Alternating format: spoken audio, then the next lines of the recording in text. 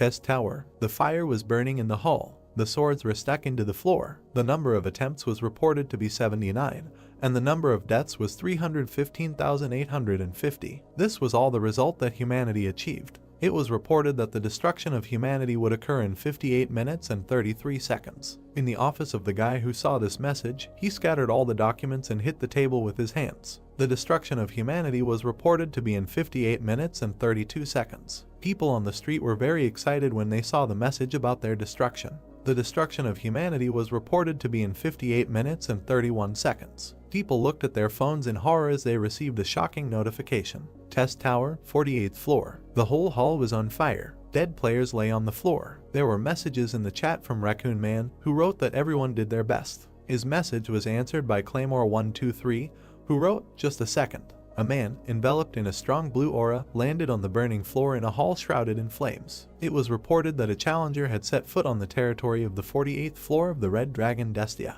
A player under the nickname Claymore wrote that there are still people ready to challenge. In the burning hall stood a guy whose face was covered by system censorship. In his hands was a small blade. In the chat, a player with the nickname Current Writer Josian wrote that this is a challenger in a very bad situation. At the same second, the number of viewers who connected became more and more, breaking the mark of 7,500 players. A huge monster, with a bunch of sharp teeth in its mouth, growled loudly. It was a dragon. He was so huge that the challenger was just a fly in comparison. Fire burned in the dragon's eyes. Bowing his head to the newcomer, the dragon said that people do not know how to give up at all, after which he asked if, having lost such a huge number of their fellow tribesmen, they had really returned again. The challenger immediately said that there was still a lot to be done to prepare the fried lizard, adding that he was still on time. Raising his head proudly, the dragon angrily asked if the newcomer knew that even with such a death the process could be made much more painful. He raised one of his front paws, which began to accumulate enormous magical power. "But what's the point of talking to you?" the dragon suddenly said. At the same second, chains began to envelop the challenger's legs. Below him was a huge magic circle. His legs were quickly wrapped in chains, preventing him from moving. "Your ending will be insignificant," the dragon added. After these words, he directed a strong blow with his paw at the last opponent, who, although he could not move, stood up. A second later, the dragon's paw crushed the challenger, breaking everything within a radius of several meters. Suddenly a voice was heard asking if driving into a corner and immediately attacking was not an obvious pattern. Hearing this, the dragon looked in the direction of the voice in shock. Not far from the point of impact stood the unharmed challenger, saying that just by looking at the movements, it becomes clear what the dragon is going to do. The dragon became enraged and fire poured out of its mouth. He asked himself if his opponent had really dispelled the effect of his skill in an instant. "Not bad, man," the dragon said angrily, after which he added that, however, after that, he majestically raised his head, preparing to spew out flames, and concluded that the challenger had simply chosen the path to a more painful death. After these words, he released a huge stream of fire at the challenger. By moving its head, the dragon controlled a stream of flame across the entire battlefield. The unharmed challenger suddenly rose above the fire. Deftly turning over in the air, he rushed towards his opponent. Suddenly, a huge and ominous force enveloped the blade in his hand. Within a second, he delivered an incredibly powerful blow to the dragon's face. Jumping into the distance, he looked at the dragon, who bowed his head and cursed. The challenger hit the monster right in the eye, from which the player's powerful magic subsequently oozed out. The dragon was angrier and stronger than before. He threw up his head, spread his wings, and shouted that he would never leave the challenger alive. A system window appeared indicating that the Red Dragon Destia was taking advantage of the features of the Brest region. The voice of the challenger was heard, saying that this entire dungeon is located under the lands of Brest, however. He raised his left hand, which was enveloped in strong magic. "There are no reasons for evasion," he added. The aura enveloping the player's hand became increasingly stronger, and particles of the system appeared around it. The message window said that the memories of the world were being read. Suddenly, behind the challenger, the holographic construction of a huge building began.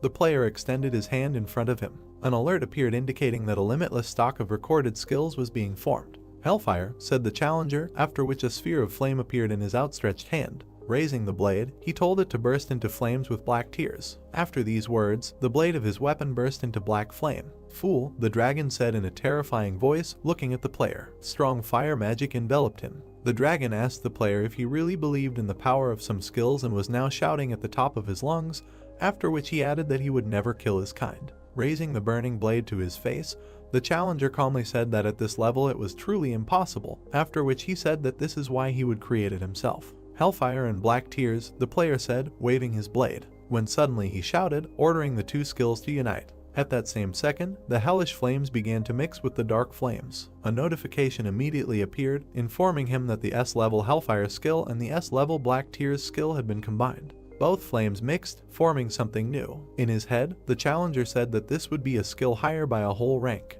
Then he added that even a dragon is not able to resist him. The notification window said that the merger was successful. The main character raised his hand, which a few minutes ago contained hellish flames. Instead of his previous skill, there was a huge cloud of magic above him, shrouded in a terrifying aura. The notification that appeared said that the breath of Etherian, an SSS-rank void dragon, had been received. The dragon looked in horror at what the challenger had done. He asked in horror if this was really the strongest breath that Etherian himself, one of the ancients, used. In his mind he imagined a huge dragon whose eyes were closed. Etherian was shrouded in a strong, terrifying and overwhelming aura. Destia shouted, asking how any person could repeat this skill. Jinhyuk, the challenger, introduced himself, throwing off his mask. There was a malicious smile on his face. He said that through trial and error you eventually become smarter. There is fire in his eyes. Jinhyuk looked at his opponent and said that this is not the first time he has killed a dragon.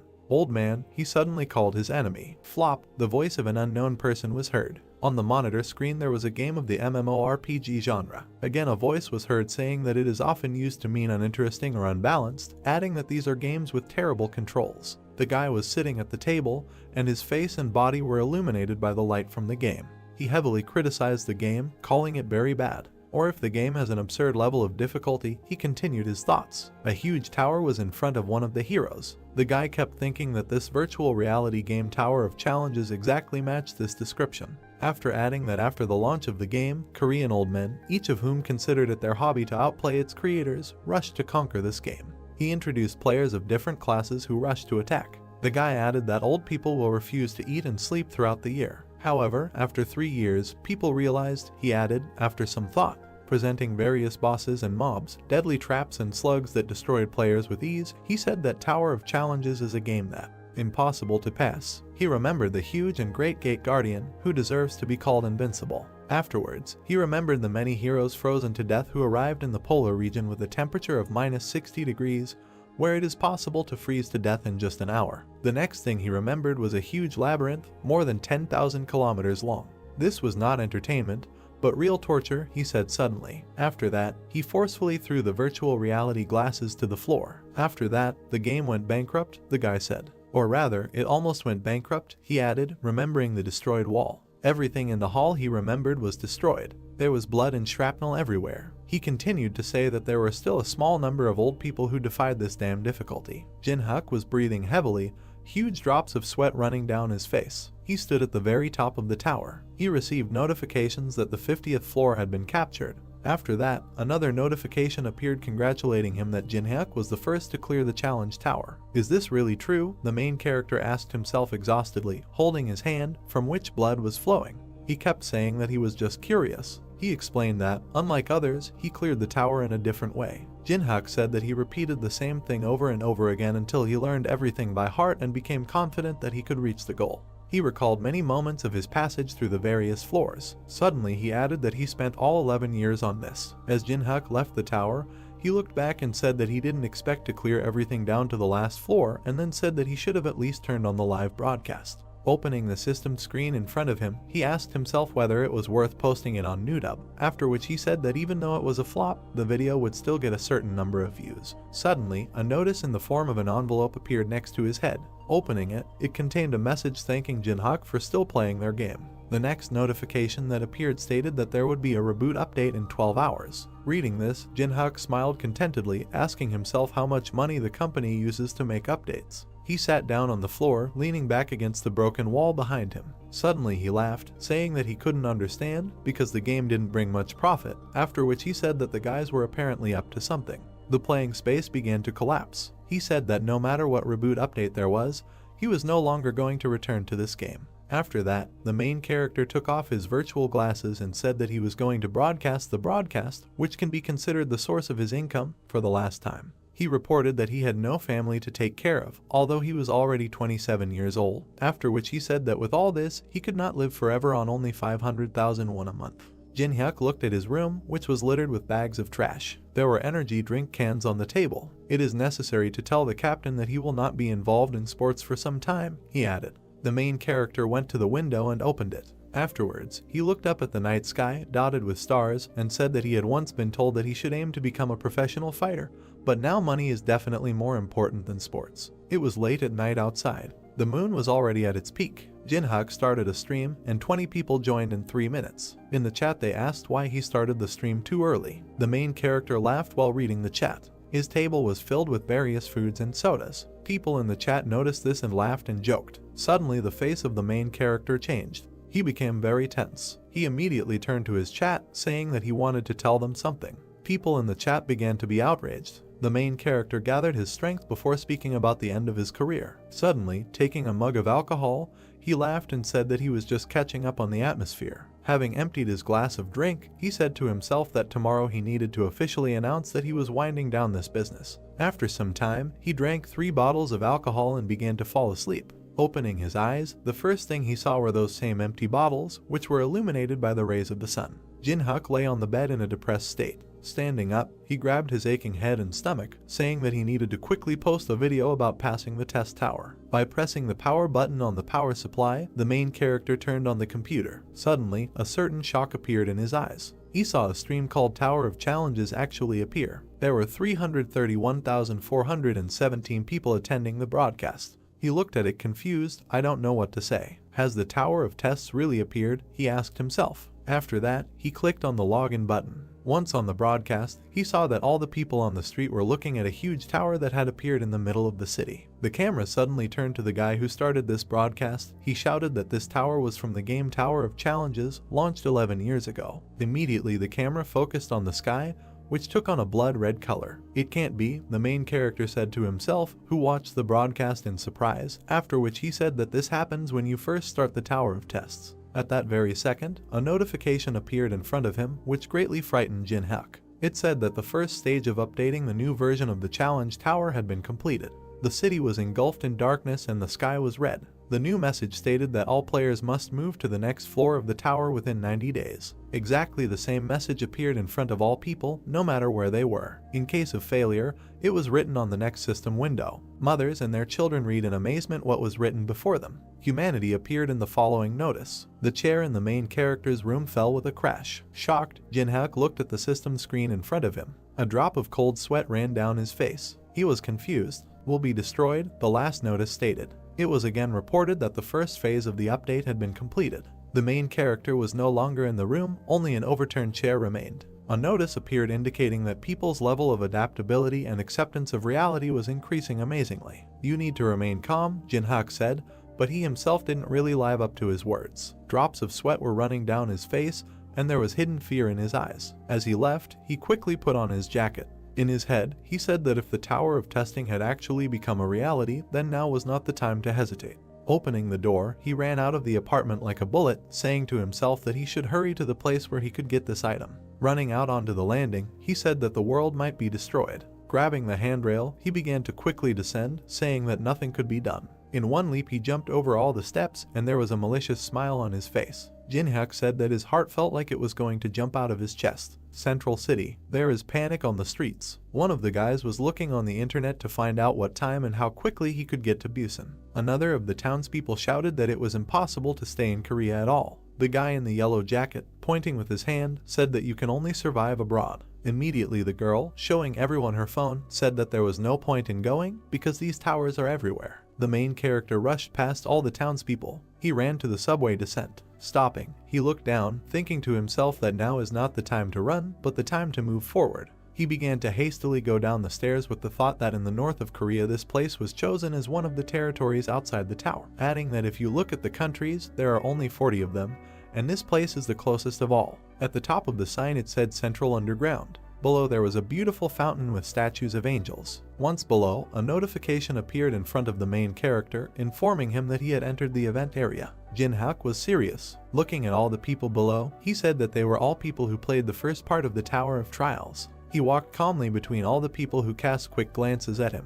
In his head he said that everyone was just watching each other and there was nothing else left to do. Then he realized that the number of items that would soon appear here was limited, and if he was lucky, there would be about 5 of them. Suddenly the guy behind called out to the main character. Jin-hyuk turned around in surprise. The guy had a wide smile on his face. Recognizing Jin-hyuk, he said that it was a miracle that he really came, because the main character spent all day playing with toys, hiding in the corner of the room. It was Jongsu, BJ partner of Paprika TV and owner of 500,000 subscribers on YouTube, a so-called successful celebrity, and at the same time, a representative of the company of which the main character was a part. Looking at him, Jin-hyuk displeasedly asked if now is not the time for a live broadcast. Pointing to everyone gathered behind him, Jongsu asked if he could see what was happening there. What other broadcast? Having slightly pushed the main character, Jongsu, with a smile on his face, asked what floor he had risen to and why hide this from a colleague with whom he works in the same company. Colleagues, the main character asked himself displeasedly in his head without answering anything to the guy who approached him.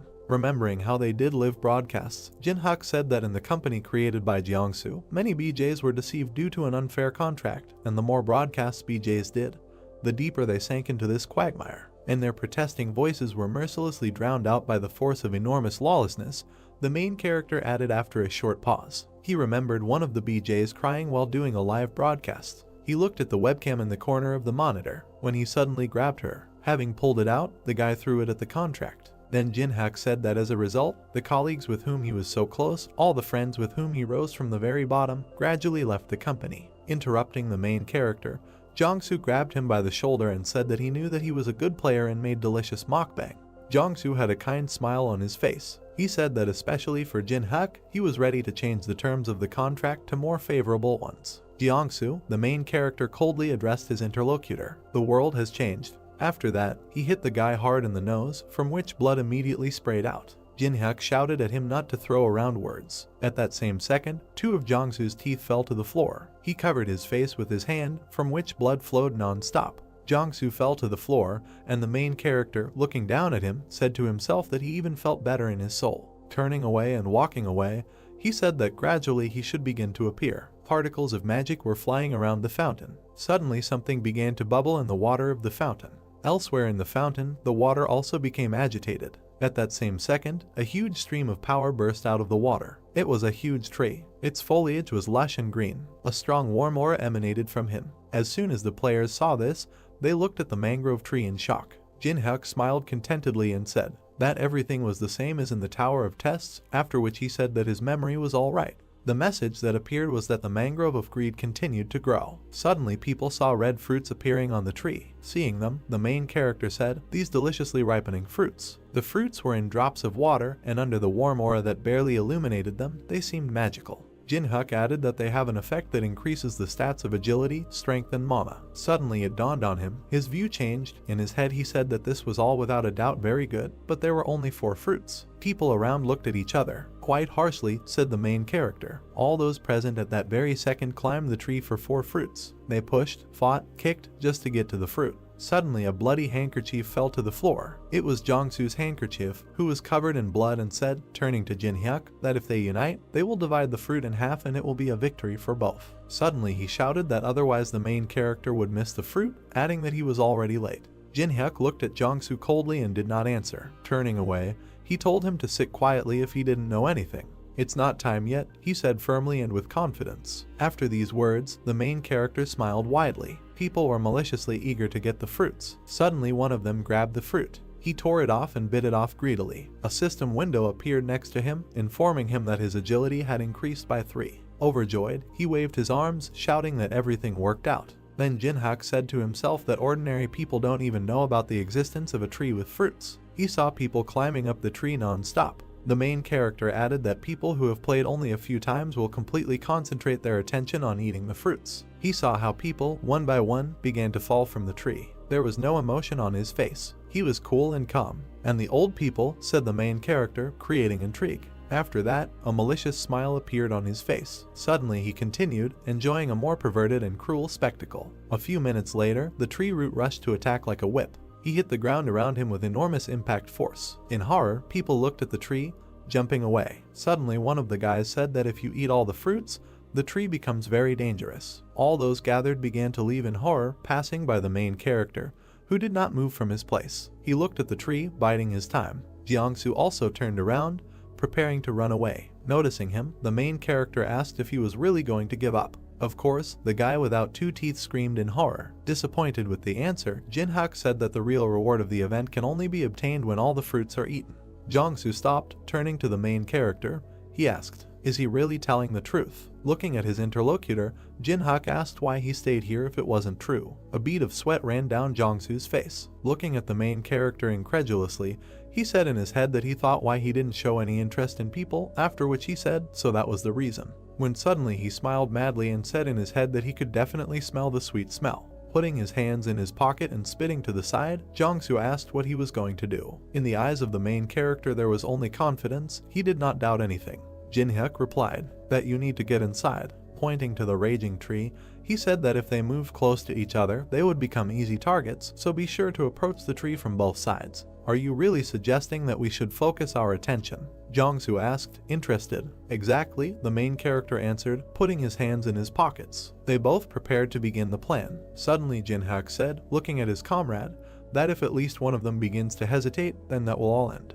Jiangsu immediately replied that the main character should not worry, because this was not his first day in this game either. After a few seconds they moved. "Now," Jinhyuk said, after which he immediately ran in one direction. Jiangsu did not stand aside and also began to run, but only in the other direction. They surrounded the tree from different sides. Suddenly it stretched out huge and long roots. Jinhyuk deftly dodged the first root. Looking towards his comrade, he wanted to know how Jiangsu was doing. Jiangsu stood still with a crazy smile on his face, asking the main character who would listen to him. Then he said, without ceasing to smile an ugly smile, for Jinhyuk to go and become bait himself. The main character at this time easily dodged every root aimed at him. "What a relief," he said to himself. Suddenly a satisfied smile appeared on Jinhyuk's face. "That your character has not changed," he added. A sharp and large tree root was approaching the main character at high speed. He immediately dodged it, almost falling under the attack. At that very second, he said in his head that to those who would become bait. The root that Jinhyuk dodged went towards Jiangsu. "It will be you, standing there," the rather protagonist shouted in his head. At that same second, a sharp root appeared in front of the face of the uncomprehending Jiangsu. He immediately wrapped his legs, immobilizing him. The roots instantly enveloped Jiangsu's entire body. At this time, the main character was getting closer to the tree, not paying attention to the caught one. "Save!" In horror and despair, Jiangsu shouted. "Why do I need this?" the stopped protagonist asked with a malicious smile on his face. Then he said that if he wanted, Jiangsu could report him through that wonderful lawyer. Jiangsu's face became increasingly engulfed by the roots. Tears flowed from his eyes. He shouted that he did not want to die like that.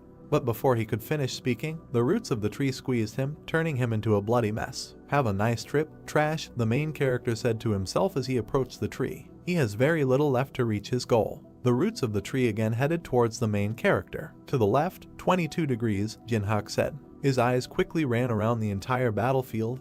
He watched all the roots attacking him. The roots were getting closer. Looking in the other direction, he said, "To the right, 35 degrees. In his head, he immediately said that it would be easy to evade. At that very second, the roots surrounded him. Suddenly they collapsed, but Jinhyuk was no longer between them. Having collapsed, they bounced off each other and hit the trunk itself in the very center, breaking it. The roots began to break apart the tree bark even more. And finally, the main character said, "The roots have made a passage to the heart of the tree." It was small, but it beat quickly and was filled with powerful energy. In his head, the main character said that a mangrove tree core appeared. After that, he smiled sarcastically and added that there really wasn't a single bit of error here from what he went through in the game, because he knows the exact trajectory. It's difficult to attack himself. Next to him, he saw a fragment of one of the roots. Immediately, Jinhyuk grabbed him. His eyes glowed bright scarlet. Rising, he looked at the tree and asked how about not boring each other and calmly parting with the tree heart. The tree was raging. The main character, looking at him, said that since this is an event mob, there is no experience from him. At most he can raise the honor level for a day.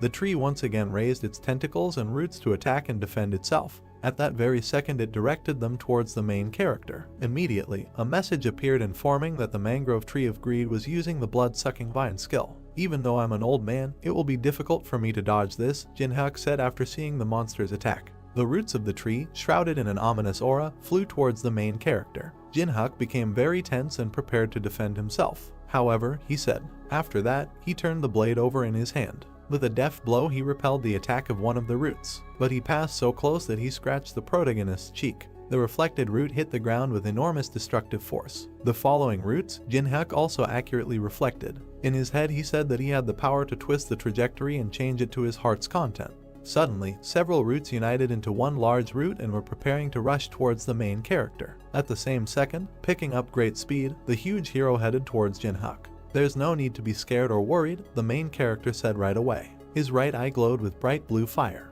He reflected all the roots aimed at him without taking damage. He skillfully redirected all the roots to another place. They fell elsewhere, breaking through the floor. Carefully and deftly, he moved closer and closer to the tree. There was only one scratch on his face, as well as a contented and wide smile. "After all, I've already been through this many times," he said suddenly. The main character, whose face was covered with black hair, waved his hand in the air. His face began to sweat and he thought he was almost there. Behind a tree with a green crown there was a bright light. A blue butterfly was visible. Many of these insects flew out of the leaves of the tree and rushed upward. Jinhyuk frowned when he realized that they were sleep butterflies. He pressed his hand to his face. While dodging the glowing insects, the main character thought that they release sleeping pollen as a defense mechanism, and the sleeping pollen is inhaled instantly, and if you don't know how to protect yourself, you can instantly fall under this influence. Jinhyuk waved the butterfly away with his hand and thought that the method of defense was very simple. He rushed towards a tall tree and thought that the butterfly would not be dangerous if he simply held his breath. Bright winged insects flew around the tree, inside of which there were red veins. Jinhyuk extended his hand forward and attacked the hollow tree. Then the branches shook. The main character clenched his teeth tightly, raising one hand. He slammed his palm down on the trunk. A shock wave passed through, the space was illuminated. Jinhyuk's black hair flew away from the wind. His face became sweaty and bright red sparkles appeared in his eyes. The roots of a tree rushed towards him from below. The burnt leaves smoldered. The system reported that Jinhyuk was the first to bring down the World Tree of Greed. This tree was cut into two halves, it became pale and dry. The main character opened his mouth. He then smiled and thought that he didn't expect that the grip pattern and timing study he had been repeating so diligently and tediously would come in handy like this.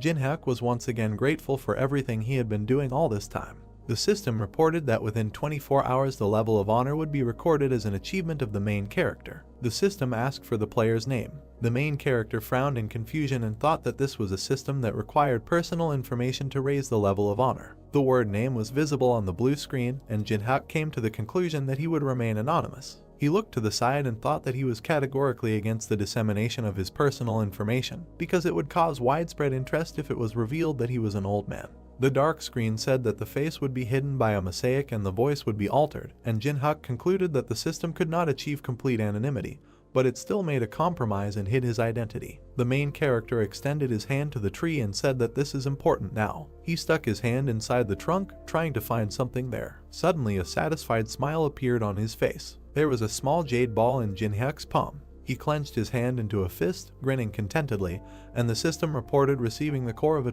tree heart. The main character imagined a red fruit with green leaves and thought that if every year the tree fruit raised strength, agility, and mana by 3 points, then the tree heart would provide at least 12 bonus stats. Jinhyuk imagined a glowing green ball and concluded that with the core it would rise by 4 points if you counted 3 as being given for gaining 1 level. The main character brought the core closer to his face, looking at it carefully, and thought that he did not even believe his eyes, because there could not be an item with such a good profitability and, moreover, even after 50 floors, nothing better could be found. Jinhyuk popped the jade ball into his mouth. Then he closed his lips and clenched his hand into a fist. A blinding flash appeared in his chest. He frowned and hummed thoughtfully. He then pressed his finger on the screen, wanting to see if the core was absorbed well. The system provided information about the main character, as well as his skills and abilities. Jinhyuk had the first level, but had 12 stats available. The main character grinned and thought that this was the strongest first level. An hour later, headlines appeared online about the first victory against the Mangrove of Greed. The system reported that a video related to this event was posted 10 minutes later. People left a lot of comments, their opinions were completely different.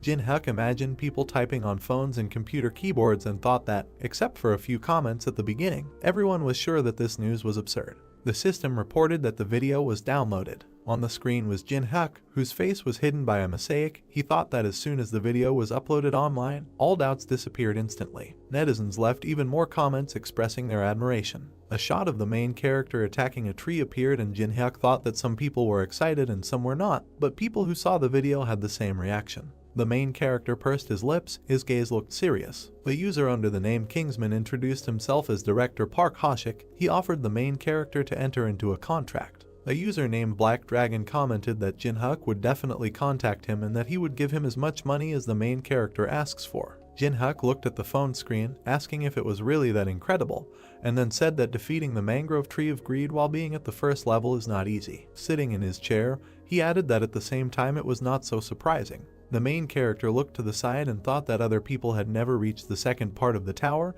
He constantly forgot that he should not judge others by himself. Jinhyuk looked at the computer and thought about the mentioned 1 billion, and then remembered that he lived a hard life during which he could hardly even earn enough to eat. There was a video camera on the windowsill, and the main character thought that he was often late on rent. There was fast food on the table. Jinhyuk thought that there were even times when, saving money for food for mukbang, he could go hungry for several days. Jinhyuk was holding a drink in his hand and eating. He thought that if he had been offered this money a day ago, he would have accepted their offer without hesitation. He remembered standing in front of the destroyed tree and thinking that now he was not going to share the information he had, even for $1 or $10 billion. Jinhyuk clenched his hand into a fist and grinned contentedly. He remembered his fight with the tree and thought that the most important thing now was the monopolization of information. Holding the phone in his hands, the main character thought about the next place he would go. He imagined a tall, dark building and thought that while he was busy playing the game, the mana flowing out of the Tower of Trials had filled all areas of Seoul. And if anything had been changed, it would be the relics that were outside the tower and subsequently became sacred. Behind the glass was a long sword, illuminated by 2 small spotlights. The weapons began to evaporate, and the main character thought that the sacred relics, which have abilities from legends, are in the tower, so now Jinhyuk is talking about a replica, or in other words, a duplicate. Looking at his phone, he thought about the place where he could get the most lines. The main character stood in front of the People's Central Museum. A jug, a shield, a sword, and a scroll with hieroglyphs were floating in the air, and Jinhyuk thought that the National People's Museum was a place where many relics were kept, and it was like a kind of treasure warehouse. The protagonist frowned and thought that the problem was that he was not the only one targeting them, and unlike the Mangrove Tree of Greed, which only appeared in 7 places in Seoul, the People's Central Museum was only one, and many would definitely gather from all areas those wishing to obtain relics. He imagined 4 people whose faces were difficult to see, and came to the conclusion that among them there would be old people. Jinhyuk grabbed the doorknob. The system reported that he had entered the event area. The main character opened the door and thought that it was quieter than he expected. He assumed that no one had come yet. Suddenly Jinhyuk clenched his teeth tensely. Putting his hands in his pockets, he thought that, as expected, someone had managed to come first. Someone's burnt corpse could be seen against the charred wall. The main character put his hands in his pockets and thought that the world had changed, so he assumed that people were also changing after him. But the difference between expectation and reality turned out to be significant,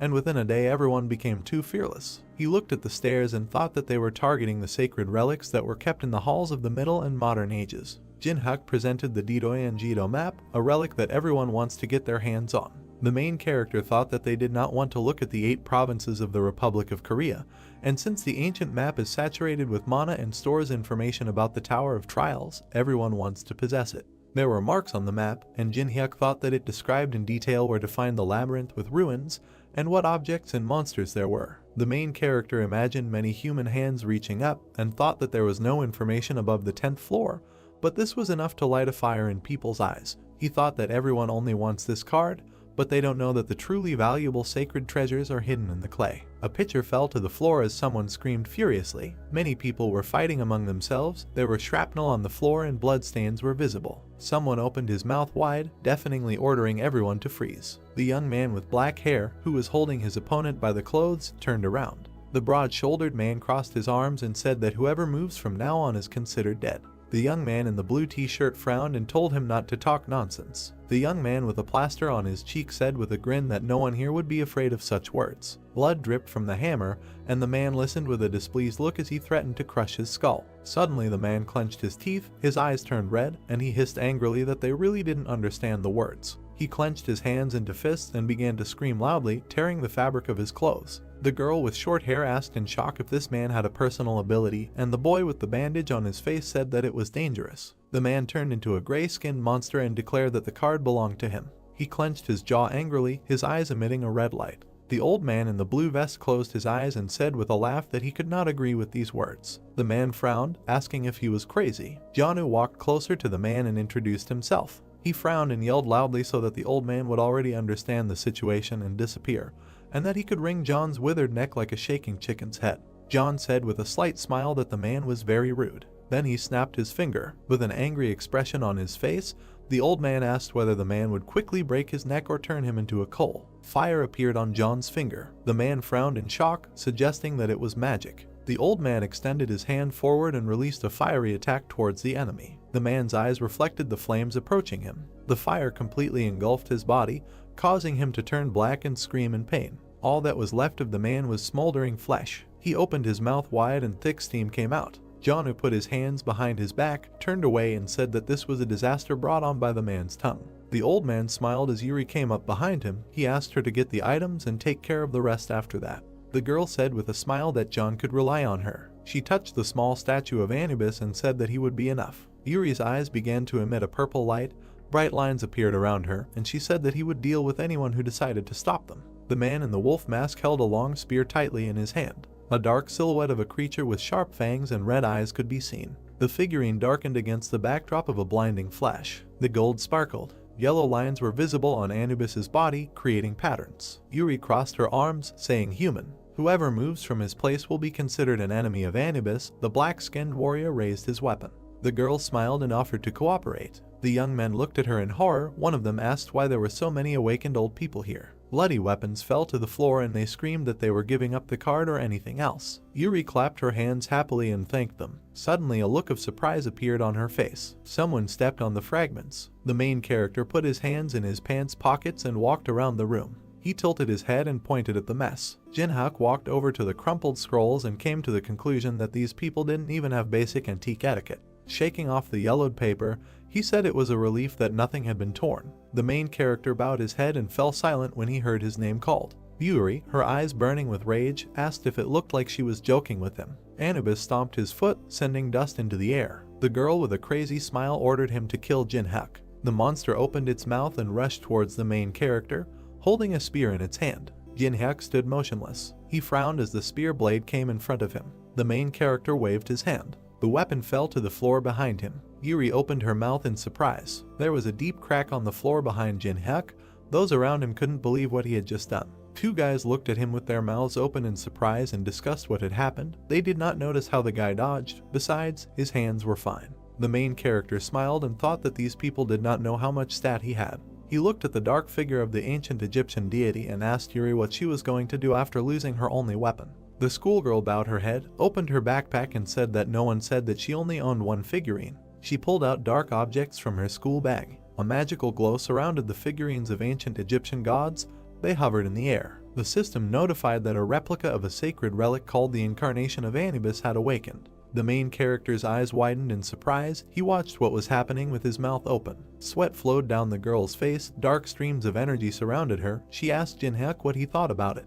Yuri stood behind a group of dark creatures. She asked the main character if he still felt the urge to laugh. The guy smiled, called her idea a good one and thought that she had a good level if she was able to maintain 5 of these things with such a small amount of mana. The main character imagined an old man with glowing eyes and thought that there were many experienced players like John. He remembered how the fire engulfed the body of the guy who insulted the man. Yuri looked at him displeased, clenched her teeth and quoted his words. Jinhyuk raised his hand to show the approximate level and said that to be precise, he rates it somewhere between good and acceptable. The girl looked at him with displeasure and said that he was trying to act cool and that she didn't like him. The main character squinted, looked displeasedly at the schoolgirl, opened his mouth and said that in this case it would be better to show her himself. He clutched an old piece of paper in his hands and thought that it was impossible to feel the difference if the skills were too different. Jinhyuk threw a piece of paper into the air and thought that a small demonstration would be enough for Yuri to see everything with her own eyes and understand what he was talking about. A tiger was drawn on the sheet, and streams of magical energy emanated from the raised palm of the protagonist. The system window said that he had injected mana into the Pine Tiger Sacred Religion replica. The guy tilted his head forward and smiled. The system notified the appearance of the ruler of the mountain. The main character extended his hand forward, guiding the tiger that appeared at his side. Yuri's eyes widened in fear. She clenched her teeth and said that this was impossible. The ground shook from the paws of the animal. The tiger's eyes glowed yellow. The system window said that it was an unnamed creature from the Joseon era. The ancient Egyptian creature bared its teeth. Jinhyuk stroked the tiger and asked how dare some jackal show his teeth to the ruler of the mountains. He waved his hand. The main character pointed his finger at his opponents and said that food was served. The tiger opened its mouth and rushed forward. The opponent raised his shield and growled. The ruler of the mountains raised his clawed paw. A horizontal stripe appeared as the tiger cut off the enemy's head with a wave of its paw. The three other incarnations of Anubis bared their teeth and raised their spears. The tiger opened his mouth wide and roared. The animal knocked down another opponent. The muzzle of the ruler of the mountains was stained with blood due to the fact that he tore his enemies to pieces. His eyes continued to glow and he moved so fast that the image was blurry. Sweat was running down the girl's face. She couldn't believe what was happening. Yuri froze in front of the black figure and thought that she had heard of different ways to use sacred relics, but had never heard of this method. She raised her head and thought that the mana emanating from the creature felt like her skin was being torn off. A white flash appeared in front of the girl. She realized that she could not win. Yuri fell to her knees. Her eyes were shining with tears. She was upset because she thought that she had obtained the most powerful items, but she was wrong. The guy put his hands in his pockets and walked up to her. The girl thought with irritation about who this man was. Jinhyuk stopped in front of Yuri sitting on the floor. She pressed her hand to her chest. The main character smiled and ordered her to give the item. Sweat ran down the girl's face. She opened her mouth and asked what he was talking about. The main character sat down next to her, looked displeasingly at the schoolgirl and demanded that she give up the Tutankhamun mask. Yuri frowned, clenched her teeth and asked where he was going to use this item, since it was useless in Korea. Jinhyuk narrowed his eyes and looked at her intently. He raised his finger and moved it, calling someone to him. A tiger's face appeared in front of Yuri, and she stuttered and said that she would give everything up. An open backpack lay on the ground among the shards of glass. A mask with the face of an ancient Egyptian pharaoh hung in the air. The system reported that a replica of the relic mask of Tutankhamun was received. The main character squeezed the object in his hand and thought that he had easily obtained the second sacred relic. The girl raised one eyebrow and asked if he was targeting Tedunjido's card. Jinhyuk tilted his head and said that it was none of her business, but in reality he just forgot about the card. He stroked the tiger and asked the creature to check everything. The animal bared its teeth when the protagonist said that no one should follow him. Yuri pressed her hand to her chest and looked at the tiger in horror. The ruler of the mountain opened his mouth. Dark streams of power emanated from his paws. The main character watched what was happening over his shoulder and thought with satisfaction that all preparations were completed. He looked at the steps leading up and thought that the time had come. Jinhyuk raised his hand and thought that he should get the strongest skill of the trial tower. There were numbers and letters written on the wall indicating the floor. In a dark room, under protective glass, there was a luminous vase. Sweat was running down the old man's face. He didn't understand how Yuri allowed this to happen. The elderly man and the main character stood nearby. Jinhyuk clenched his fingers into a fist and thought that it was not so easy for John to get here. Continuing to sweat, the man thought about how this guy was able to get past Yuri. The doorway in front of them glowed blue. The guy pressed his hand to his face and said that it looks like this is a level 1 barrier. John closed his eyes and said that it looks like the guy knows about it.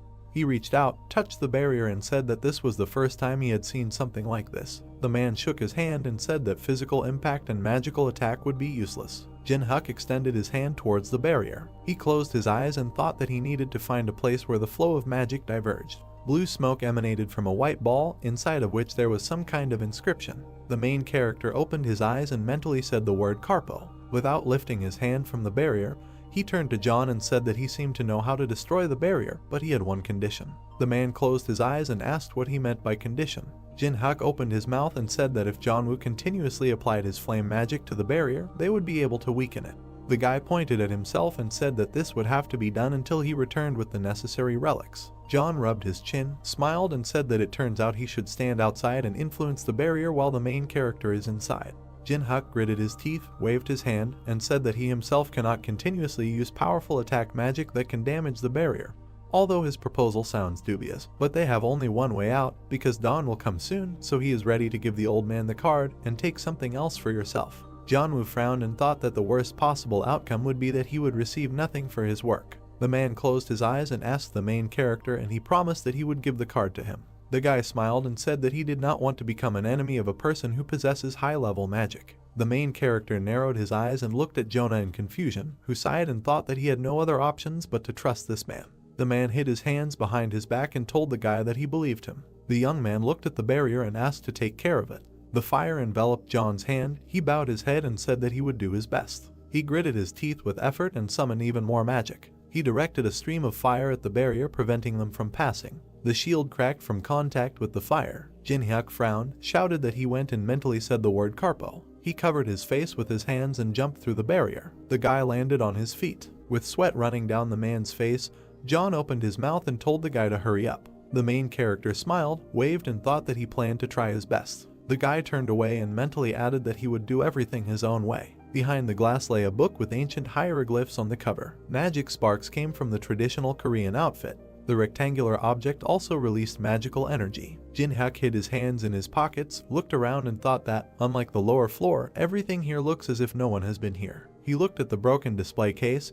This was the only exception. The system window said that there was a sword engraved with Kyan Long. The main character imagined a man with a sword and thought that this man took what he wanted, put a protective barrier on the room and left. The guy pursed his lips and thought with disapproval that the man didn't want to take risks, so he just took what he came for and left, despite the fighting people. Jin-hyuk walked up to the broken display case and started counting something. The main character smiled and said that he had found what he needed, rejoicing that the player ahead of him did not suspect that he had taken the second most important relic. On the red pillow lay a bunch of gold coins. The system window said that these were coins from the Lai dynasty. Jin-hyuk took the item in his hands and thought that this was the last element needed to create a unique strong skill. The guy narrowed his eyes. He squeezed the right eye of the Tutankhamun mask, and there was a ceremonial Persian casting mold on the table. He watched with a smile as the golden streams of energy surrounded him. Energy emanated from the eye that lay on the ceremonial Persian uniform. The system notified that a reaction had occurred between the two relics. The guy pulled the thread and thought that if he wants to move forward, he needs to pay the appropriate price. He broke the thread on which the coins were strung.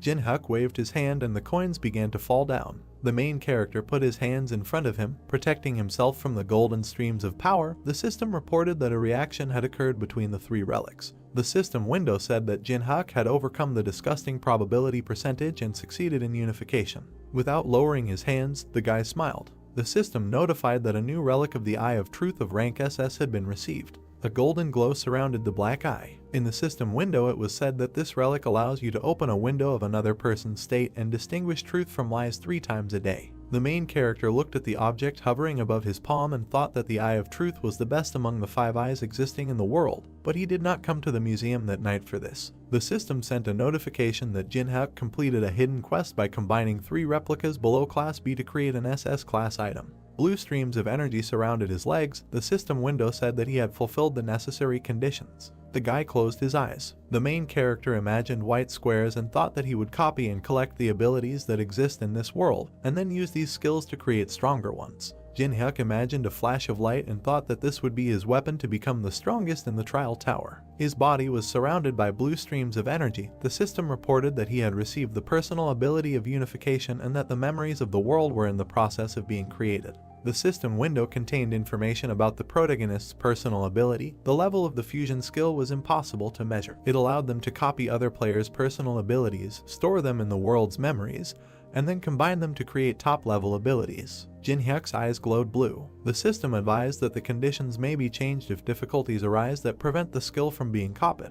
Janu continued to attack the barrier with fire and called out to the protagonist. Sweat was flowing down the man's face and body. He asked the guy to hurry up because he was not sure that he could hold out longer. Jin-hyuk turned his head, pursed his lips, and thought about what he had to do to copy the old man's abilities. His eyes glowed yellow. The man released another stream of fire. The conditions for copying the ability appeared in the system window. It said that since John always hides his feelings, in order to get his abilities, the main character must force him to show true emotions. The guy smiled. He looked contentedly at the system window hanging in front of him and thought that he just needed to anger the old man. Using fire magic, Janu asked his ally to hurry up. With his back to him, the protagonist stated that the old man might not use this skill anymore. The man knitted his eyebrows in confusion, never ceasing to release fire from his hands. Looking around, Jin-hyuk arrogantly added that there was no particular need to use magic. The fire cleared. Janu lowered his hands and asked what this meant and why his ally asked him to do this. The barrier blocking the passage began to disappear. The guy cast the Carpo spell, which was a destruction spell in Latin, with the help of which the barrier was broken through more easily. The player narrowed his eyes as he mentally cast the spell. Covering his face with his hands, he crossed the barrier and the wall of fire. In fact, the old man did not contribute in any way to the destruction of the barrier. The man stretched his hands forward, watching the barrier crumble into small particles. The youth thought that the man's mana was almost completely depleted due to the fact that he believed that his endless attack on the barrier would do no good, although it was impossible to break through it. There was a huge map hanging on the wall. The guy was on the safe side, and now he needs to piss off the old man. Looking at the map, he thought that he already knew everything about the tower down to the smallest detail, so a map with information up to the 10th floor would be absolutely useless to him. Smiling slyly, the young man flicked his lighter, deciding that he was not going to give the card to anyone. Jong-woo screamed out of breath, not understanding what his ally wanted to do. With his eyes flashing, the main character recalled what he had said just recently. Taking the lighter to the card, he stated that he did not need it. The fire broke out and engulfed the poster hanging on the wall. With this map, anyone could find out all the information up to the 10th floor, so there were fears that the player's advantage might disappear. The man opened his mouth in shock. The flames completely engulfed the wall. The surest way to maintain an advantage was to avoid the chance of losing it. Raising his tense hands up, the old man shouted angrily, promising to kill and grind into powder the man who burned the map. The protagonist's eyes lit up. The notification announced the fulfillment of the condition. A blue book appeared above the guy's head. A notification informed about the successful copying of the Fire Element B skill. A save button appeared in front of the book. The new notification said that the copied skill was saved in the memories of the world and that it allows you to control fire and increases affinity with the fire element. Looking at the notifications, Jin-hyuk thought that the fire element was a good stat for the first copy. Summoning a fiery clot in his hand, Jong-woo declared that the boy would regret what he had done and would pay for it. Smirking, the player asked if the old man knew why he burned the map. The alert announced the activation of the first level fire element. The guy's hands were engulfed in flames. The man widened his eyes in bewilderment. Looking at the guy's gloating grin and the rising flames, he realized that this was definitely the same skill as his own, but his strength was many times more powerful. John thought that this was no mere mortal in front of him if he had such a high level, and if he really didn't need some kind of card. Beads of sweat ran down his face. Squinting, the man wanted to ask something, but the player interrupted him, grinning and saying that if the old man was going to continue to calmly climb the tower, then he needed to obey him well. The young man went down the stairs. Imagining the faces of the people he met along the way, he thought that, counting himself, only 4 old people appeared in the National Central Museum, and that now that the test tower had become a reality, everyone's desire to reduce risks had become clear. The guy stretched his arms up to warm up. He was worried about the desire to be ahead of everyone by doing this. A status window appeared in the air, describing the player's characteristics and personal abilities. The main character crossed his arms contentedly, thinking that he should take possession of as many personal abilities and skills as possible, no matter what. Jin-hyuk hovered over Jong-woo, promising to contact him later. Looking down at the old man, he asked him to raise his level with the girl on the bottom floor. The man humbly knitted his eyebrows. The player received a toy with which he could do whatever he wanted for a long time. The girl pursed her lips in fear. The skill book was covered with a blue haze. The player had a long way to go, so the first thing he needed to do was collect the most necessary abilities for him. Walking down the street, he thought that he only had one body, so he did not have the opportunity to monopolize absolutely all ironic destinies. Smiling, the guy decided that he could only get a few. Putting his hands in his pockets, he realized that the coolest and most important destinies would be in his hands. Hearing the sounds of an unhappy stomach, the young man put his hand to his stomach and said that this was his limit. It was time for rice soup, and there was a cafe sign above the glass door. The people inside looked worriedly at something in front of them, not understanding what it was. Their eyes were fixed on the television. The news anchor announced that an incident had occurred at the National Central Museum in which at least 23 people were killed and more than 50 were injured. The man in formal attire added that some of the victims were seriously wounded, so the death toll would continue to rise, and he said that the instigators were allegedly targeting relics kept in the museum. The news showed a destroyed building. Attacks occurred not only in South Korea, but also in the United States, Europe, China, and Japan. The next shot showed the destroyed Louvre. The news anchor stated that similar incidents were happening all over the world. Sitting down at the table, the guy thought that, as expected, players in other countries were also not sitting idle, preparing to conquer the tower. Looking to the side, the journalist suggested watching a CCTV video filmed inside the building. One of the frames showed Yuri standing next to Anubis. In another shot, a man with a blurred face waved his hand. In the third frame, a huge tiger sank its fangs into the body of the enemy. The presenter said that it was hard to believe, but all this happened in reality. One of the cafe visitors, watching what was happening on the screen, asked if an ordinary person could do this, and suggested that this was the guy who had recently appeared in the Trial Tower community. Remembering the video of the destruction of the mangrove tree,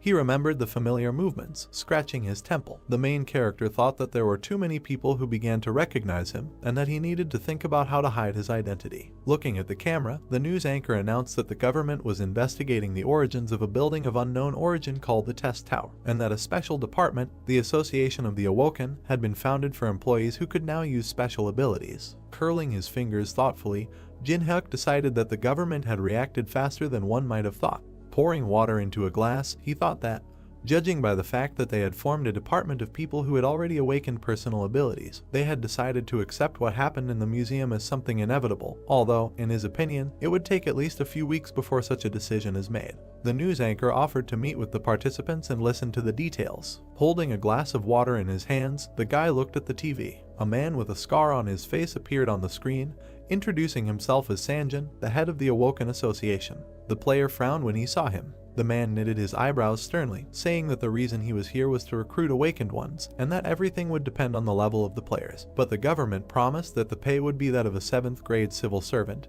and the minimum annual salary would be 60 million won.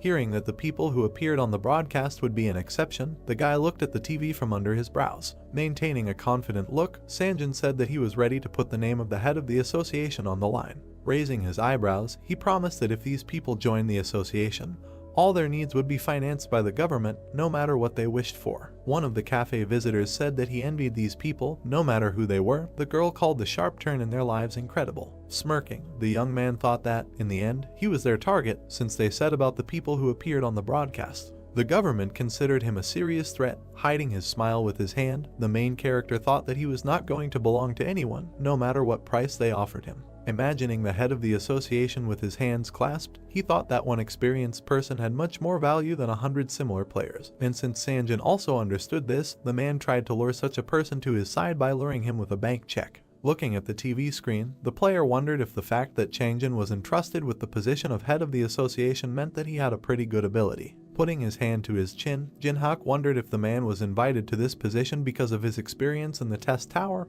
but hoped that he did have a good ability. Smiling, he concluded that he would certainly feel the beauty of copying. The guy looked at the wall clock. The time showed exactly 7 in the evening. The hands on the clock showed different times. When the hour hand points to the new time, the tower of tests will open, stars twinkling above the tower that rushes into the sky. The notification announced that the challenge tower had been opened. Players found themselves in front of a river with floating islands floating above it. The main character stood among them. People urged not to crowd. Someone said that this was completely the same as what they had done before. Smiling, the guy thought that everyone looked so much like newcomers. A bag of coins appeared in the air. A notification said that in honor of entering the tower, 100 coins were given out that could be used inside the tower. Gold coins fell from the sky. Notifications explained that players must film their achievements and upload them publicly to receive 100 coins for every 10,000 views. The commission will vary depending on the level. A blue eye with a plus sign appeared in the air. The notification said that viewing videos by those living outside the tower only counts on the first view, so players need to be careful when choosing videos to watch. The man in the robe spread his arms in front of the army of monsters. The notification said that the live broadcast function can only be used when clearing boss monsters to get to the next floor. The old man in armor looked at his hand. The minotaur let out a loud roar. A skull with the inscription warning appeared in the air. The alert said that if falsification of views and other illegal actions are detected, appropriate measures will be taken. The guy thoughtfully put his hand to his chin, realizing something. Residents of the city fixed their gaze on their phone screens. The live broadcast system was a bridge connecting the people rising in the tower and those who lived outside. Viewers watched the video, wanting to see the end of the tower, and thereby increase views. One of the videos depicted pagodas. 900 people watched it. In another video, the warrior stood with his back to the camera. In the third video, the player was about to defeat the dragon with his bare hands, while 1,200 people watched. In front of a huge number of videos, gold coins fell. This system through which famous people could earn money was the most interesting installation of the challenge tower. The people ran forward, planning to first conquer the goblin cave in order to hunt, get their share, and have fun. Someone hit the guy with their shoulder. The man pushed him away. The main character thought that everyone was in too much of a hurry. Standing in the middle of people running forward, he assumed that the newcomers wanted to clear this place as quickly as possible and be ahead of everyone. But for him, getting coins was not difficult, because he already knew everything. But the guy was not going to upload the video so as not to share important information, even despite the reward. Looking back, he decided that this could cause him great damage. Satisfied with his hands in his pockets, Jinhak had already decided what he needed to do first. Smiling, the guy thought that this was a slightly different road, different from the others. At that time, after clearing the beginning of the 30th floor of the tower, there was a period when there was no way to advance further. So the player collected hidden parts, searching the lower floors to climb to the next ones. The young man pulled back the lid of the stone box. Using a torch, he searched it. Moving further through the dark dungeon, the guy constantly analyzed every step of the path traveled. The light of the torch illuminated the carved walls of the dungeon. The player managed to find solutions in the ruins alone. His expression suddenly became very tense. Dropping the torch, he realized that his character was worthless from the very beginning. His hand, clenched into a fist, shook with anger. The result of searching all the lower floors was the realization that the character whom the player had been leveling up, having spent several years in suffering, was himself pathetic. A notification popped up asking you to confirm deleting the character. The guy clenched his teeth in disappointment, thinking that he had devoted himself entirely to such absurdity. Time spent on doubt was an unaffordable luxury for him, so he decided to go all the way from the very beginning and confirm the deletion of the character. Blue particles sparkled around his body. With his eyes flashing, the main character decided to definitely reach the end next time. Looking up at the sky, he thought it was 6 years ago. In front of him stood a huge gate strewn with human skulls and bones. A notification said that inside was the Level B Labyrinth of Crete, the feature of which was incredible intricacy, and the presence of traps of various types. Crossing his arms over his chest, Jinhyuk thought that the foundation for a breakthrough above the 30th floor would be the accumulation of the base, and the key to the essence of the cleanup was in the Livarento's labyrinth. Gritting his teeth, the guy thought that he didn't expect to have to do this again. By touching the gate, blue runes appeared in front of them. Having opened the gate, the player decided to start walking through the labyrinth. The entrance to the labyrinth appeared in front of him. Ancient Greeks were depicted on the walls. On the floor in front of the entrance to the labyrinth stood a bust of a bull. Seeing a familiar picture and smelling a familiar smell, the guy smiled. White butterflies were flying under the ceiling. One of them flapped its wings and descended. The insect landed on the finger of the player, who was glad to see them. Suddenly he looked back. Seeing a crowd of people in front of him, the young man asked who they were. The girl smiled, stating that they were looking for a place to hunt and, seeing an open labyrinth, decided to go in before it closed. 10 minutes ago, before the invasion of the labyrinth, the squad noticed how someone opened the gate. A guy with red hair said that they followed a man who showed by his appearance that he knew something. Another member of the squad asked why this person immediately went into the labyrinth. They were surprised that the player managed to open the door of the labyrinth without a key. Looking down, the girl offered to follow him.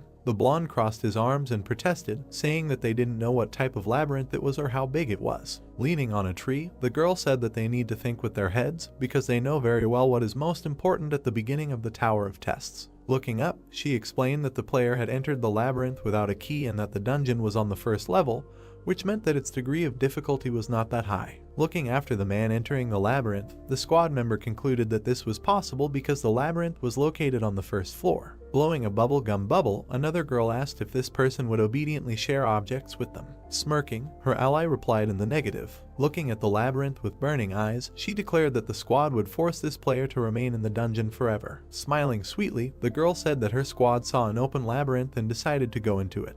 The other team members stood behind her. The girl stated that it would be better if they entered the maze altogether, because the more people sharing the burden of danger, the better. The main character thought that these guys were confident in their numerical superiority and were trying to outwit him.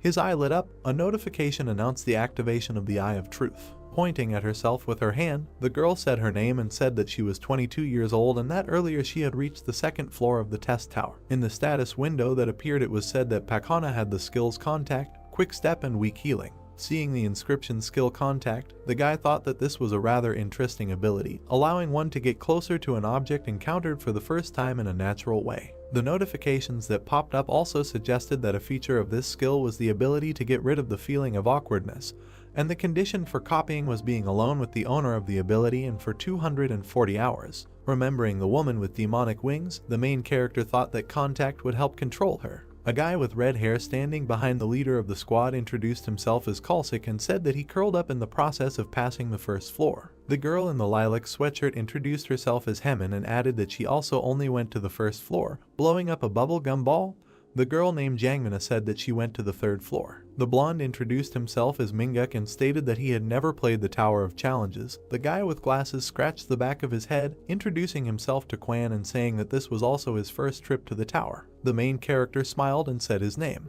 Turning away, he thought that the squad could hit him in the back of the head at any moment, so there was no need to remember their names. Pakana hugged his hand and called him by name. Looking into his eyes, the girl asked which floor in the test tower he had reached. Pressing close to him, the squad leader activated the first level Contact skill. The girl smiled sweetly. Red flowers appeared around them. Turning her back to him and replying that he had risen as far as he could, Jinhyuk understood how this skill worked and thought that if he did not know about the existence of such an ability, then it would have worked. Raising her eyebrows in surprise, Pakana asked herself what went wrong, because the effect of Contact should have already manifested itself. Hiding her hands behind her back, she asked her new ally to tell her what types of monsters there were in the labyrinth and what abilities they had. The guy agreed, squinting his eyes in displeasure. Butterflies were flying above him. Looking at the squad, the player stated that this labyrinth changes every time at a certain hour. The team members opened their mouths in surprise. The floor began to shake under their feet. Manga looked around and asked what was going on. Raising her eyebrows in fear, Pakana said that it was just a first-level labyrinth and asked what it was. Stone blocks began to emerge from the walls. One of them appeared right in front of the girl. Someone shouted to her to be careful. A second before the collision, the leader of the squad jumped to the side. Pointing his finger at his friend, Kalsik said that if he stood in one place, he would die and asked him to look up. A huge stone block fell from the ceiling, destroying the dungeon floor. The guys, trying to catch their breath, fell to the ground. The movement of the plate stopped. Dripping with sweat, Pakana looked back. With her hands on her knees, Hyaman said that she didn't see Jangmina. Chalsik gritted his teeth and said that the appearance of such a labyrinth on the first floor is absurd, because everything on the first floor should be the same, except for the ruins. Shaking off the dust, the main character asked if the members of the squad had been to the changing labyrinth at least once. Someone asked how anyone could have visited such a place.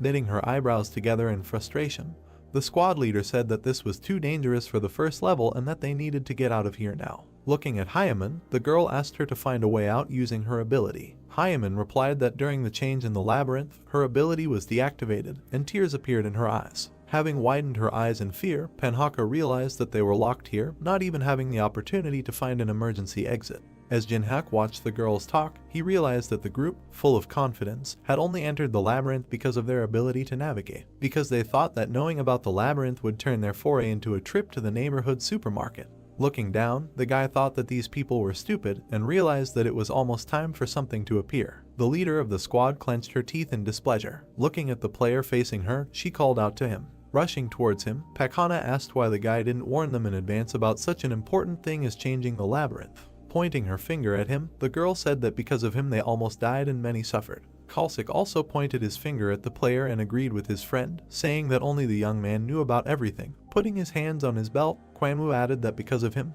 Jangmina ended up on the other side of the walls. The guy sighed. Frowning, the main character asked if he asked the squad to follow him. Pakana opened her mouth in amazement. The player with burning eyes stated that they came here on their own and no one dragged them by force. Manga gritted his teeth angrily, saying that in addition to being locked in the maze, he was in a very bad mood. A weapon materialized in his hand. Holding a sword in his hands, the blonde shouted that he didn't like the player from the moment he first saw him. Furiously knitting his eyebrows, the boy wanted to say something, but a strange sound was heard. The axe hit the wall with a crash. Minguk fell to the ground, dropping his weapon as blood gushed from his body. Holding her hands to her chest, Hyaman fearfully called out to her friend, her mouth open. Quanwu asked how this happened. A huge hoof hit the ground. The Minotaur opened its mouth wide and let out a loud roar. The squad watched in fear as the enemy appeared. Weapons appeared in the hands of the guys. A bloody axe was sticking out of the wall. Suddenly he disappeared, leaving a crack on the wall. Taking the axe in his hands, the Minotaur swung it to strike. Raising her eyebrows in shock, Pakana thought that now they would definitely die. The main character jumped out of his seat, ordering the squad to move aside.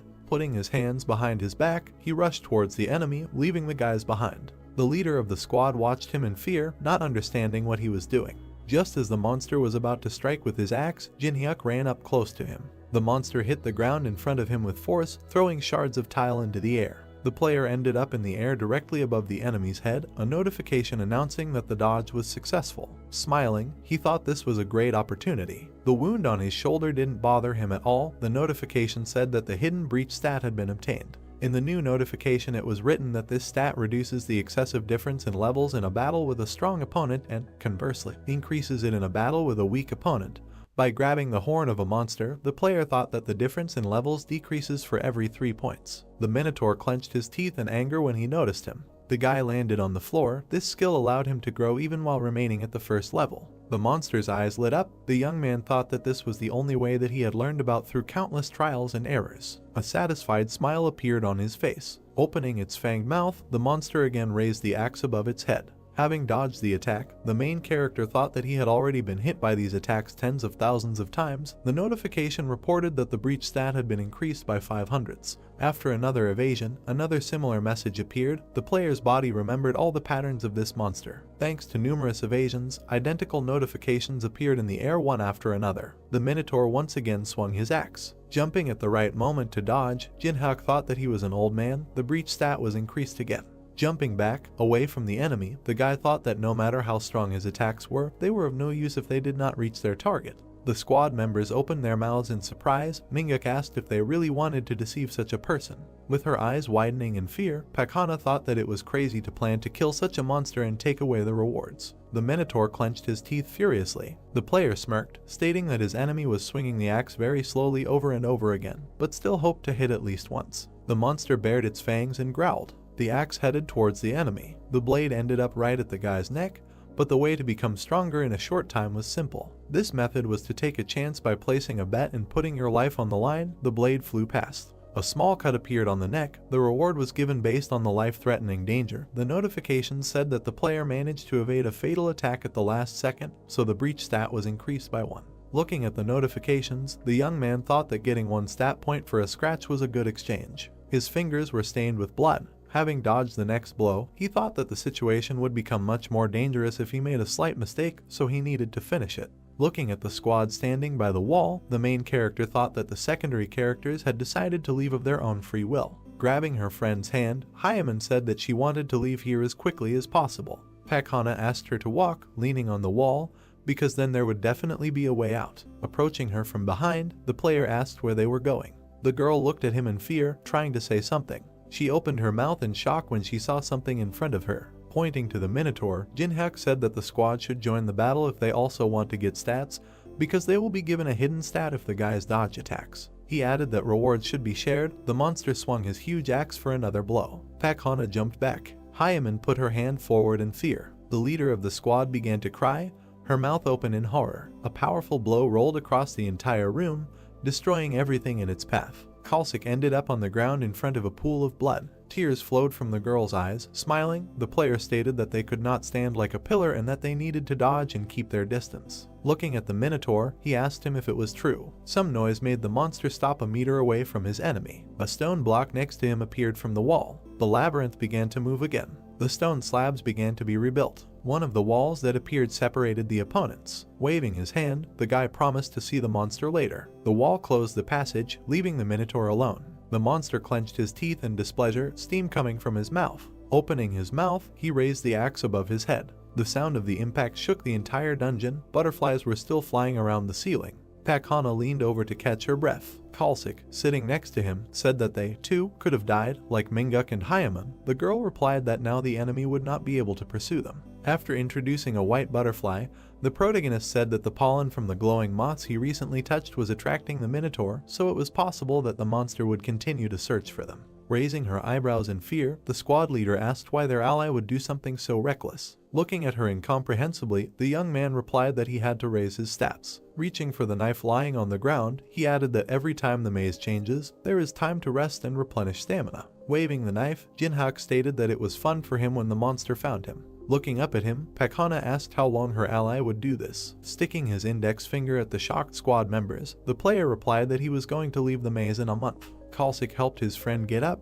The girl, thinking that this hell could not last a whole month, said that they would go separately. She decided that if they went on their own, the monster would not chase them. The guy thoughtfully put his hand to his chin, saying that, most likely, this would be the case. Smiling, he asked which direction the survivors were going to go. The guys walked forward along the corridor, but moving without a landmark is many times more dangerous. Kalsik pursed his lips tightly. Someone asked if their ally knew where the exit was. Touching the tip of the knife, the player replied that he knew more about this labyrinth than anyone else, and accordingly he knew the location of the exit. Frowning with displeasure, Pakana thought that they had no other choice. Closing her eyes, the girl said that there was nothing more to do, but the guy interrupted her. Waving his finger, he said that in this world you cannot get something for free, because even for the bus fare you have to pay. The knife was a centimeter from the face of the squad leader. Holding a sparkling knife in his hands, the young man ordered to give him all the available coins. The man, holding a shield in his hands, rushed forward with a sword. The goblins jumped back in fear. A powerful blow from the shield threw them aside.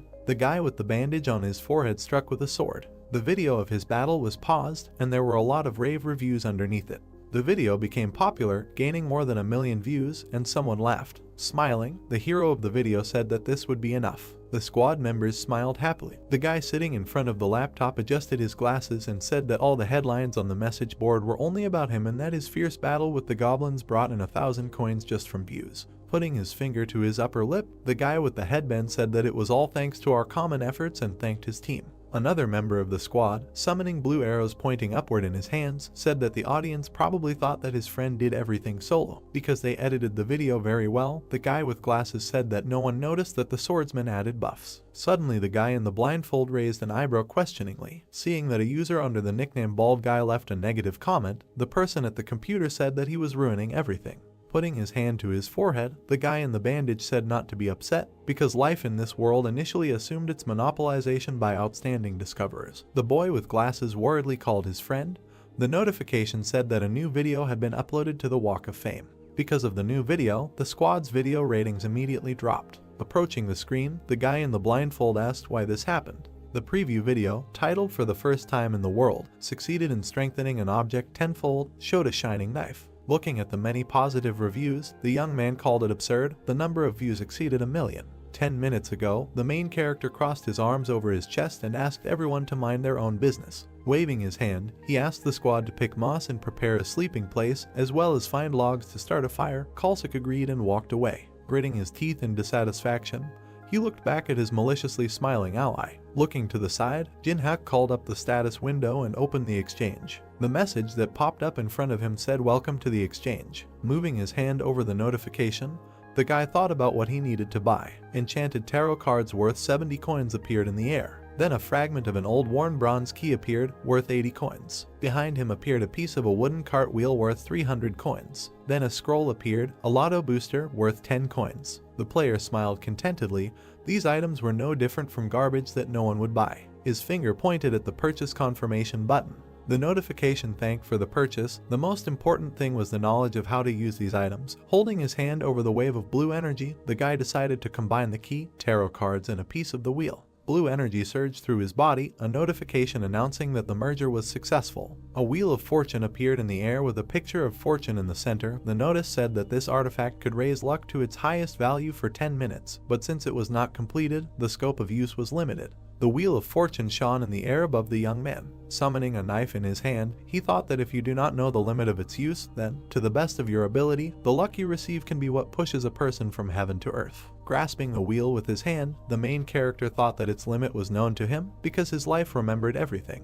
The wheel spun in the air. A notification announced that the highest luck value had been reached. Sealed scrolls rained down from the sky. The value of the number of scrolls in the inventory was 10. The enhancement lotto was famous for its worst chance of successful enhancement, but now luck was at its maximum level. The probability of success was 100%. The guy raised his sword to the spinning wheel of fortune. Smiling, he decided to use all the scrolls on the dagger, and a flurry of notifications about the successful enhancement began to pour in. The tip of the dagger began to sparkle. It flashed in the owner's hands, a notification announcing that an old level 10 dagger had been received. The new notification said that the player became the first on the Korean server to succeed in creating a level 10 item, for which he was awarded 5,000 coins. The corresponding achievement appeared on the pedestal. The notification stated that starting tomorrow it will be placed on the Walk of Fame for the whole day. The main character swung his new weapon several times. Placing it on his shoulder, he thought that finally a truly worthwhile thing had fallen into his hands. The 10th day of life in hell, Kalsik and Pakana sat on the floor, hugging their knees. There was a fire made from collected branches on the floor. A moss bed lay nearby. There was no food in the dungeon except mushrooms and moss. The girl watched with disgust as her friend ate fly agaric. She looked away. Jinhyuk was lying on a bed next to the fire. A memory surfaced in her head of how they were attacked by a minotaur who regularly came at a certain time. Pakana remembered how she barely managed to slip under a falling stone block. Because of the changing labyrinth, their life turned into a constant struggle on the brink of death. Imagining her forced ally swinging his sword, the girl was amazed at how easily he took it all. Holding her knees tightly, she said that they would die if this continued. Kalsik agreed, saying that this demon would use them and abandon them at the first opportunity. Anonymous comments began to appear before the eyes of the squad leader, giving advice or simply discussing the situation in the labyrinth. Knitting her eyebrows, the girl asked in a whisper if anyone had found information about this man. Users said that no information could be found because YouTube, personal blog, and all information were blocked, and he did not have a broadcast channel. Seeing this, Pakana lowered her head, thinking that they had chosen terrible people for the support group outside the tower. Frowning, she asked if they had passed on the information to the Elder and what the Raven Guild was saying. The anonymous man replied that nothing was known about this labyrinth and that it would take the guild 3 weeks to find them. Putting her hand to her face in disappointment, the girl thought that 3 weeks was too long. Throwing the last piece of mushroom into his mouth, Kalsik asked what they were saying in the guild. His friend replied that there was no information. Looking at her ally sleeping on the floor, she decided to share her thoughts with her friend. The guy was lying on his side with his back to the fire. Pakahana said that if you kill him and hold out a little longer until the Elder arrives, you can survive and get out of this hell. Knitting her eyebrows decisively, the girl said that the main question was how exactly to get rid of the guy. Kalsik picked up a stone lying on the ground, saying that killing it while he was sleeping was the best solution. Raising his hand, the young man said that few people could live with a broken skull. His girlfriend suddenly stopped him, grabbing his arm. Kalsik looked at her incomprehensibly. The girl said that this man has a reaction speed like a real monster. The main character did not move, lying on a moss bed. The leader of the squad said that they were powerless, because there was a high probability of a counterattack, even if they attacked on the sly. Throwing an incredulous look at her, the guy asked what they should do then, because they could not just tolerate this and continue to suffer. Starting to look for something in her purse, Pakana recalled that her friend was a member of the Black Raven Guild and said that he had given her something in case of danger. The leader of the troop took out from her bag the poisonous sting of a giant immature pumpkin wasp, 1 drop of which could kill 100 trolls. Smiling evilly, she proposed to act in a way that could not be resisted. The main character lowered his eyes in displeasure. In his hands was a wooden board with fried moss and mushrooms. It felt like they were making a survival movie. Taking the mushroom with improvised sticks made from mouse bones, the girl said that she needed to catch a mouse or a moth, then there would be something edible besides mushrooms. Jinhyuk, sitting farthest from the fire, asked to give him some more mushrooms and water. The guys immediately fulfilled his request. Putting more mushrooms on the plate, Kalsik noticed that they still had plenty of this nasty stuff. Throwing a disapproving glance at him, the girl mentally called him weak-willed. The main character put a piece of mushroom in his mouth. Anonymous comments were glad that he swallowed the poison. Pakana smiled contentedly. Kalsik watched him, chewing his portion. The plate of mushrooms fell to the floor. Black liquid gushed out of Kalsik's mouth. The guy grabbed his throat. The veins on his body swelled. Jumping up from her seat, the leader of the squad was frightened to see her friend squirming in unbearable pain. Looking at the player, the girl asked if he knew about the poison. The guy asked the counter whether they really thought that he would mindlessly accept food from their hands. Kalsik's body turned black. The player explained that he changed the plates as soon as they were distracted. Summoning the report button in front of him, the young man said that secretly broadcasting live is definitely illegal. Furrowing her brows, Pakna asked what evidence he had. The anonymous users were surprised that anyone had managed to notice this. Looking at the status window, the main character read that the live broadcast can only be turned on during a boss battle, and if cheating and illegal actions are detected, the perpetrators will be punished. The notification clarifies whether the player wants to file a statement about the discovery of illegal actions. Tears appeared in the girl's eyes. Jinhyuk said that during the broadcast you need to watch your facial expression. Smiling maliciously, he added that the disappointment on her face was too noticeable. The guy pressed the confirmation button. A notification with the inscription warning sparkled around the frightened Pakna. The notification said that the application had been successfully submitted and all anonymous names had been deleted. The girl pressed her hands to her chest. The live broadcast screen behind her began to disappear. She turned around to look at the screen. The users did not understand what was happening. One by one they were disconnected from the server until there was not a single connected viewer left. Notifications said that these people would not be able to watch the video for a month, and if they violate it again they will be deleted permanently. Seeing that the number of spectators was 0, the girl asked how this happened. A new notice announced that the player's fine had been replaced by a merciless fate. Kalsik's body melted. Pakana turned around, noticing something behind her. The Minotaur walked along the corridor, holding an axe in his hands. The next moment he came around the bend. Seeing the enemies, the monster opened its mouth and let out a battle cry. The monster rushed forward at full speed. Hiding behind the player, the girl asked if he would fight this time. Slapping him on the back, she asked him to tell him where she should hide. The young man turned around, calling her impudent because the girl had recently tried to poison him, and now she was asking for help. Holding her hands to her chest in fear, Pakana stated that he always told them what to do. A plea for help was written on her face, and a notification popped up stating that the conditions for copying the contact skill had been met. The main character gave her an arrogant look and said that he no longer needed her. A skill book materialized above his head. Knitting her eyebrows, the girl said that the guy would regret it. Putting her hand to her chest, she said that her older brother served in the Raven Guild. The thrown axe hit the ground, causing Pakana to jump back. Jin-hyuk jumped into the air, ending up above the monster's head. Having fallen to the ground, the girl watched what was happening. The player asked her to carefully look at what the difference was between him and the guild. He swung the sparkling knife. Making a jerk down, the guy hit the Minotaur right in the back of the head. There was a shallow cut on the monster's head. Swinging its fist, the monster hit the wall, causing its enemy to jump back. The player landed on a stone tile, thinking that he was able to deal damage thanks to his breach skill. The powerful tug caused the rocks under his feet to crumble. Rushing forward, the guy concluded that he couldn't just kill the monster. Noticing something, he glanced to the side. The axe flew over him, forcing the player to slide along the ground. To win, it was enough to create the same situation as last time. Looking at the enemy, the young man clenched his teeth. The notification said that the first level fire element was activated. The flames rushed towards the Minotaur, who put his hands in front of him for protection. Breaking through the flames, the monster screamed furiously. Having rushed past, the main character was able to strike at the monster's legs. The Minotaur fell to one knee. The player was behind him and asked the monster not to rage so much. Grasping the knife tighter, he thought that as muscle builds, the meat becomes tougher. A satisfied smile appeared on his face. The Minotaur lowered his head, steam coming from his mouth. The moment had almost arrived for the monster to use his last card.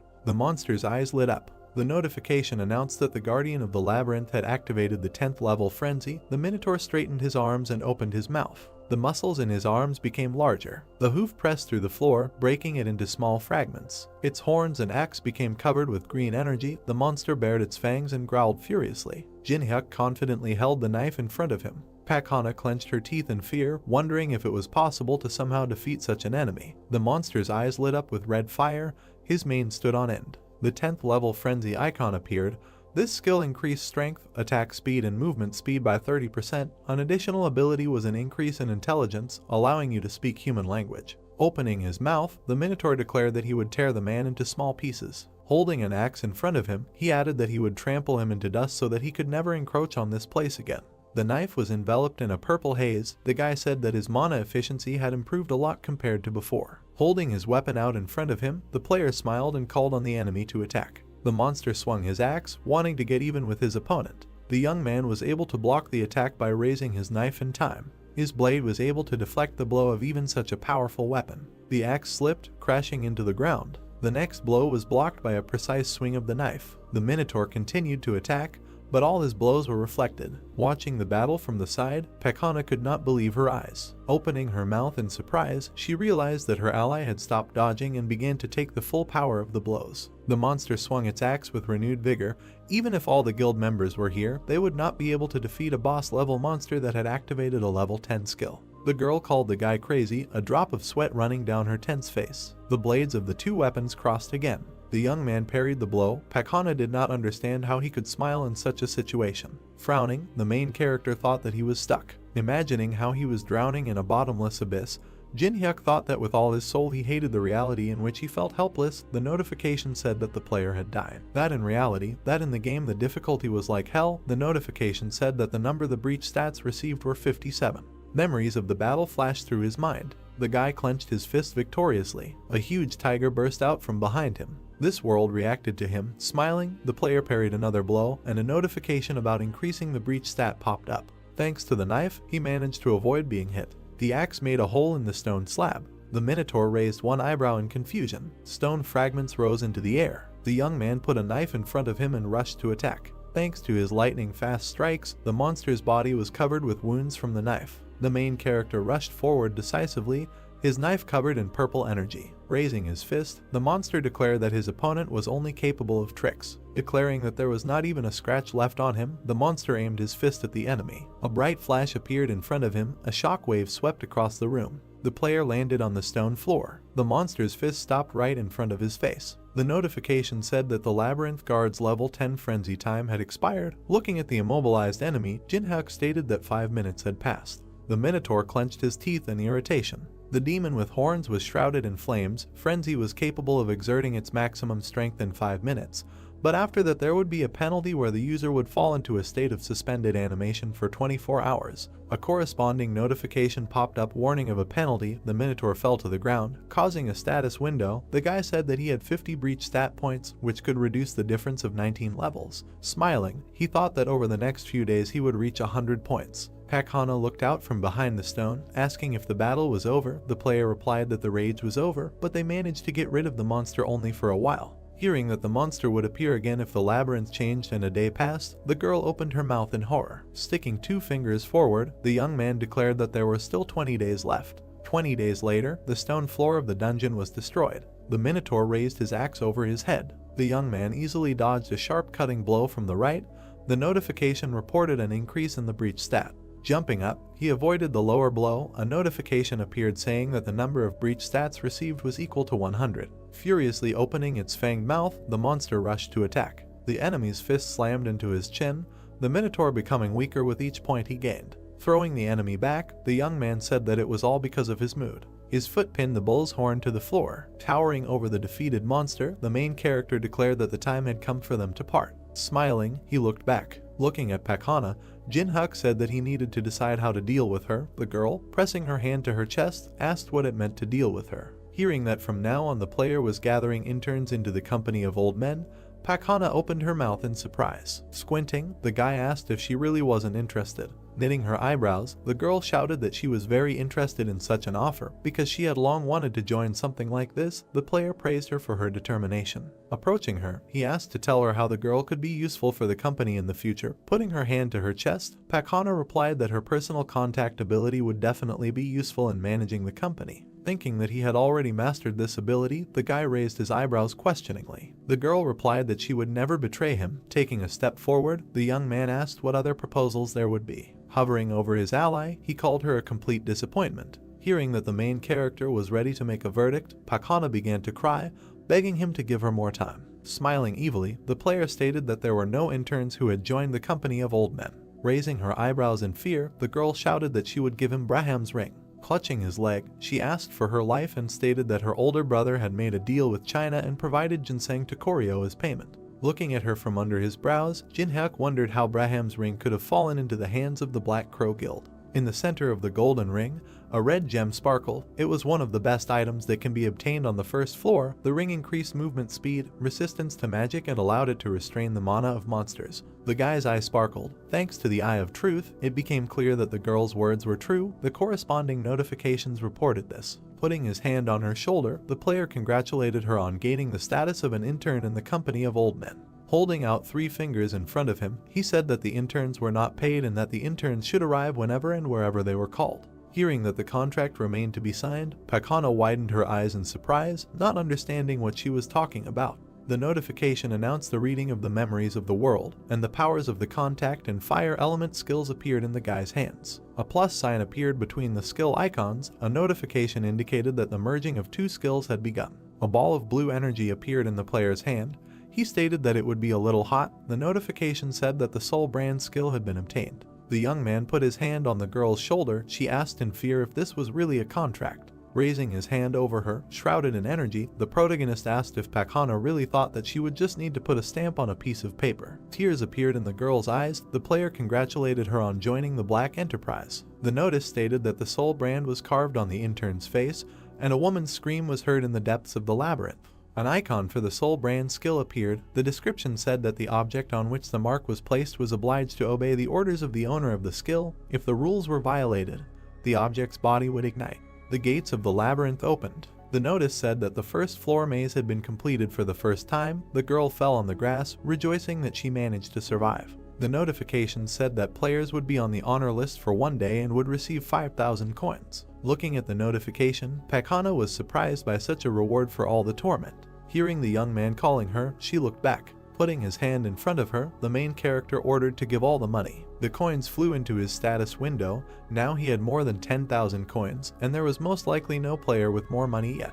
Pointing his finger at the intern, Jinhuk ordered Braham's ring to be brought within 3 days. The girl objected, saying that 3 days was too little. Gathering blue energy in his hand, the guy stated that the time had been reduced to 2 days. A burn in the shape of a human palm appeared on Pakana's face, and she promised to bring the ring. The news was broadcast on a huge screen on the roof of the building. A man in an official suit announced that in a week, the strongest guild in Korea, Tangun, plans to defeat the boss of the third floor. Emblems of different guilds appeared. The Tangun Guild was the leading guild of the country, raising its stakes in the international competition to conquer the tower. The characters walked down the street past the screen. The news anchor asked if there were any statements from the Chinese. Knitting his eyebrows in confusion, the man said that it was better to try to capture the tower on his own rather than wait for help from another country because the Tangun Guild was able to cope without outside support. Watching what was happening on the screen, the player wondered if these people would regret their decision to go after the boss of the third floor. Imagining the tower, he realized that they were in such a hurry because they wanted to get as many resources as possible. Presenting the map of the tower, the young man decided that there was no need to go to the third or even the second floor because only 90 days were given to each floor. A message appeared about moving to the next level. Many monsters appeared in front of the player. In his opinion, the guild would not be able to cope with completing the floor due to the constantly increasing level of difficulty, and humanity would not have a second chance. The light was on in the window of the apartment building.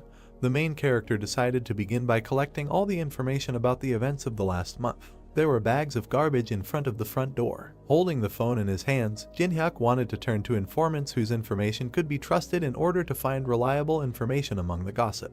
A tab called Community Challenge Towers appeared on the phone screen. The site had a user search function. The main character was sitting at a table in a cafe. A guy with blonde hair introduced himself as Teeman and said his nickname was Bald Head. His strangely dressed avatar was holding a Molotov cocktail in his hand. The girl with black hair hit her chest and introduced herself as Manhwa.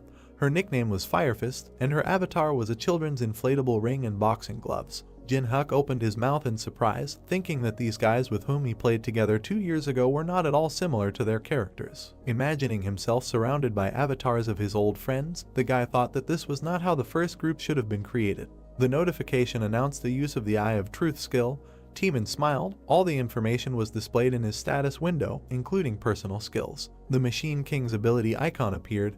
This magic was quite powerful and had no serious drawbacks, so it was useful in large-scale battles. Yeonhwa took a sip from her plastic cup, her status window describing her stats and abilities. A sign of the Taekwondo Master skill appeared, which helped fight in close combat. The main character realized that the guys were hunting together because they had the same level. He smiled, thinking that they got along well before. The notification that popped up said that the player would only be able to copy abilities if they reached the 20th floor together. Pointing his hand at his ally, Teeman said that it was his turn. Distracted from his thoughts, the young man introduced himself, saying his name. Putting his hand to his mouth in embarrassment, he added that his nickname was Captain Boar, and thought to himself that he created this nickname 11 years ago. Sitting down at the table, Jin-hyuk said that he was 27 years old and that he streamed Paprika TV. Teeman's mouth opened in surprise. He was surprised that his friend was a streamer and said that he also sometimes watched Paprika. Smiling, the player replied that he had already stopped streaming. With a wave of his hand, the interlocutor said that they could relax because they had been playing together for many years. Manhwa, sitting next to him, agreed with him. The thought flashed through the guy's head that his friends were too sociable. He remembered the smiling Jongsu who wanted to use him.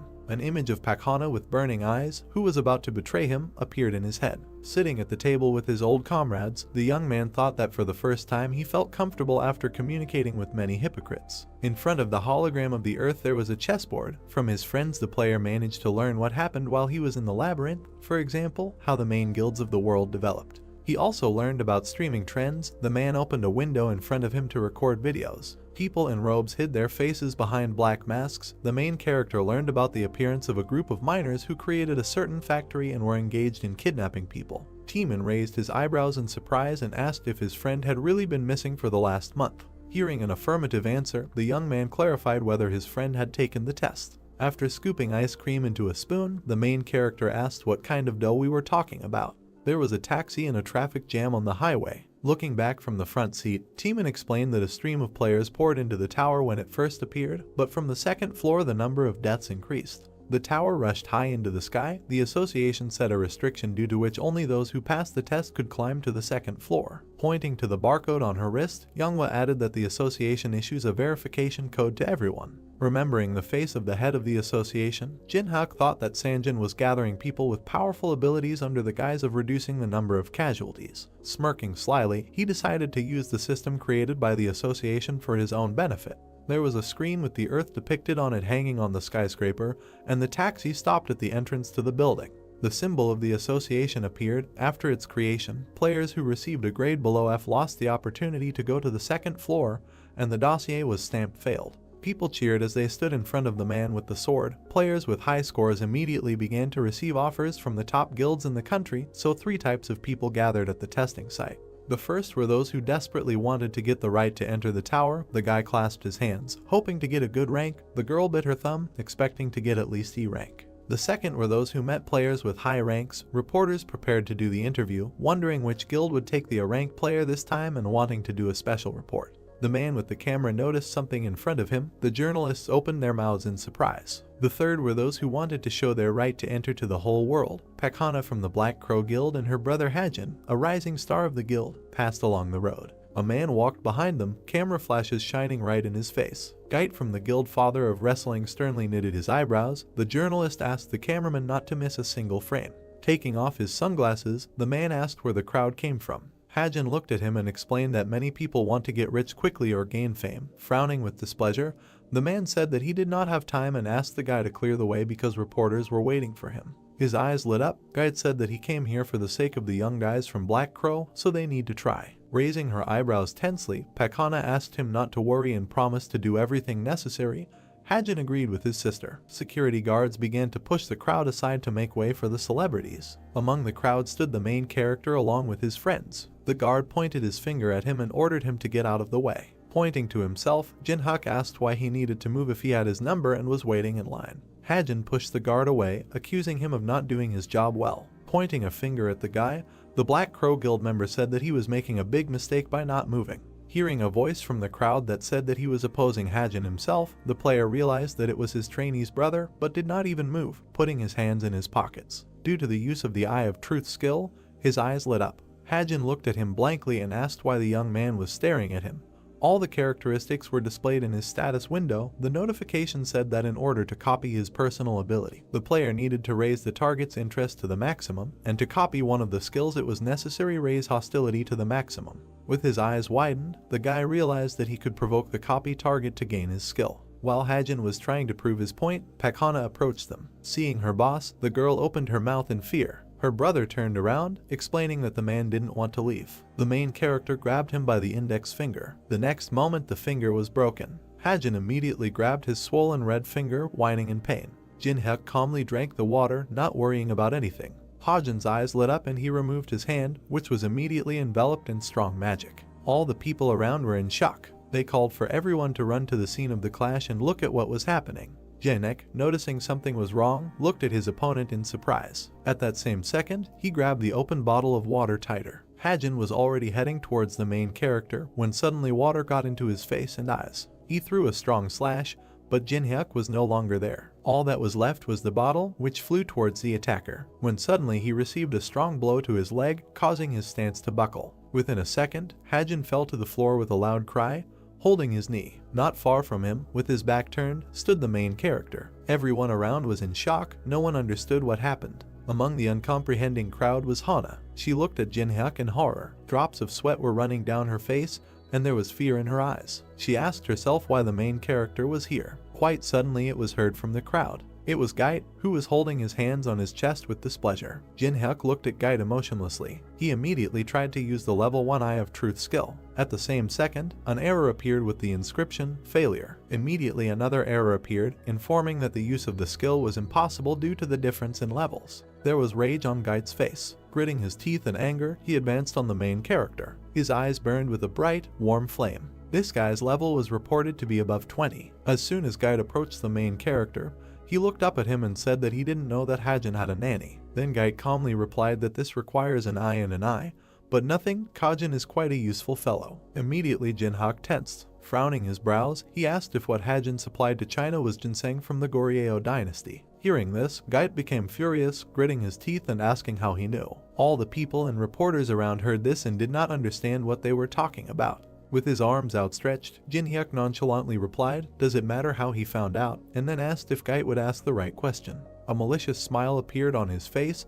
and there was a certain idea in his eyes. For example, how to get rid of side effects, Jinhyuk suggested the question. Gait said rather sharply. A message immediately appeared informing that Gait was using the 3rd level dungeon skill. Walls began to appear around Jinhyuk and the enraged Giddy. Hyun, Teeman shouted, throwing himself into the closing walls. Veins appeared on Gait's forehead with anger, and fire burned in his eyes. It exuded strong magical energy. Jinhyuk, Younghwa immediately shouted when she saw that the dungeon had closed. Is this really a protective wall? The main character asked in surprise, touching the impenetrable wall. Gait did not answer the question, but simply asked if Jinhyuk was really asking for 10 dungeons, after which he asked if then the main character could prove that he was not lying. Then Jinhyuk began to explain that the edible item needed to restore stamina and mana was ginseng from the Goryeo dynasty, after which he, imagining the exhausted magician, said that if you simply eat ginseng, a side effect will occur, magical poisoning.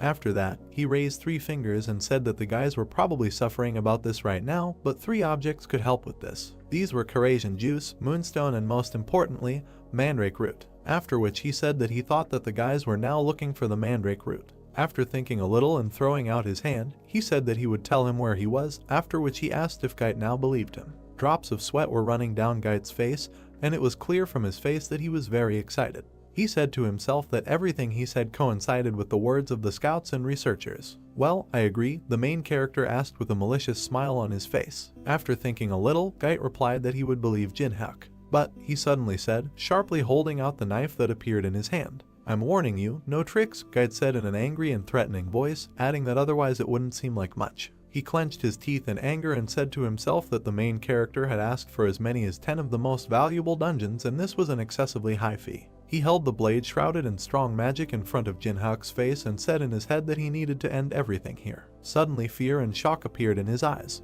Jinhyuk smiled madly, his eyes glowing with a bright purple flame. Looking at his opponent, he said that it seemed that Gait had not yet understood. Both our deal and your life, the main character continued to say. In my hands, he added, raising the blade, which was shrouded in strong, terrifying magic. And at this time one of the guards broke through the floor. Jinhyuk's comrades were surrounded, but they successfully defended themselves. Get away, Yenba shouted furiously, adding that unless, of course, they want to die. There was a raging fire in her eyes. Suddenly a notification appeared saying that the level 3 dungeon skill had been cancelled. The magic has dissipated. The guys went in different directions. The main character, with a smile on his face, shouted to Inui to calm down the girl. Are you okay? The guy's voice was immediately heard. They immediately ran up to him, shouting that he had been kidnapped just like that, and they would kill everyone, he said. Waving his hands, the main character said that everything was fine. Pointing to the departing Gait, Jinhyuk told them not to worry because he and Gait had found a common language. At that same second, Hajin rushed to the enraged Gait in a rage and asked if he would really just let the main character go. Bowing, Hajin, with a drop of sweat on his face, said that if he gave him a chance, he would come up with a good plan. At that same second, he received a strong blow to the neck from Gait. Raising him with one hand high above the ground, he told him to understand that Jinhyuk is stronger than everyone, after which he said that if Hajin does something like this again, he will greatly regret it. The guy was already out of breath, veins stood out on his neck, and saliva was flowing from his mouth. I understand, Hajin said in a trembling voice and out of breath. Throwing the guy on the floor, Gait and his guys left. Hajin asked himself in horror what happened in that dungeon. A fire immediately lit up in his eyes, he was angrier than before. In his head he screamed that no one could humiliate him, which means he would kill him. It was immediately reported that by raising hostility to the maximum, you can copy one of the skills. A notification immediately appeared that the conditions were met, which means Jinhyuk copied the stealth skill. It was reported that stealth is a passive ability, difficulty in obtaining, description, breathing, and pulse can be controlled. The next message states that the copied skill is saved in the memories of the world. Jinhyuk, with a malicious and at the same time satisfied smile on his face, looked at the enraged Hajin. After that, he began to walk away while the people around him admired him. In the table rating, Hana was in first place with scores of 1,755. The main character said in surprise, folding his arms over his chest, did the trainee really drink mountain ginseng? Suddenly a voice was heard inviting the next person into the office. With a blade in his hands, he entered the office and saw a crystal with a man standing next to it. He said that the test is simple, you need to hit the magic stone, objects, skills, you can use everything. The hidden power of the stone is revealed during the attack. The guy saw the blade in the hands of the main character and asked if he would really only use it. Jinhyuk immediately extended his hand with the blade in front of him and said that this would be enough. "Okay," the guy said, putting his hand to his chin and looking at something on the tablet, after which he added that the main character would start as soon as he was ready. Suddenly the guy noticed that the main character approached a stone larger than the one he was supposed to hit. He immediately turned to Jinhyuk, after which he said that the stone he approached was a mid-level stone, and pointed to the stone that was needed and told him to go to the entry-level stone. A flame flashed in the eyes of the main character. The guy was enveloped in the strong aura of the protagonist. He looked at Jinhyuk in horror and shock and said that ordinary players could not even activate a mid-level stone. The stone fell with a crash onto the floor, divided into two halves. The guy added that it was impossible to break the middle stone in half. The result of the main character immediately appeared on his tablet, showing that Jinhyuk's rank was as shocked by such results. The guy shouted that he needed to report this to his superiors. Jinhyuk suddenly said not so quickly. Taking the guy's tablet, he told him to report back in a week. Immediately the guy asked in confusion whether he was really asking to postpone the report. There was a terrifying power in Jinhyuk's eyes. He said that this was for personal reasons, and in a week the guy can report wherever he wants. But, the guy mumbled, not knowing what to say. Then the main character straightened up, took out a blade and, playing with it, said that he knew several worldly wisdoms.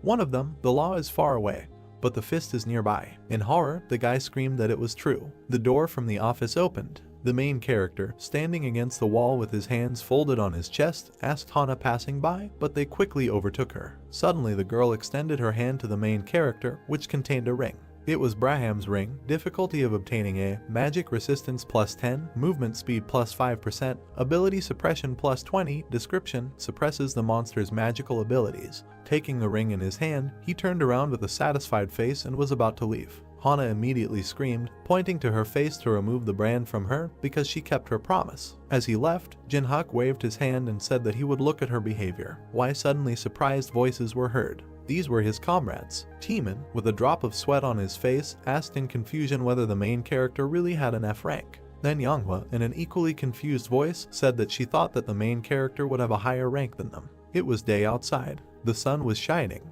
The voices of the protagonist's company were heard from the huge building. Jinhyuk replied that this was just a temporary result, after which he said that he needed to take a repeat test in a week. They left the building. A taxi immediately pulled up to the guys. Manhwa, walking to the car, said that the second test was in the dungeon, after which she asked the main character how it would pass. Jinhyuk, getting into the car, said that he needed information, after which he added that there was no need to worry about him because he would write later, and let the guys go to the tower. After sitting in the car and buckling down, the main character folded his arms across his chest and said to himself that the first test determines the rank based on magical power, and the one who passes this test moves on to the second.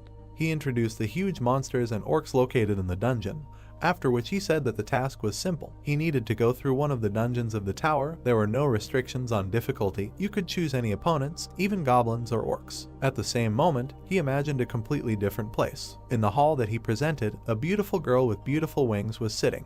Jinhyuk said that the place where he would go is the ancient ruins on the first floor, after which he added that neither in the 11 years that they played the tower, nor now that it appeared in reality, no one was able to pass this forbidden zone. When was the last time I was here? He asked himself, finding himself in a new dungeon. He had a satisfied smile on his face and a huge backpack behind his back. They came to the abodes of the fallen, when suddenly his thoughts were interrupted by a can of soda hitting him in the head. They immediately shouted at him to tell Jinhyuk to drag his suitcases. Mountain ruins, first floor of the Tower of Challenges. Warkug was very beautiful. Waterfalls flowed and rocks flew in the air. In his head, Jinhyuk said that with an F rank, he couldn't go there alone because the guild guarding these ruins wouldn't let him through. They marched forward in a huge expedition. He added that the best option was to go as a porter. Suddenly, one of the team turned to Jinhyuk and asked how he got here. The main character looked coldly at the questioner. He smiled and said that he needed a lot of money to survive. To this the stranger smiled back and said that everyone needs money. Suddenly, he showed a picture of his family on his phone and said that he was here to feed his wife and children.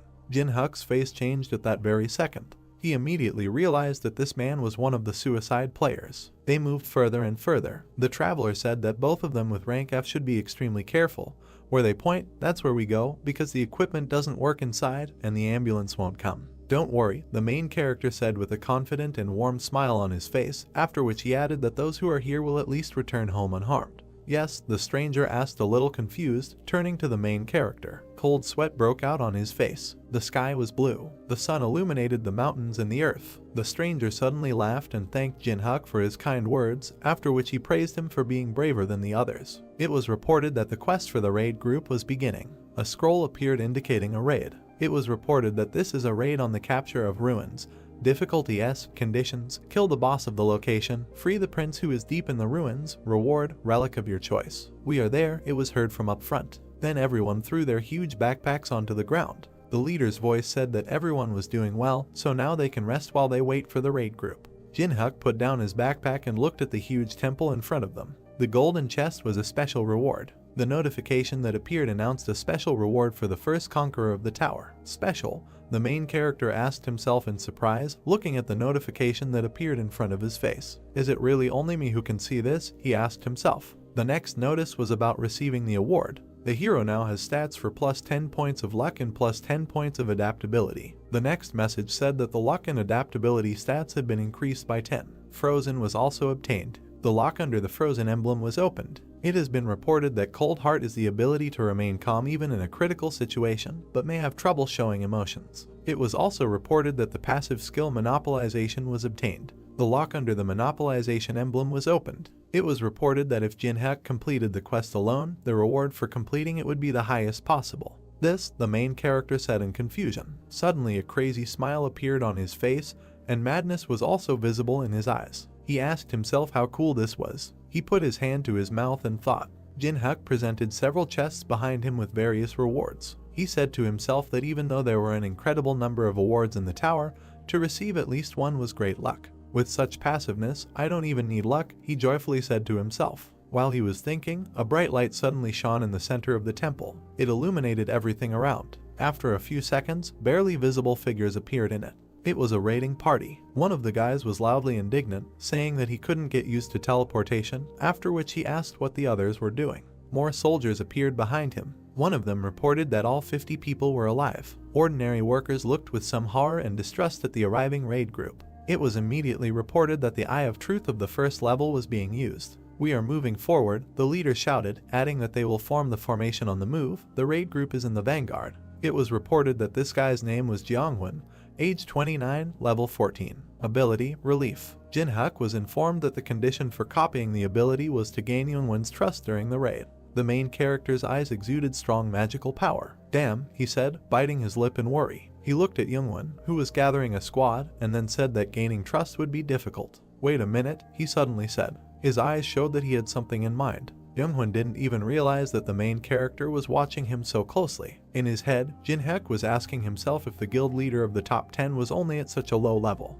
He stood with his arms crossed and watched, saying in his head that he would not be noticed. Destroyed temple. There was devastation everywhere, nothing was whole. The roots of the trees have already sprouted everywhere. A mage from the squad, stopping in front of pitch darkness, turned to everyone and told everyone to follow her, because if someone gets lost, no one will save him. It was reported that the lamp skill of the first level is activated. The staff in the woman's hand glowed bright red. Strong magic was released from the staff, lighting up part of the corridor. The corpses and bones of other raiders and monsters appeared in it. Ordinary workers, going inside, were very frightened. Looking around, they asked if these were ruins. The guys walked past monsters that had long been killed by the raid group. Well, there was a massacre here, said a passing worker. They walked further and further. Looking around, they said that the atmosphere here was very scary. Suddenly Jeonghwan and his troops discovered what they had come for, after which he called all the workers to come to them. There was no positive emotion on Jinhyuk's face. He looked at the squad leader with contempt. It's strange, the main character said in his head, asking afterwards if there really were any losses, although they endured so many monsters. Remembering how Jeonghwan had just recently shouted about formation on the move, he said that guy's strategy seemed rather strange. Suddenly, the main character's thoughts were interrupted by a strong blow on the shoulder from another porter, who angrily told Jinhyuk to go and distribute water. Then the main character remembered that he was just a porter. He smiled evilly, and veins stood out on his face. The man who hit him on the shoulder pointed his finger in the other direction, saying that here they could handle it themselves, telling the main character to help the foreigners. Foreigners, the main character asked himself in surprise in his head, looking at the guys in gold-colored armor, when suddenly he saw a strange sign on the shoulder of one of them. After thinking a little, he remembered that these were warriors of the Sion Guild. Suddenly he saw one of the soldiers in white robes and armor, which was unlike the others. Jin-hyuk smiled mockingly, saying in his head that they were such fragile creatures, and then asked himself if it was worth making friends with someone. After a while, he handed over a mug of cold water. The knight in white robes looked at the main character in surprise. Jin-hyuk said that the knight did a good job. The warrior thanked him. It was reported that level 1 communication was being activated.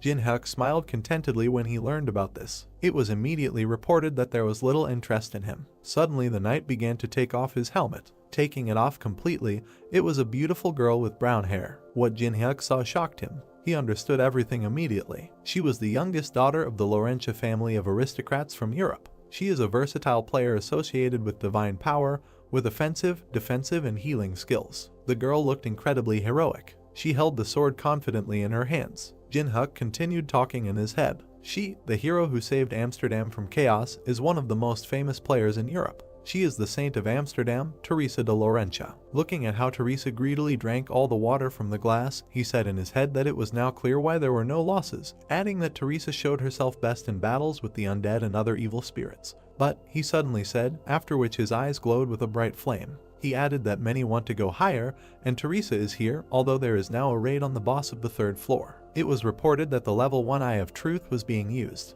The girl, holding an empty mug in her hand, blushed because she was refreshed. Suddenly an error appeared saying that using the skill was impossible due to the difference in levels. Is she really higher than the 20th level? The main character asked himself in surprise. Suddenly, another message appeared on top of the error, informing that the luck and adaptability stats compensated for the difference in levels. The Eye of Truth of the 2nd level was immediately used. Cool, Jin-hyuk shouted joyfully in his head. It was reported that the main character can view the status of the target. Looking at the system screen in front of him, he said with a satisfied smile on his face that now he could appreciate everything.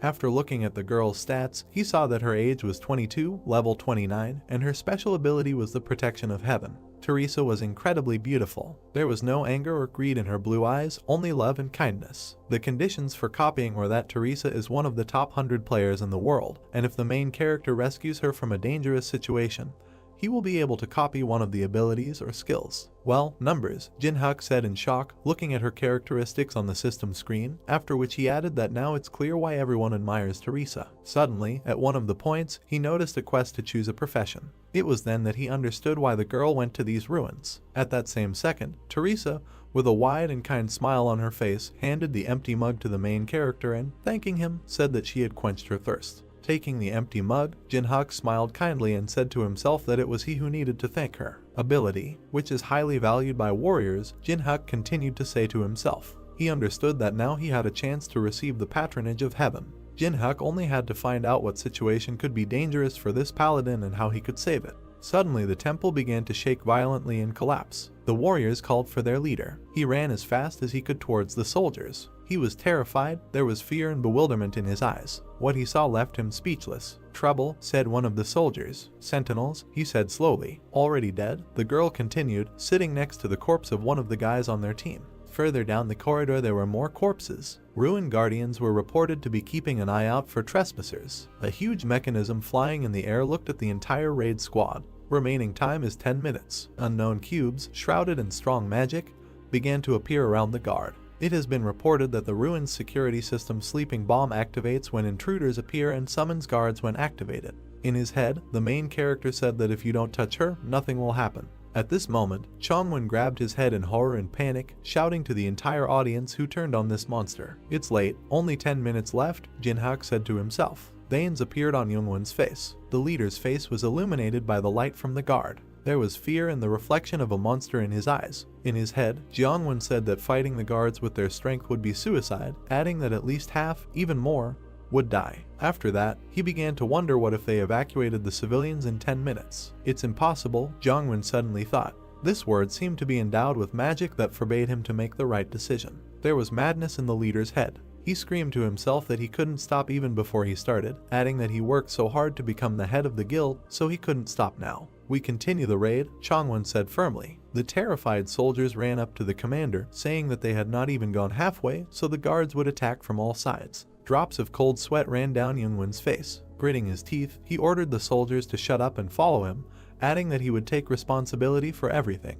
Even without a second team there is a chance for success, he said. Pointing to Teresa, he said that they had her. At this time, one of the soldiers ran up to a gathering of guys resting nearby and told them that the guards had woken up. One of the vacationers indifferently said that the one who reported about everything was worried, explaining that such a huge guild as Parhi would not act without countermeasures. True, the informer asked in surprise. Of course, the archer said, jumping up from his seat, adding that loners like them just need to obey the head, after which he said that most likely, the guild had probably already destroyed all the guards. Suddenly, a huge hand appeared behind him. A second later, the archer was turned into a bloody mess. The remaining frightened guys stood in a circle, preparing to defend themselves. We are in a very bad situation, the informer realized. Huge magical armor appeared around the guys, the main forces of the raid group. We are preparing for battle, Chongwon shouted, after which he added that the tanks are forward and the bearers are back. Quickly, he shouted, ordering the porters to distribute buffs to the tanks and the healers to get ready. People immediately began to rush from side to side, following the commander's orders. Taking a stance and raising his shield in front of him, he suddenly began to glow. It was reported that Youngwon would activate level 3 steel defense. It was also reported that Jeongwon had activated level 2 combat concentration. Tanks began to gather next to him, on which buffs began to take effect. The mage behind them took off, a magic circle appeared below her, and the staff she raised above her began to glow. It was reported that this girl had activated the second level angel song. The stats of all warriors have increased. They're getting closer, Youngwon shouted, ordering everyone to stay in formation. At that same second, huge armor jumped onto the line. A blow from a huge axe struck the commander's shield. He was able to contain it. Then the guard stood up. Leader, it was suddenly heard from far away. It was those 3 guys resting to the side. They were very exhausted defending themselves from the guards. The informer shouted, asking for reinforcements because they could no longer cope. The mage girl pointed at the guys, saying that they needed to help the solo players. At that same second, Youngwon ordered the girl to shut up and concentrate on the battle. The commander understood that in any case there would be casualties. Beads of sweat ran down his face. There was rage in his eyes, and his teeth were clenched from tension. In his head he was screaming that there was no time to think about solo players. The solo players were very scared, they held on with all their strength. Jeongwon explained that, unlike guild players who act coherently, solo players are immediately lost in such battles. They heard it, but, said one of the solo players, lowering his head in disappointment. He realized that they had been abandoned. Tears flowed from his eyes. He screamed, begging for help. Suddenly, quick steps were heard.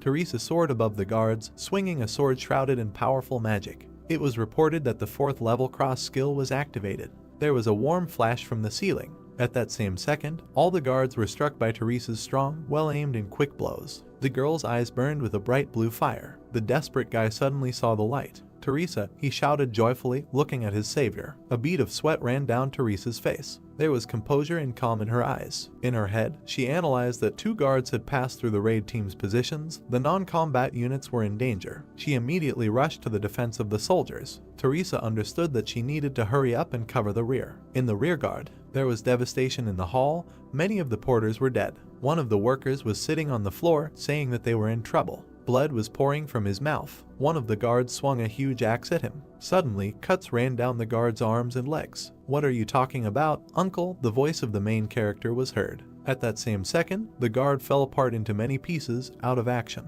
In front of the man, who was already ready to die, stood Jin-hyuk, who, with a smile on his face and a blade in his hand, said that he had already said that he would return home alive. Jin-hyuk, from behind, a man suddenly shouted. A huge hand of a guard was flying towards the main character from behind. Jin-hyuk avoided her without an iota of fear. It was reported that the level 1 fire element was being activated. At that same second, the protagonist's hand caught fire. He smiled madly and shouted, "What else?" Throwing his hand forward, a strong stream of fire was released from it, which was directed towards the hand. All that was left of her was fragments, although the fingers on her hand were twitching.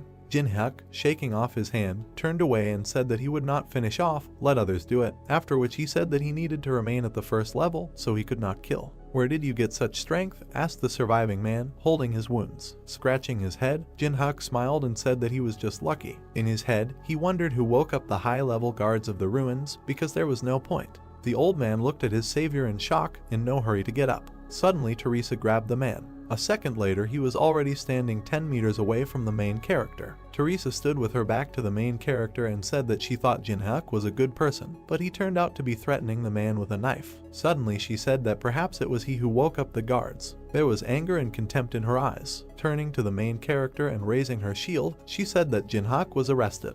The main character was very confused when he heard the accusations. At the same second, a strong blow from a girl's sword flashed next to him. The main character barely managed to dodge. She turned to face Jin-hyuk, telling him not to move because she didn't want to hurt anyone. After thinking a little, the guy said that there was a misunderstanding.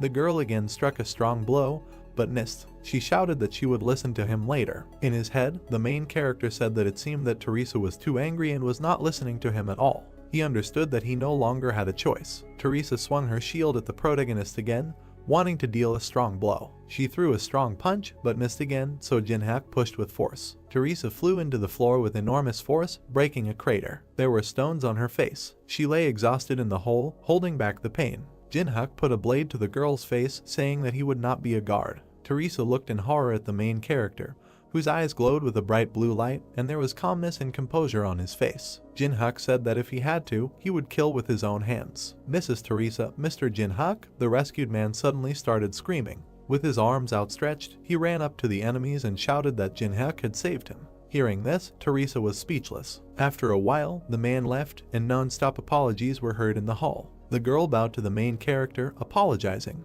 Jin-hyuk asked her to stop, saying that his actions really seemed suspicious. He began to leave, and Teresa followed him, asking why the main character was hiding his identity. For what reason, Jin-hyuk wondered, calmly walking forward. The same as you, he answered after thinking. After that, he said that Teresa invited the Sion Guild as a cover, after which he added that the girl wanted to secretly obtain the contract of St. Peter for the quest to choose a profession. After thinking a little, he admitted that he also needed one item, the receipt of which no one should know. Teresa was shocked by what she just heard. Drops of cold sweat ran down her face. She asked herself in her head how the main character knew about everything. Jin-hyuk smiled and said that he knows all the strategies for passing these ruins, so Teresa will help him with her skills, and the items they need are in one place. Turning to the girl, he asked with warmth in his voice if she would join forces with him. Teresa looked at the main character in confusion, wondering what to answer. The guards were defeated. In the crowd of vacationers, the commander shouted, saying that it was impossible. Throwing his arms forward, he furiously shouted that they should move forward in coordination, and then asked if they really wanted to go alone. Teresa, standing in front of him with her hand to her chest, explained that according to their map there were only 20 kilometers left. The strategy was known to everyone. Nothing would change if it didn't exist, after which she said that, in addition, according to the agreement before the battle with Boss, all squad leaders have the same rights. Hearing this, Youngwon broke out in a cold sweat and didn't know what to answer. Teresa stood silently opposite him,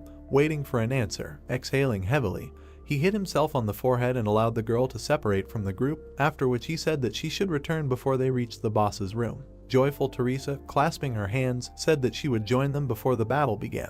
Remembering something, she asked to take one porter with her. Then Youngwon began to walk away, waving the girl away, telling her to do whatever she wanted. Hearing this, happiness and joy appeared in Teresa's eyes. "This is a one-way ticket," the voice of the workers was heard. The porters stood in a huge crowd, praying that they would not be chosen to march with Teresa. Suddenly the main character raised his hand. Coming out of the crowd, he said with a serious face that he was ready to go. Immediately all the workers threw themselves on his shoulders, begging the guy not to follow the lead of youth and to stay with everyone. In his head, Jin-hyuk said that no matter what he said, the workers still wouldn't understand. "Uncle," he said suddenly. The main character stopped. A strong, terrifying aura emanated from him. In his head, he asked if it had ever happened to him that when he was young, he was struck by an idea. The porters immediately released the guy, not understanding what he was talking about. At that very second, Jin-hyuk turned to the workers and, clutching his heart, shouted that love was burning inside him now, even if he lost his life because of his weakness. Hearing this, everyone present was shocked. Jin-hyuk and Teresa started to leave. The porters looked at the guy, saying that he was such a romantic. Exhaling heavily, the main character said that he was tired. Next to him walked Teresa, looking at the main character. After a while they came out into a hall full of monsters. They walked to the edge of the platform and looked down. Teresa pointed to the crypt, surrounded by a magical barrier, and said that the Treaty of St. Peter was in that sarcophagus. "Yes, I noticed that too," Jin-hyuk answered immediately. Looking at the girl, he calmly asked her if she understood that she needed to remove the protection. "Yes, I know," she answered immediately. Suddenly a warning flashed in front of them. Teresa looked in shock at the system window in front of her, in which it was written that the master of the abode of the fallen was watching them. Reading the same thing on his screen, Jin-hyuk was calm. Rubbing his chin, in his head he said that this was definitely about the boss, after which he thoughtfully said that the boss had never been interested in the players, and now he decided to show himself. Drops of cold sweat appeared on the girl's face. Pointing to the warning, she stammered and asked if the main character saw the same thing, after which she said that it was definitely from the boss, but what did these words mean? Did he really see us as enemies? Teresa asked in confusion and fear, to which Jinhyuk immediately replied that this was not so. Pointing his finger at himself, he said that the boss was a sign of him. The girl looked at her friend in shock and asked herself in her head where such confidence came from. Turning to Jinhyuk, Teresa decided to ask if he really knew the way through. Putting his hands in his pockets, the main character replied that he had known him for a long time. Then, the girl said slowly and shyly. Jinhyuk was unhappy waiting for his companion's question. Then what should I do? She asked, putting her hand to her chest. There was fear in her eyes, but she was still ready to do anything. There were many dangerous monsters walking below, protecting the grave. Suddenly, Teresa jumped from the balcony. She landed among the monsters. The monsters immediately paid attention to her. Teresa was reported to be activating a level 5 battle song. For 10 minutes, all stats increased threefold. There was a powerful and terrifying aura around the girl. Her eyes glowed with a bright blue light. She was ready for a fight. What happened a few minutes ago was that the main character said with a smile on his face that her task was simple, saying that Teresa must attract the attention of the undead.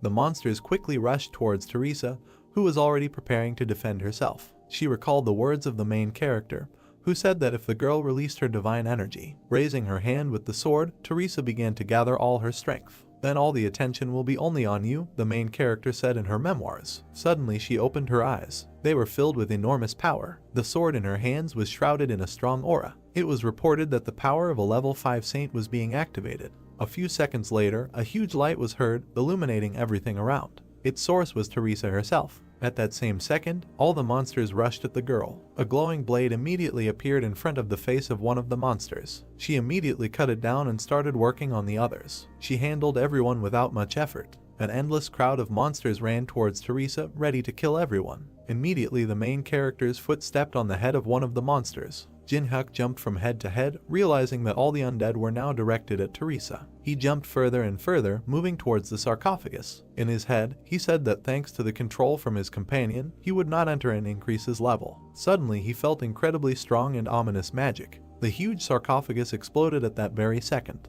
A huge skeleton emerged from it, shrouded in strong and terrifying magic. It was reported that elite undead had appeared and special dead had risen. The floor was on fire, and the main character was covered with debris. A few seconds later, Jinhyuk stood up from the rubble. There was a satisfied smile on his face. In his head he said happily the mini-boss had finally appeared. At that same second, a huge guard sword appeared from behind a column of smoke. Noticing him in time, the main character deftly dodged without receiving damage. As he dodged the sword, he said in his head that Durahan shouldn't have been here or the conditions had changed because of Teresa. He immediately began to run away from the guards who surrounded him. A few seconds later, he jumped on the guard, starting to attack him, and at this time the lick used strong magic, destroying everything around him. The main character understood that it would be easy to deal with him. Then he added that you need to be careful with flying monsters. At that same second, the lick raised the staff in his hand above himself and began to accumulate enormous power in the weapon. After a few seconds, he pointed his staff at Jinhyuk, about to release strong magic at him.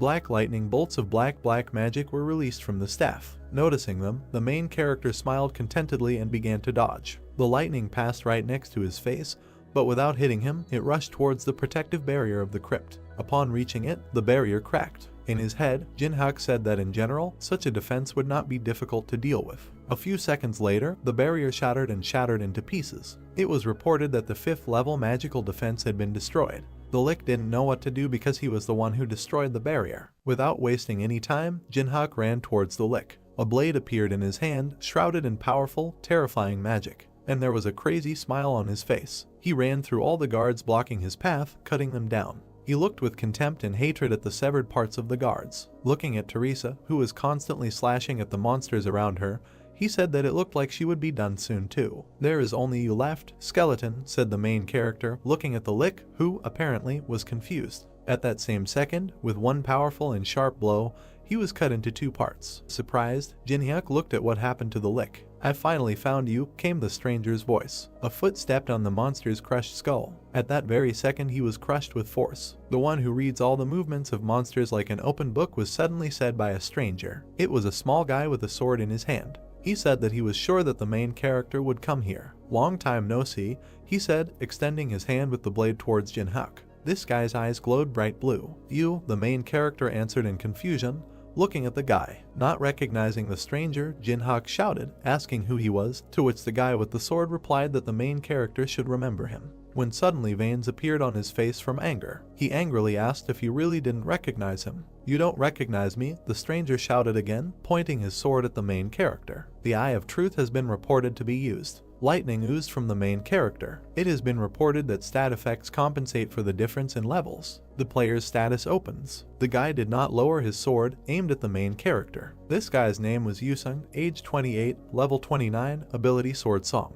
It was reported that the copying conditions are such that Yusung believes that he is the best swordsman, so Jinhyuk needs to defeat him in a sword fight, breaking the guy's self-confidence. Looking at Yusung's sword, he recognized that the iron sword was from the Qianlong dynasty, when suddenly he remembered that this was the same item that had disappeared from the museum. He imagined Yusung stealing that sword and then said in his head, what if it was that guy? Afterwards, he remembered the times when Challenge Tower was a virtual game. That's when Yusung lost to him. It was after this defeat. The next moment when Yusung came to him was on a completely different floor where Jinhyuk defeated the next boss. Wherever he was, the main character said, Yusung challenged him again and again. This warrior is eager to fight. Pointing his finger at Yusung, the main character recognized him as that same stalker. The guy himself was very angry. Gritting his teeth, he angrily said that Jinhyuk didn't recognize him because the game became a reality, after which he asked if the main character really underestimated him that much. Putting his hand to his face, Jinhyuk tiredly asked if it was Yusung again, adding that he constantly challenges him to fight just to play. This time it will be different, Yusung said, holding the sword in front of him.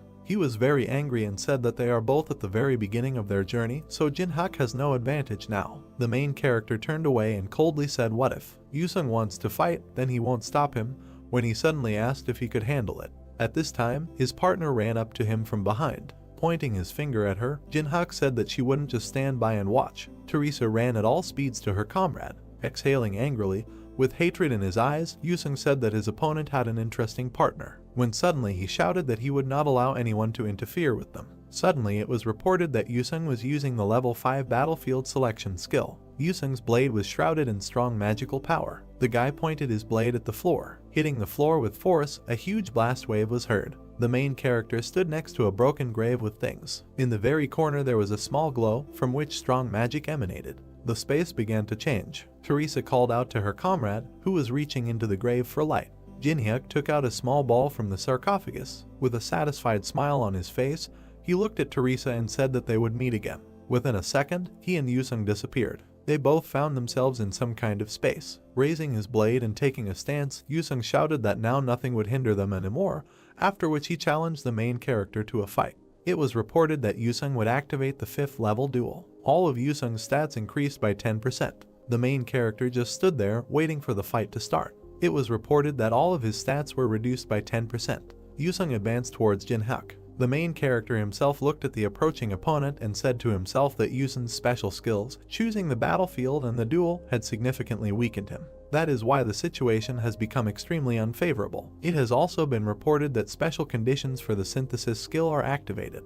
In the message that appeared, it was written that when the situation for copying is unfavorable, the conditions are adjusted in accordance with the changing situation. Copying conditions can be met after obtaining the skill. Stretching his hand out in front of him, he pointed his finger at his opponent. The main character was shrouded in strong magic. Suddenly he said that he was copying Yusung's unique ability. It has been reported that the unique ability Sword Song is being copied.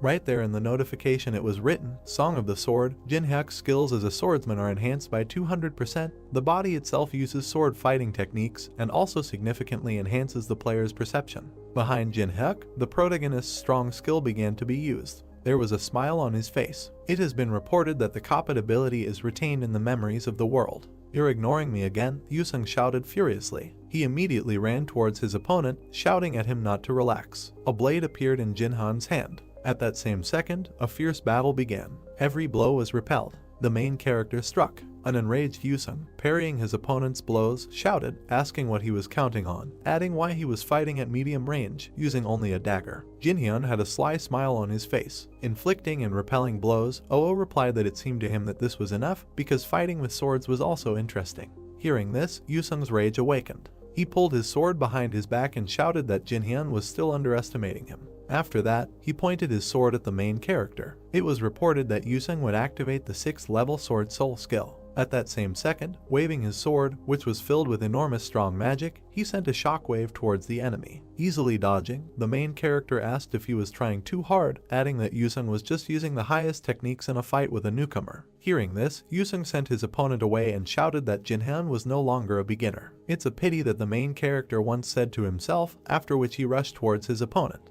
He understood that if the enemy continued to parry the attacks, the dagger would come to an end. "So it's time," he said. After these words, he took out the sphere that he had previously taken from the grave. For a skill that can withstand a sword, he added to the previous sentence. Immediately after this, he placed the ball on the blade of his blade. After that, he said that he was combining the sword song and the demon soul. Suddenly the ball disappeared, being absorbed into the blade. Synthesis was reported to be taking place. In the next window that appeared, it was written that the ability sword song and the item demon soul were combined. The light that appeared from the synthesis blinded everything around. Because of this, Yusung had to close his eyes. There was a fire in the eyes of the main character. The notification that appeared stated that Jinhan had received the unique ability Sword Graveyard. In the window that appeared, a description of the skill was written. All the owner's skills are enhanced by 500%, the body uses only the most effective sword techniques, perception is at maximum, one of the abilities required to obtain the title Demonic Swordsman. The glow faded, and then the main character extended his hand with the blade to the side. There was not an iota of fear on his face. It has been reported that the unique ability Sword Graveyard will be activated. It was immediately reported that the skill Knight of the Dark Moon of the first level was activated. A huge force spread through the protagonist's hand. In his head, he said that the ability so far produces barely a tenth of its total power. He understood that he did not have enough mana to control this power, so he needed to increase its supply as soon as possible. Yusung stopped. He didn't understand what was happening. A huge strong magical wave flew next to him. Cold beads of sweat ran down his face. He didn't dare move. In his head, Yusung only asked himself what kind of incredible power this was, after which he added that this is the most convenient battlefield for him. He tries not to fight at the distance familiar to his opponent in order to maximize favorable conditions. Yusung was furious, causing him to bite his lip and veins to appear on his forehead and cheek. He screamed to himself why he couldn't win. He remembered how many times he died in the game.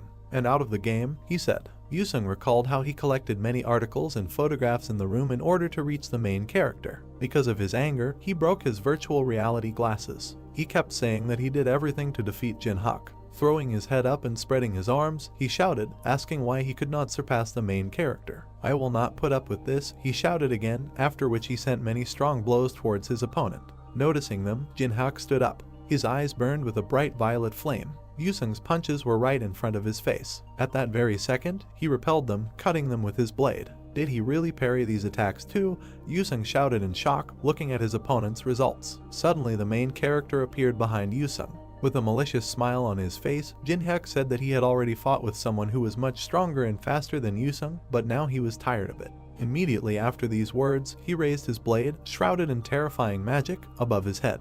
And within a second he struck a strong blow at Yusung, who managed to block it with his sword. Due to such strong pressure, he lost his balance and began to fall. His sword began to crack due to the enormous strength of the protagonist's blade. With a deft movement, Yusung's sword was knocked out of his owner's hands. Jinhyuk had a crazy smile on his face. The sword landed 10 meters from its owner and stuck into the floor. After lowering the blade, the main character said that it seemed like he had won again, after which he added that he didn't even remember how many times he had won against Yusung. "This is the 138th time," Yusung answered, standing on one knee and bowing his head.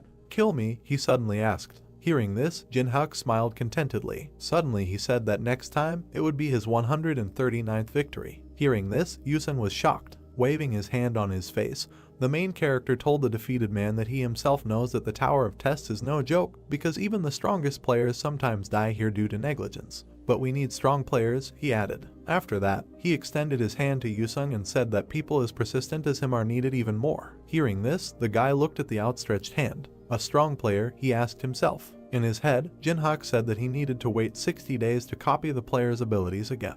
In reality, he smiled, looking at his opponent, but in his heart he laughed insidiously, saying that there was no need to waste energy on searching if there was an excellent target to copy. Yusung took the main character's hand, rising from his knees. It was reported that the first level communication ability is activated. Standing up, Yusung immediately turned around and began to leave, saying that he accepted defeat, after which he added that next time the outcome would be different. Hearing this, Jinhyuk laughed. He said that he would wait. It has been reported that the effect of the battlefield selection skill has been cancelled. The space began to break down. Before everything finally breaks down, Yusung said that he still doesn't know the main character's name. "Why do you need to know my name?" Jin-hyuk immediately asked. Pulling the sword out of the stone, he said that then he would call the main character as before. As before, the main character asked himself in surprise. Suddenly he understood. Beads of sweat appeared on his face. Throwing the sword over his shoulder, Yusung turned around and called the main character by his in-game name. Not only he heard this, but also Teresa, who was a little confused by this. A scream was heard in the dark room. Someone called out to Jiangwen. There was a system screen hanging in front of the hooded guy. He looked at the leader and asked if they hadn't killed all the monsters. Chongwen asked what he was talking about. The guy pointed his finger at the screen and said that the scanning artifact had lodged something, although there shouldn't have been anything left there. The red dot moved quickly. Youngwon realized that someone was moving in their direction. The squad members looked fearfully at something ahead. A monster in armor approached them. It was an iron golem. A man with long blonde hair sat on a golem. Youngwon frowned. From the stranger's appearance, he guessed that this was a high vampire. The man put his hands behind his back and went down to them. He bowed, greeted the guests, and said that his name was Baluz. The vampire smiled and said that he was accompanying the lord, the owner of these ruins, and also his blood relative. Chongwen pointed his sword at Baluz, opened his mouth and asked why he came, because it's unlikely that he just went out for a walk. The vampire looked with hostility at the swords pointed at him and said that he had a proposal to the leader of the group. He held out his finger to the blade and said that he was giving them a choice. The first option was to simply follow him without arguing. The vampire pressed the tip of the sword, blood flowing down his fingers. A scarlet stream fell to the floor. The system reported the activation of a bloody plague of an unknown level. Red streams of magical energy wrapped around people's bodies. Youngwon opened his mouth, sweat running down his face. Magical currents engulfed the bodies of his team members. They screamed, not understanding what was happening to their bodies. A dark human silhouette was inside a red cocoon. The guy opened his mouth and looked to the side in fear. Baluz raised his hand, smiled, and said that if the leader chooses the second option, then only half of the squad will go with him, and he will eat the rest. Magic sparks illuminated the stone object. Kneeling down, Teresa cast a spell. Jin-hyuk sat next to her. The system reported that the power of a level 5 saint was being used. The girl closed her eyes. The crystal hovered in front of her. The blue stone was decorated with silver patterns. The system window said that this is an icy tear, which, when absorbed, enhances magic, but if purification is not applied, it can seriously harm the player. The system reported this. That mana is increased by 12. The main character looked at his palms. He could not believe that he was able to get an icy tear, which is usually difficult to get, along with the Demon Soul Stone, and thanks to the holy power, Teresa had already received 12 stats. He gave the girl a thumbs up when she asked if everything worked out and said he was happy with the result. Her eyes widened in surprise as the system window appeared in front of her. A system for notifying that an invitation has been received from the owner of the monastery. In the system window it was said that if Teresa wants to save the members of her group, then she needs to go to the farthest room. The reward for this will be a meeting with the owner of the monastery. The system also notified that upon accepting the invitation, all monsters and traps will be deactivated. Her eyes glowed blue. A drop of sweat rolled down her face. She opened her mouth and said that the entire squad had been taken hostage. The girl could not believe that someone could kidnap an entire group. Jin-hyuk pursed his lips as he watched Teresa lower her head and say that she needed to act quickly to save anyone. She clenched her hand into a fist. Something was bothering her. Teresa imagined a woman with black wings and wondered if he could defeat the Lord. The girl imagined a dark figure with red eyes opposite her and thought that they might fall into a trap prepared for them. Teresa opened her mouth and said that without a raid group they could not defeat the Lord, and thought about whether the outcome could have been different if she had stayed with the squad. The girl imagined a multicolored symbol with a cross in the center and thought that she joined the party as a paladin simply because she wanted to protect other players. But perhaps she made the wrong choice. Yusun closed his eyes and sighed heavily. The guy leaned forward and said he would go because it had nothing to do with him. As he passed the girl, he said that he thought she was having a hard time making a decision, so he would like to give her some advice. Yusun looked displeased at the guy standing with his back to them and said that Jin-hyuk doesn't have a drop of honor. He's simply selfish and in general he hates him. The young man frowned, clenched his teeth, and said that he could only guarantee one thing. The main character smiled and crossed his arms over his chest. Yusun said that if anyone could defeat the Lord, it was only him. Teresa pursed her lips and looked ahead in confusion. The swordsman went further and said that he was leaving. The girl clenched her teeth. She smiled and thanked Yusun for the advice. Teresa clenched her hand into a fist and told Jin-hyuk that she was going to accept the invitation of the owner of the monastery. The main character put his hands on his hips, warned that his services were expensive, and asked if she was sure that she could do it. The girl continued to clench her fingers into a fist, opened her mouth and said with determination that she was ready to pay as much as necessary for his help. Jin-hyuk smiled and thought that she would go there anyway. He slammed his fist against hers and said he agreed. The system reported that 2 players accepted the quest. The system window said that the monsters were hibernating. They approached the steps that led to huge doors. A drop of sweat rolled down Teresa's face. He thought that there were some unreal volumes of mana here. She opened her mouth and looked fearfully at the main character, who said that she did not need to be afraid because now they had an idea of the enemy's strength. Jin-hyuk put his hand in his pants pocket and said that in battle the strongest does not always win. Teresa assumed that he had a plan. The guy clenched his teeth, bowed his head and answered that he did. The doors began to open, revealing a red glow behind them. The girl pressed her hand to her chest. The shadow of the doors fell on her. Jin-hyuk said that no matter what happens, she must trust him and believe in him. They found themselves in a room with red flags, red carpeted steps leading to the throne. The main character and Teresa walked forward. Baluz narrowed his eyes slyly and pursed his lips. It was difficult for him to hide his glee. Jin-hyuk walked a little ahead of the girl. Someone said that they had finally arrived. On the throne sat a girl with silver hair. This was the Lord, also known as Alice von Ataraxia. She pressed her hand to her face, turned her head and said that she was tired of waiting for them. The main character calmly looked forward and asked if people were safe. The Lord snapped her fingers and invited him to see for himself. The system reported that a measurement gap was being applied. Tied up people appeared in front of Jin-hyuk. The guy's eyes turned yellow, and sweat rolled down Teresa's face. The dark-haired man's eyes and mouth were covered with black cloth. The main character recognized him as Hajin. The young man's eyes lit up when he suggested that Hajin had awakened the guards. 2 people froze in the middle of the red carpet. Lord said that she invited them here because of the smell that comes from Jin-hyuk. The woman crossed her legs and said it was the sweetest smell she had ever smelled. She smiled, put a finger to her lips and said that she liked the smell of his blood. The Lord stuck out her tongue and said that this sweet smell, which was incomparable to the smell of other people, excited her. The main character opened his mouth and looked at her with disgust. Nothing like this had ever happened before. The Lord smiled and said that she felt his anxiety. Jin-hyuk bowed his head, pressed his finger to his forehead and said that a person cannot be calm when a vampire talks about blood. The woman smiled and said that he had nothing to worry about. She eats delicious things very slowly, so he can live another 60 years. A drop of sweat rolled down the guy's face. He opened his mouth, thanked her for her concern, said that he did not want to live like an expensive dinner and thought that Lord's words meant that she wanted to insert a tube down his throat and keep him with her. A red beam appeared next to him. There was a hole in the carpet behind the main character. Blood was coming from a wound on his cheek. The vampire said that his opinion did not matter. She pointed her index finger at him and said he had no choice. Smoke was coming from a hole in the carpet. Jin-hyuk bowed his head and hid his hand behind his back. Teresa asked if he was okay with concern in her voice. The guy leaned forward, gritted his teeth and said he had something else to offer. The girl opened her mouth in surprise when the main character dropped to one knee and told Lord that he could give her something sweeter than blood. The vampire narrowed her eyes and left. She leaned forward, waved her hand, and said that for them there was nothing more important than blood, so that no matter what he offered her, her opinion would not change. The guy smiled and asked if she was sure of her words. He imagined lions with spikes and asked if she would refuse if he offered them freedom. The Scarlet Lord's eyes widened in surprise. The other vampires bared their teeth and growled, outraged by his words. Someone raised his hand to stop the angry crowd.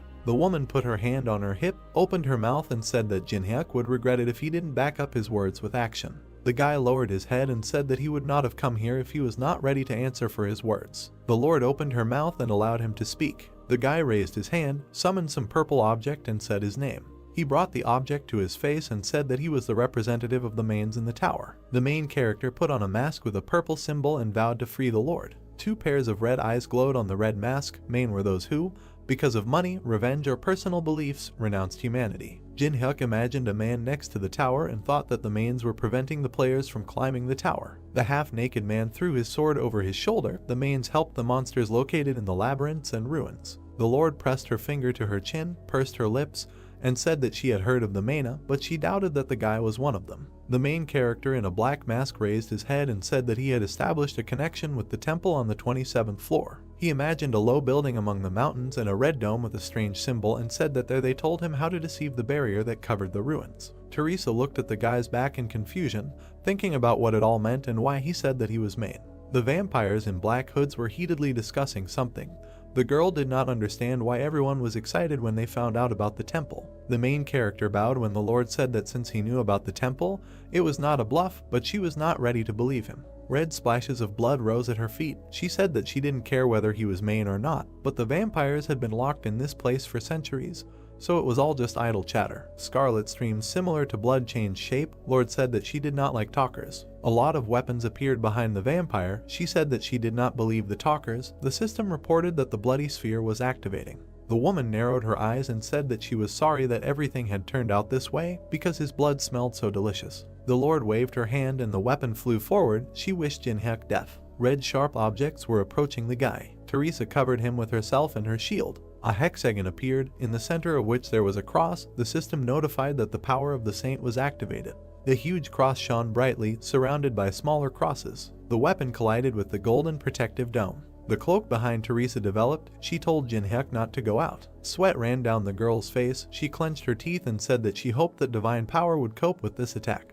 The system notified that the connected shield was activated. Many weapons hovered in front of the barrier. Teresa opened her mouth with effort, trying to hold the shield. The Lord closed her eyes, laughed and said that it was funny to see how hard a girl would work to counter a normal attack. Her smile became smaller. The vampire clenched her teeth and said that she greatly hated everything holy. The system notified that a bloody explosion had been activated. The Lord raised her hand. A red ball and a stream of energy appeared above her. She said that she would destroy them with one blow. Teresa raised her head. A drop of sweat rolled down her cheek. She realized that she could not hold out for long. The girl smiled, remembering that Jinhyuk asked her to trust him and have faith in him. A black and purple blade whistled through the air. Teresa had a dagger sticking out of her chest. Tears flowed from her eyes and blood came from her mouth. The main character stood behind her. The girl looked at him in confusion and whispered his name. The Lord froze, thoughtfully watching what was happening. Blood sprayed. Teresa fell to the floor. Jinhyuk stood next to her with a dagger in his hands. He asked if the vampire would believe him if he could prove that his words were not a bluff.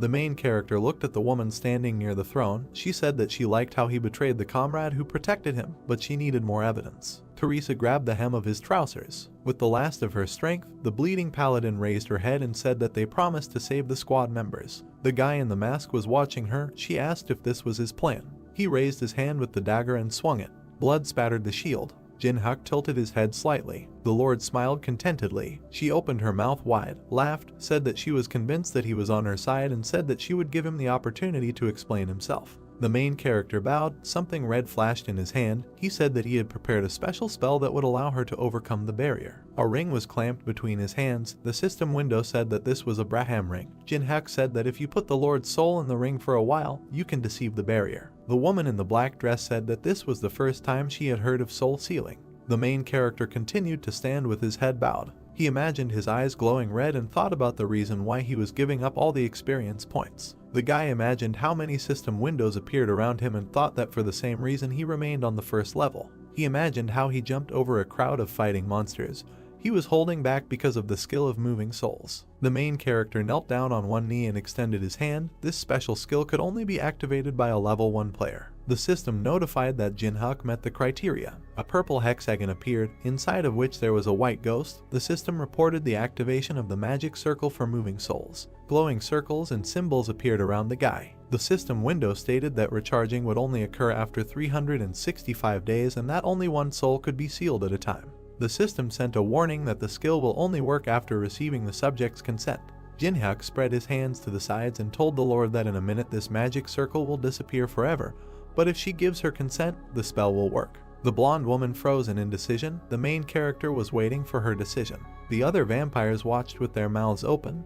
They were surprised that this circle was using it in such a way. A blue beam touched Beluse's forehead. The Lord turned to him. The woman pursed her lips and, using a mental connection, said that it was difficult for her to trust this person and asked to kill him and destroy the circle if Jinhyuk did anything suspicious. Beluse closed his eyes, indicating that he understood the order. The Lord began to walk down the steps, thinking that although it was difficult for her to trust her life to this guy, she had been imprisoned for several thousand years, so if she didn't try now, she might never be able to get out of the dungeon. She stepped to the edge of the circle. The leader of the vampires pointed her finger at the main character and said that she was asking for the last time whether she could trust him. The main character bowed, extended his palm to her and said that if she trusted him, she would not regret it. Their fingers touched. The system notified that Jinhyuk had activated the first level communication skill and that the subject was slightly interested in the main character. The woman opened her mouth, said her full name and said that she allowed her soul to be moved. The ring with the red stone began to glow. The system reported that the soul of the Lord, known as Alice, is moving into the ring of Braham.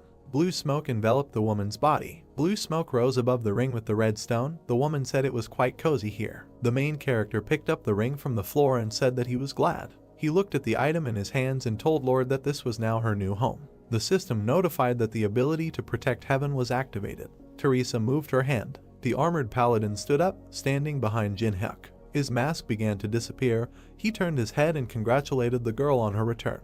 There was a golden cross in the dark blue hexagon. In the system window it was said that the patronage of heaven allows one to return the deceased to life, but instant death did not allow this to be done, and it took 240 hours to recharge. The girl stood bent over and pressed her hand to her shoulder. She raised her head and smiled widely. Teresa lowered her head, keeping her hand on her shoulder. She smiled when the main character congratulated her on her return. Jin-hyuk, whose face was hidden by a purple glow, looked at the ring, from which indignant cries were heard, and thought that he no longer needed it. He put the artifact in his pants pocket. Jin-hyuk then took the purple sword, and Teresa said that she had a lot of questions, but it was better to ask them later. There were enemies in front of them, and Jin-hyuk said that now was not the right time or place. Baluz gritted his teeth, raised his hand and called Teresa and the main character stupid people. He raised his hands above his head and shouted loudly, asking if they thought they would live after betraying his master. The system reported that the 13th level blood wave was being activated. Streams of dark red energy appeared around Teresa and Jin-hyuk. The main character raised his burning hand, and the system notified that the 5th level fire element was being activated. The next second there was an explosion, causing wind. Jin-hyuk waved his weapon, looking at the fire that filled the space. Without looking at the girl, he told her about the team members. Teresa approached the tied-up warriors who were sitting on the floor. The system reported that the girl was using the 4th level cross. With a quick movement of her hand, she cut the ropes on the body of the black-haired youth. He looked at Teresa with a smile and asked her what was wrong with the vampires. While Jin-hyuk stood surrounded by enemies, the girl said that he was facing the vampires alone. Baluz tilted his head and asked with an angry expression how the man was able to reflect his magic. Jin-hyuk, holding the bright sword tightly in his hand, replied that the vampire's magic and his fire extinguished each other. His eyes began to emit a purple glow as he added that the vampires lost even when their mistress was imprisoned. An inscription appeared on the dark screen that Jin-hyuk was activating a unique ability called Sword Graveyard. The system then reported that Baluz was activating a level 9 dark martial art. The white-haired vampire gritted his teeth tightly and extended his hand in front of him, shouting that he would kill Jin-hyuk with his sword if he could not do it with magic.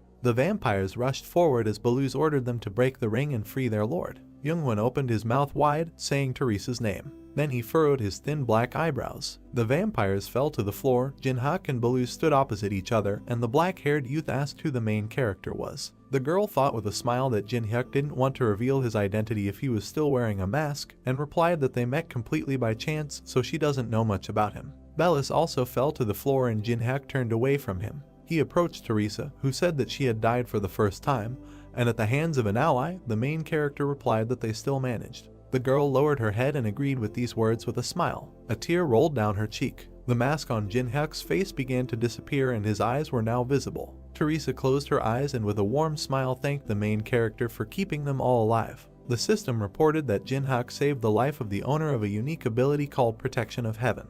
Then messages appeared on blue screens stating that the conditions had been met and that the main character had successfully copied this ability. The system reported saving. Then a notification appeared that the ability was being stored in the world's memories. A golden cross could be seen inside the pentagon. The system provided information about the Heaven's Favor ability. When Jin-hyuk asked why Teresa was crying, the girl punched him in the chest, saying that she didn't know. The girl remembered how the main character pressed the dark screen and asked if he knew that she would be resurrected, and Jin-hyuk silently turned away. There were red tapestries hanging in the room, and the main character said that he was glad that Teresa survived. He pulled back the red curtain and invited the girl to finally take the relics and leave. Youngwon put his hand on his chest and introduced himself with a smile, and then said that the rights to the relics obtained during this raid belonged to the guild. The main character, whose face was hidden behind a black mask, asked if the young man was asking for relics after he saved his life. Youngwon explained with a smile that they would pay for the relics with money or something else, so Jin-hyuk would not be left out.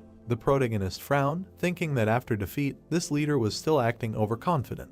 He then pointed his finger to the side, saying that the guild could take the relics. As Youngwon walked past him, Jin-hyuk warned them not to complain if the result didn't satisfy them. The young man stopped smiling and turned around in bewilderment. On the floor lay a fragment of Merlin's staff. The black-haired youth's eyes turned red and he reached for the relic with a smile, thinking that although most of the raid group was hostage, they would be able to restore their authority by bringing back good loot. Youngwon's fingers almost touched the staff. Suddenly he pulled his hand back and closed his eyes, screaming in pain.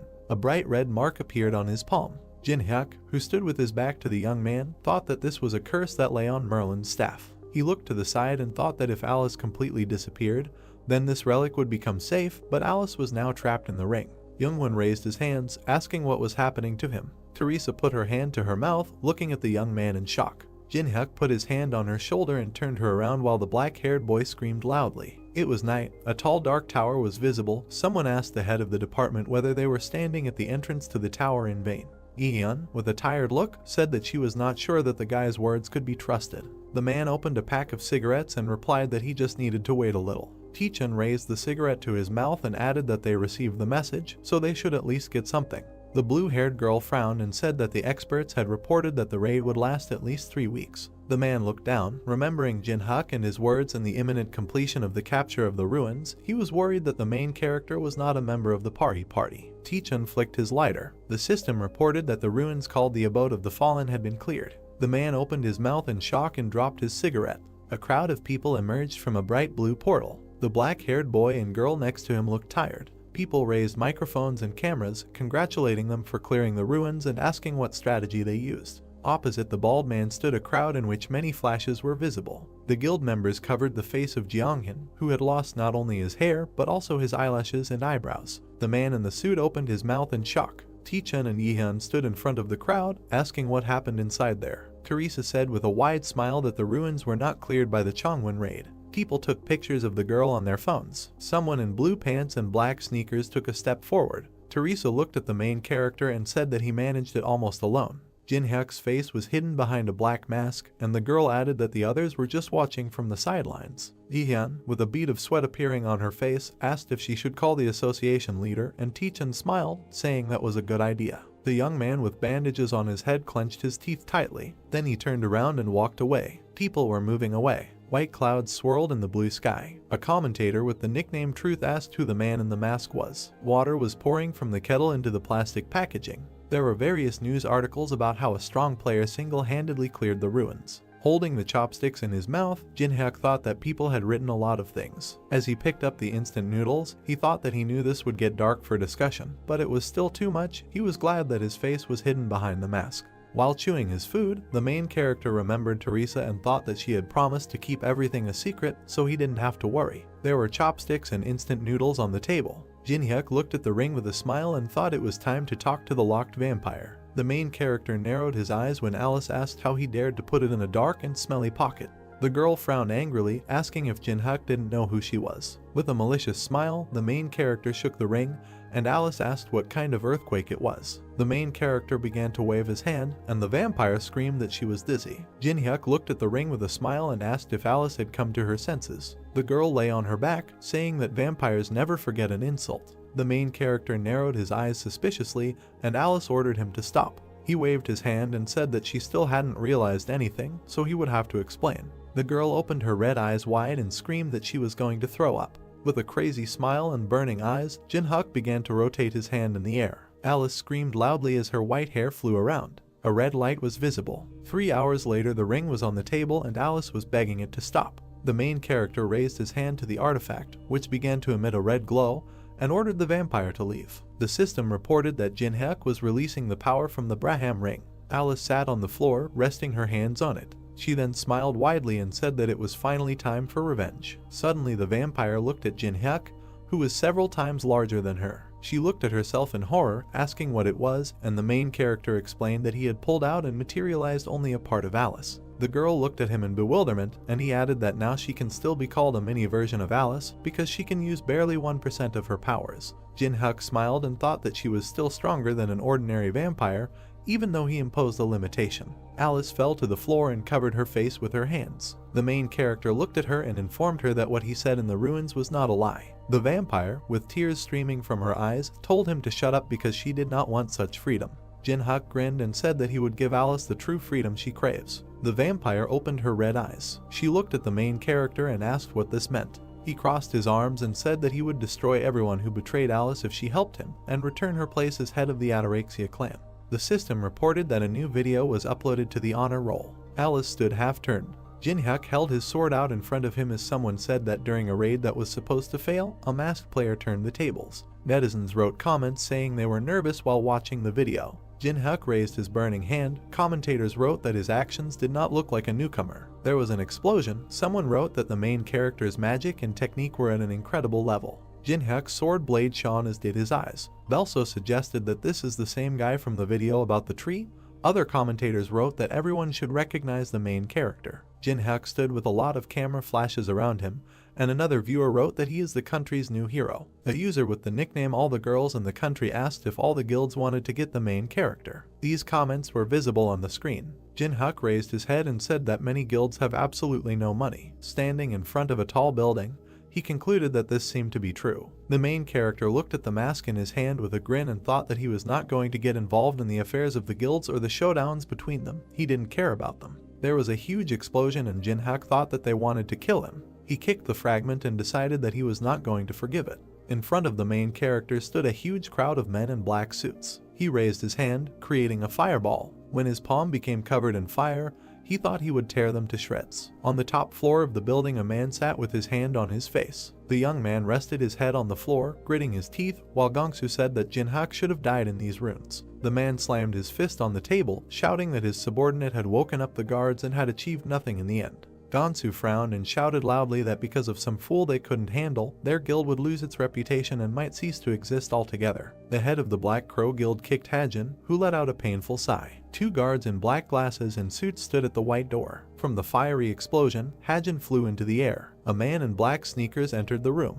The main character clenched his hand into a fist, asking Gongsu if he was the master of this guild. Gongsu grabbed the arm of the chair and ordered his subordinate to grab Jinhyuk. Hajin sat down on the floor, thinking that this was his only opportunity to restore honor in the face of the head. Then he jumped up, thinking that he would be called Super Hands again. Suddenly, the main character removed the mask from his face and greeted the man with a smile. He then punched Hajin in the face. He flew into the wall. Gongsu put his hand forward and shouted that because of Jinhyuk they lost positions in the association.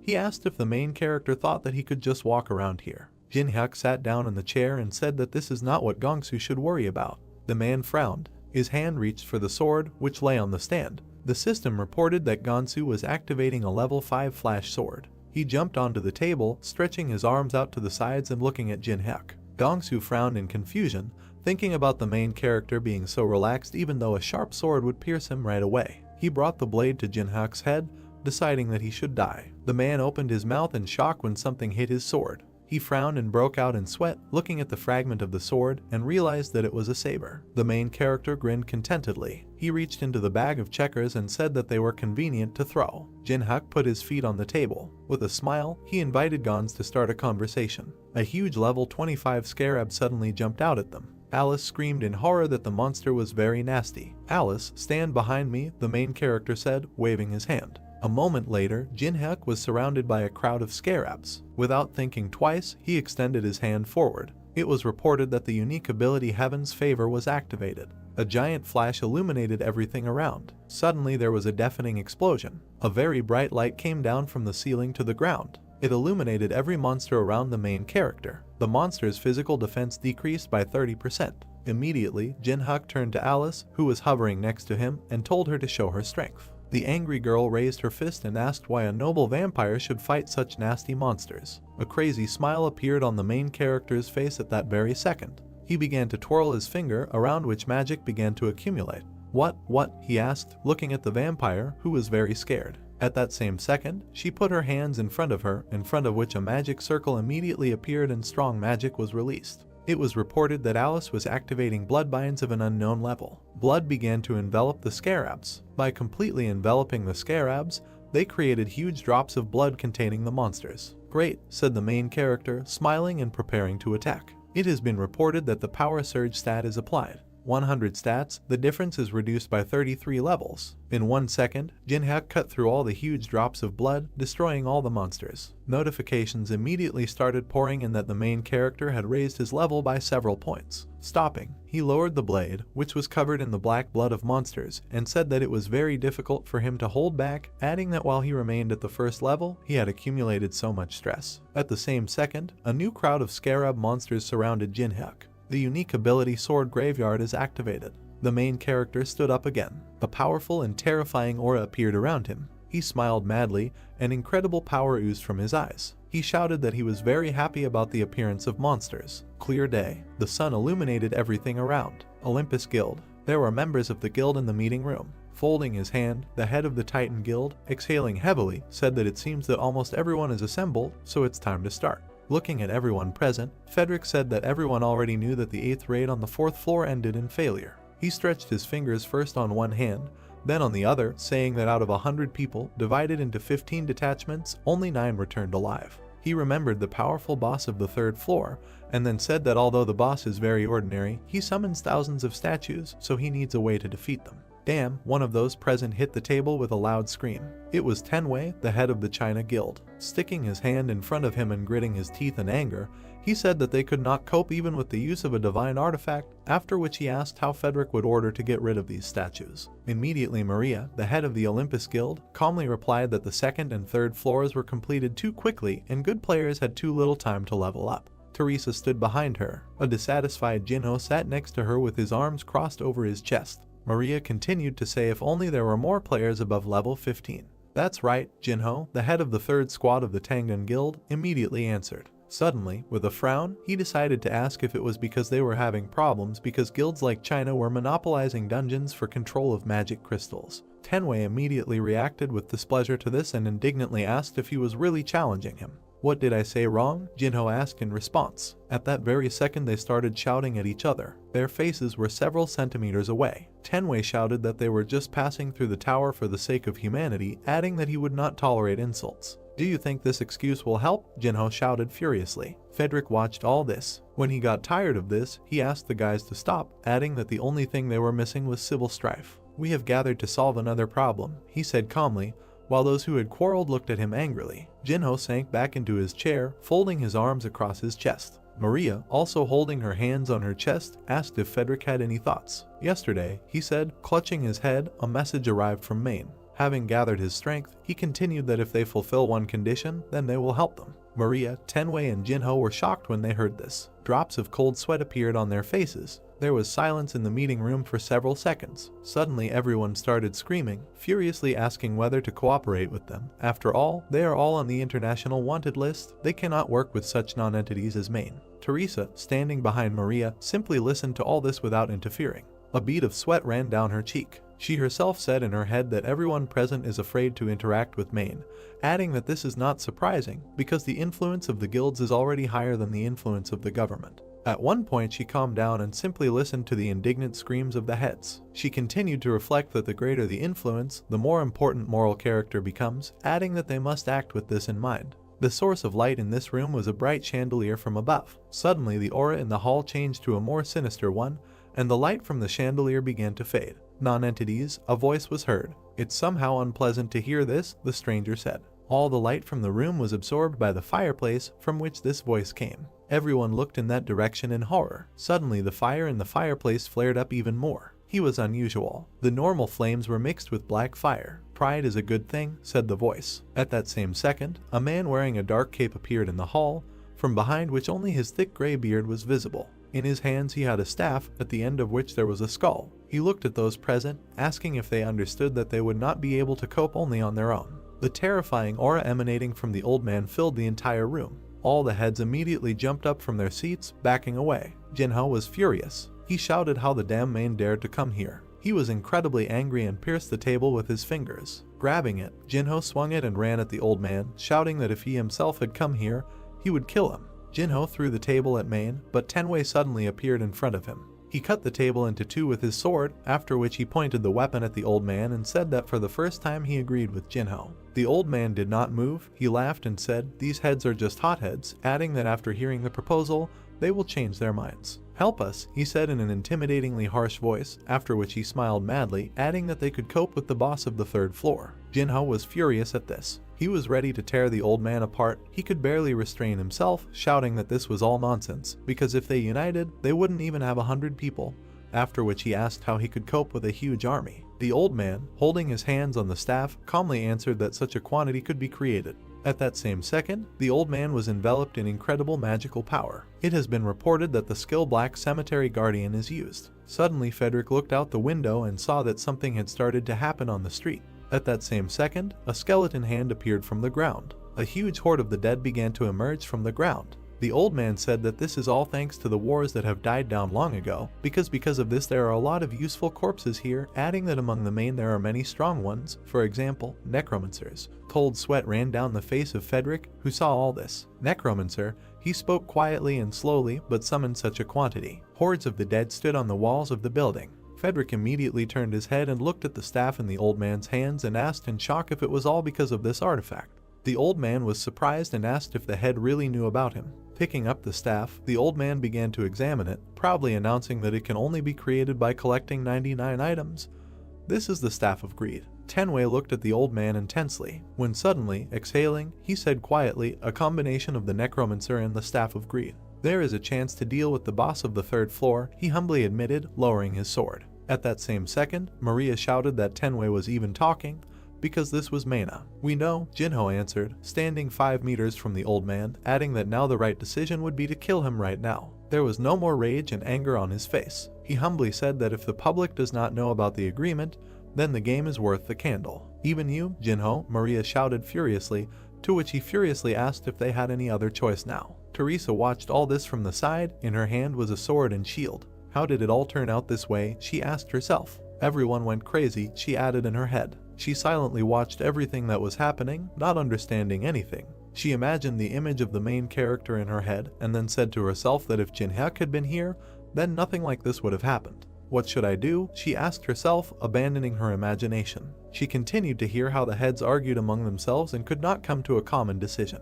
Suddenly a notification appeared informing that there was a request for a video call from the outside. Seeing the notification in front of her, Teresa was very surprised. The system window asked whether to accept the request from Jinhyuk. Teresa answered the call immediately. "Jinhyuk?" the girl shouted joyfully when she saw the main character appear on the screen, asking the girl how she was doing. When suddenly he heard screams in the hall. "What is this strange situation?" he asked, seeing nothing. Suddenly the old man heard the voice of the main character. Turning his head sharply towards the girl, he asked her who he was, adding that since he had given his voice, then let him show his face. "Switch to conference mode." "As you wish," said the main character. He disappeared in Teresa's face. A huge screen appeared in the middle of the hall, with Jinhyuk's face hidden on it. Maria recognized him. Looking at the closed face of the main character, she screamed, was this really the unknown person who had cleared the first floor dungeon? Remembering his image, the image of a guy who possessed enormous power, Maria explained that this was an incredible player who cleared the dungeon alone, unknown to anyone, and large guilds from all over the world wanted to get this player. And now this super rookie is right in front of them. The heads of the guilds crowded around the screen. It was reported that they made such efforts to contact the main character. All the heads smiled madly and confusedly, and drops of sweat ran down their faces. That is why everyone concerned's mouth went dry with joy due to the unexpected appearance. "Interesting," the old man said, smiling madly, after which he added that he also heard about Jinhyuk, about the player who cleared the first floor dungeon. He stroked his beard with interest and asked if the main character knew that this time there would be a capture of the boss of an absoluteness of another level. Hearing this, Jinhyuk asked if it was possible for a necromancer to defeat the boss. Of course, the old man answered immediately. Outside the window was a terrifyingly huge army of the dead. The old man said that so many summoned people thought that it would be enough, after which he added that even the heads of the guilds agreed. "True," the main character asked sarcastically. "Are you sure you can handle this fake staff?" Jinhyuk suddenly asked with a mockery. Hearing this, Teresa was surprised, and the old man shouted in rage, "How dare he?" Then the main character said, "The heart of a saint and the prison uniform anointed with oil." It was without these two items that the old man created the staff. Listening to this, everyone gathered in the hall was shocked. Suddenly Frederick asked, looking at the closed face of the main character, if he had evidence. After thinking for a while, Jinhyuk replied by pointing to the staff, that the real Staff of Greed has a red stone under its skull, and the open floors do not have some of the materials needed to create a real staff. After that, he pointed to the summoned dead, who were missing an arm or leg somewhere. Jin-hyuk said that the dead were too weak and such soldiers could not even last a quarter of a day in the boss's room. I think that if there is danger, the old man will simply abandon you, running away with the loot like a typical swindler. After these words, all the guild heads were opposed to the old man. The necromancer himself did not know what to say. Suddenly, through clenched teeth, he said that the main character was impudent. At that same second, power enveloped the old man. He immediately waved his staff, dissolving and shouting at the end that they would still regret that they did not accept his offer, after which he added that they would not be as calm the next time they met. I will keep an eye on you, he said finally. After these words, he disappeared, leaving behind only smoke, and the dead collapsed from loss of strength. The sun shone again, illuminating everything around. Seeing the scattered dead, Frederick was very scared. What to do now? He asked, without leaving the window. Leave it to me, the main character immediately replied. All the heads glanced at the screen in which Jin-hyuk said that no one would have to cooperate with Manami because he was taking responsibility for the operation. Frederick approached the screen and asked in surprise if the main character really wanted to say that he could cope alone. Yes, that's true, Jin-hyuk answered without a drop of doubt in his voice. Doubt and fear were visible in Frederick's face. In his head he said that even if the main character does not succeed, he will at least be closer to them. There was some excitement on Maria's face. Unlike the deal with Manami, this one has no serious disadvantages. Frederick continued talking to himself. Tenwei smiled contentedly, realizing that they had a good opportunity. Jinho had a crazy smile on his face. They all understood that such a good moment should not be missed. At that same second, putting his hand to his chest, Tenwei asked Jin-hyuk what kind of payment would suit him. He was immediately interrupted by Maria,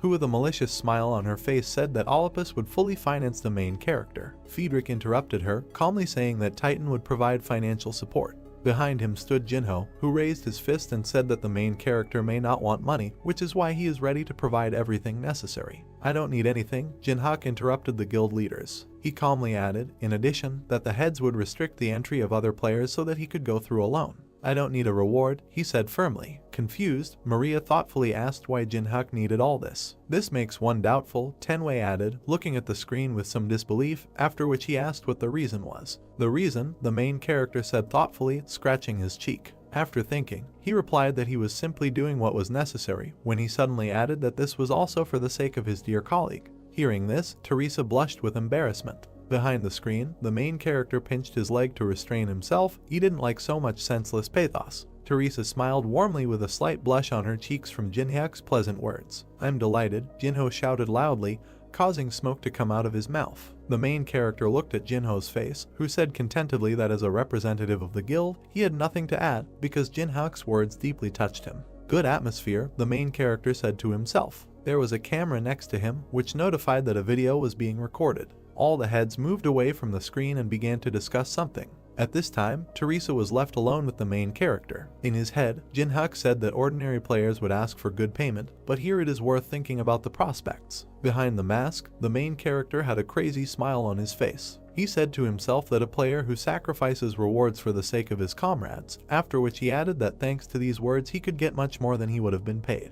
He also understood that he could not conflict with the guilds, so he would upload a video, editing the moment with Main. Immediately after these thoughts, he ended the video call. Having opened his characteristics, the main character saw that his level was already 12. He was pleased with the results, so he had a satisfied smile on his face. Jin-hyuk said to himself that he had only been in the spawning ground for a day, and was already level 12, adding that everything was going even better than he expected. When suddenly he was called from behind. He immediately turned his head in the direction of the scream. Evil Alice shouted at him, saying that he couldn't leave everything to her. At this time, mountains of scarab corpses lay behind her. Then Jin-hyuk, turning to her, said that since she has the strength to argue, she will not die. Do you really think this is the norm? She shouted. When tears suddenly appeared in her eyes, Alice immediately began to wipe them away with a handkerchief, saying that they did not have equal cooperation, but slavery. Dissatisfied, Jin-hyuk put his hands on his hips and said that this was an unfounded accusation. A few seconds later, he opened a store in front of him and, choosing an order, said that he just wanted to buy the girl mana replenishment.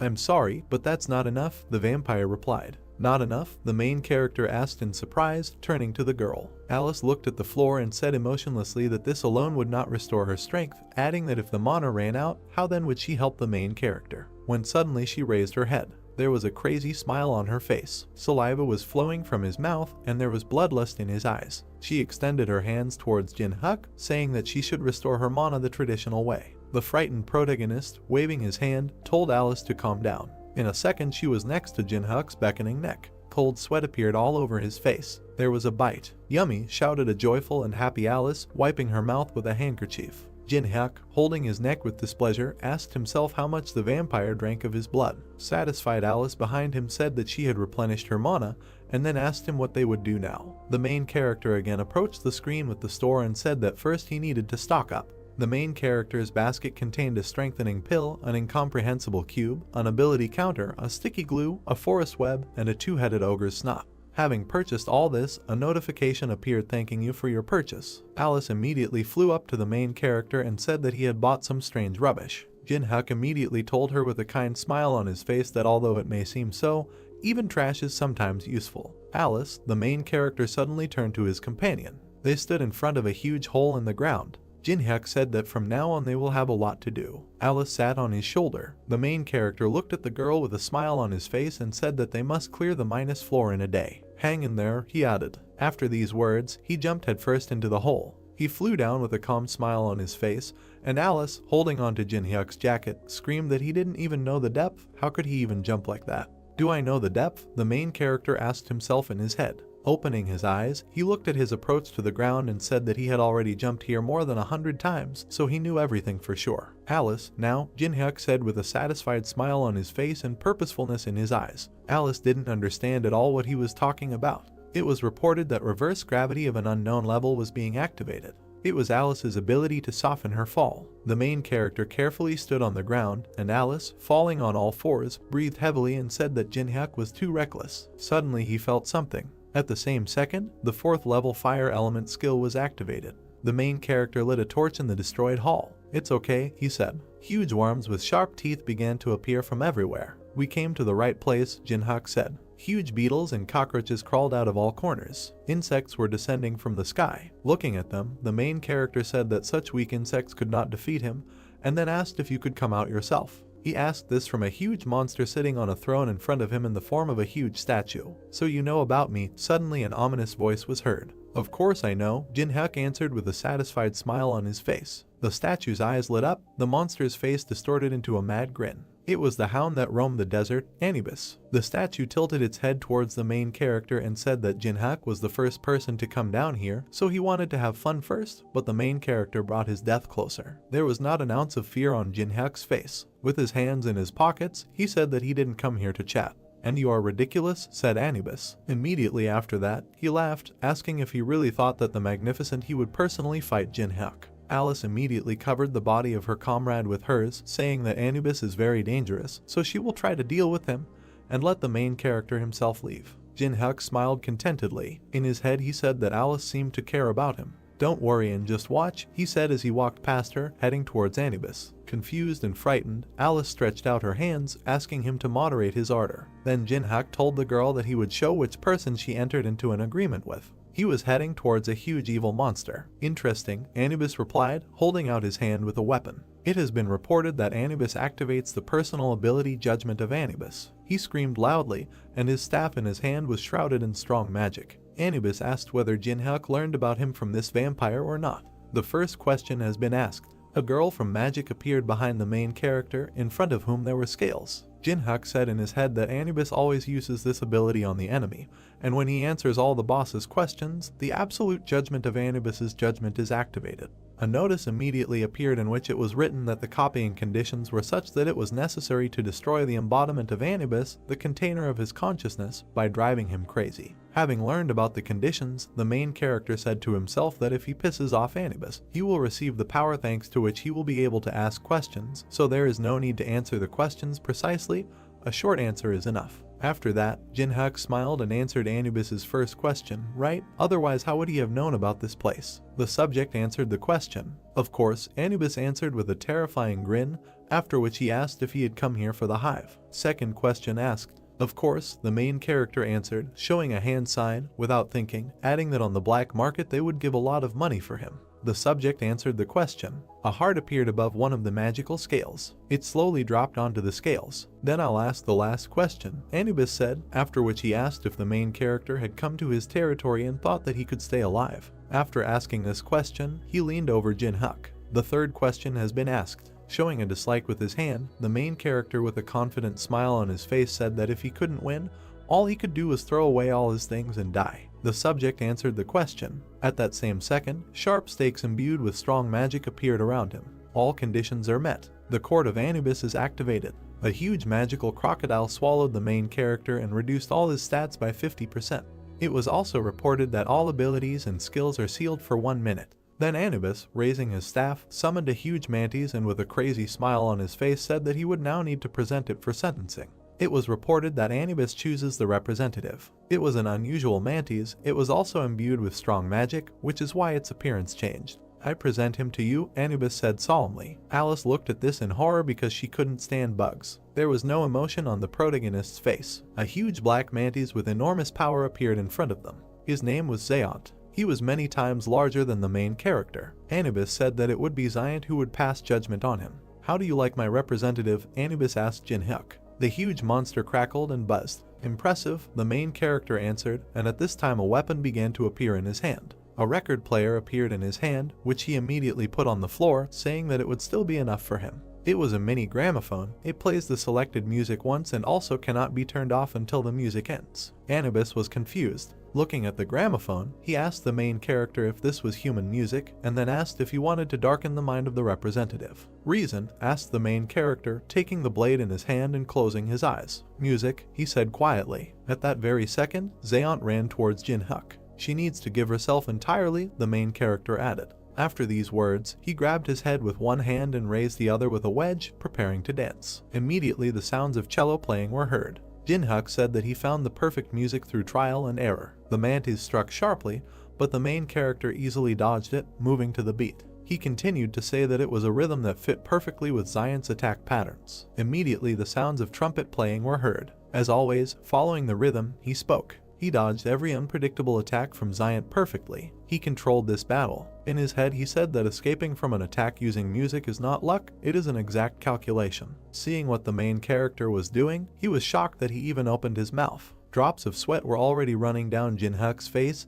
He was tired. When suddenly he said in his head, then about now. It was reported that 1 minute had passed, which meant that the main character could now use his skills. The time limit is up, Jinhyuk said. Immediately after this, he landed many hard and fast strikes on Zayant. The sword cemetery skill is activated. Blood sprayed from the mantis's head. A second later, green blood also sprayed from the mantis's paws. Anubis shouted in shock, asking if the protagonist really thought he could defeat his representative. He was very angry, which is why he said through clenched teeth that Zayant recovers in seconds, and if Jinhyuk spends all his strength, then the end will come. Yes, the main character answered the words of Anubis, after which he added that right now he cannot kill this praying mantis. After these words, he turned to the boss, raised his blade, and with a satisfied smile on his face said that he could make him no longer want to live. At that same second, the representative's paws began to be cut off one after another. The mantis screamed in pain, coughing up blood. Alice looked in surprise at what the main character was doing and said in her head that she knew, of course, that he was so strong, but not so much. Suddenly a crazy smile appeared on her face,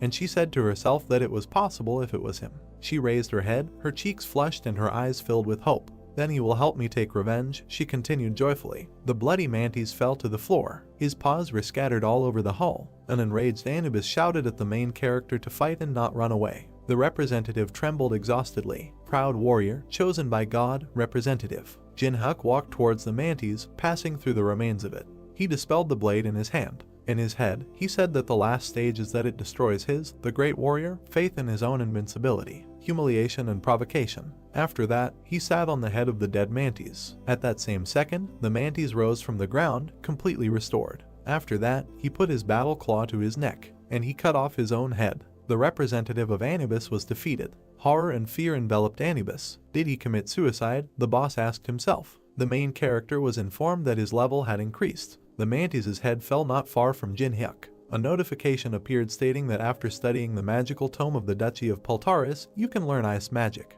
He put his finger on the ice card and said that this could only be seen on the middle floors of the tower. Madness took possession of him. He gained enormous strength and power. It was reported that he had obtained the level 1 ice creation skill. The first level ice creation skill was immediately used. The main character closed the ice book in his hands. Immediately, many pieces of ice appeared around him. Anubis was very angry. He said in full tension that he recognized that Jinhyuk was not an ordinary person, after which he asked if he really thought of winning him by betting this ice. "What are you talking about?" asked the main character, who was enveloped in strong and powerful magic, after which he continued that Anubis cannot even attack directly, because he himself is holed up on the 42nd floor. Suddenly Anubis humbly lowered his head and asked if Jinhyuk understood that he was incarnating before, then why was he challenging him? "Reason," said the main character slowly. "Well," cheerfully, throwing out his hands, he continued mockingly. You say merrily, Anubis shouted furiously. Fury and enormous power enveloped the boss. "Am I really nothing more than some kind of entertainment for you?" he shouted furiously. Disrespect, Anubis did not calm down.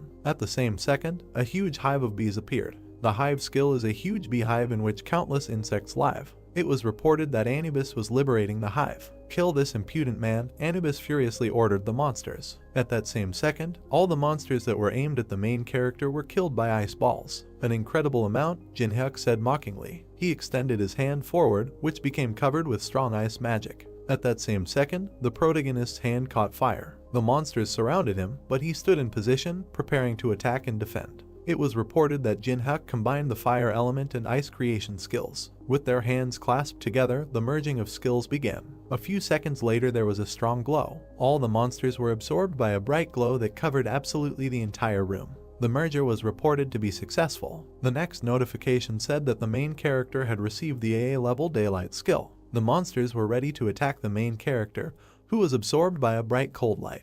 The system notified about the activation of the first level daylight skill. 6 rays of light appeared. The light became brighter. A powerful light stream attacked the insects. The wasps looked at the light anxiously. A dark blue hexagon with a white sun inside appeared. The system window said that the daylight skill allows you to compress and release magical power, has high power and limits the enemy's field of vision, which gives a great advantage in battle. The main character closed his eyes and held the object in his hands with all his might. Anubis pressed his paw to his muzzle and thought that he needed to change his battle tactics. He raised his hand. Purple smoke appeared above his paw. The system reported that Anubis was activating the chosen creature. A creature with a yellow shell and glowing eyes appeared. The system reported that a particularly strong individual had arisen in the hive. The insect's eyes were red. It flew forward rapidly. Jinhyuk stretched his hand forward. Crystals appeared next to his fingers. The system reported that he had used level 1 ice creation. His attack left holes in the insect's body. Anubis thought that it would be too easy. From the body of one wasp another appeared. The creatures chosen by the ancient Egyptian deity do not die, but multiply. 4 insects flew towards the main character. Surrounded by ice crystals, the guy raised his head and looked at the approaching wasps. Anubis thought that no matter how skilled the main character used, it would not matter. Jinhyuk squeezed a small object in his fingers, smiled and said that it had finally happened. The system reported that the enhancement pill increases the size of the object tenfold. The guy waved his hand. The white beam hit one of the wasps. The insect fell. The main character jumped up, hunting for others. The system reported that the effect of the pill would appear in 1 minute. The wasps fell to the ground. Jinhyuk jumped onto the back of one of the insects. He grabbed the insect's antennae. The main character wrapped his legs around the wasp's head and controlled it. Anubis opened his mouth, asked what they were doing and ordered them to kill the guy immediately. Jinhyuk rode a wasp as he flew towards the hive, thinking that their ability to multiply rather than die would drive any opponent to despair. There were many insects behind him. One of the wasps hit the other with its sting. The main character thought that in the terrible absurd conditions the enemy could not sensibly assess the situation. A blue cube appeared around a ball of insects. The system reported that an incomprehensible cube had been activated. In the system window there were the names of the items: ability counter, sticky glue, forest cobweb, snot of a 2-headed ogre. Jinhyuk put his palm in front of him. The system window began to glow. The system reported that 4 objects were combining, strengthening an incomprehensible cube. Glowing rays touched the surface of the cube. Flashes were heard. The main character stood on one knee, pressed his palm to the ground and thought that thanks to endless repetitions he could understand the tactics and then correctly assess the situation.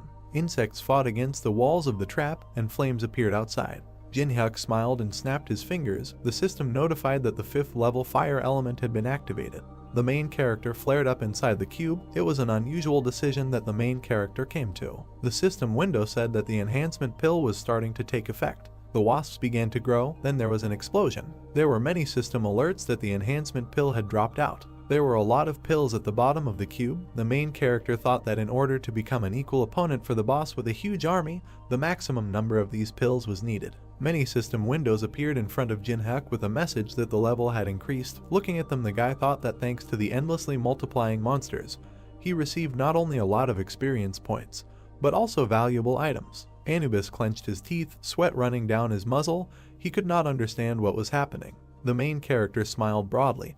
Behind him was a blue cube and a web. Anubis realized that he had prepared the items for unification in advance, learned the features of the hive, and created a trap. The guy's eyes glowed. He put his hands in his pockets and looked up. The ancient Egyptian god realized that he had succumbed to his provocations. Anubis slammed his hand on the armrest. His face contorted with rage. He raised his hand and cursed. God clenched his fingers into a fist.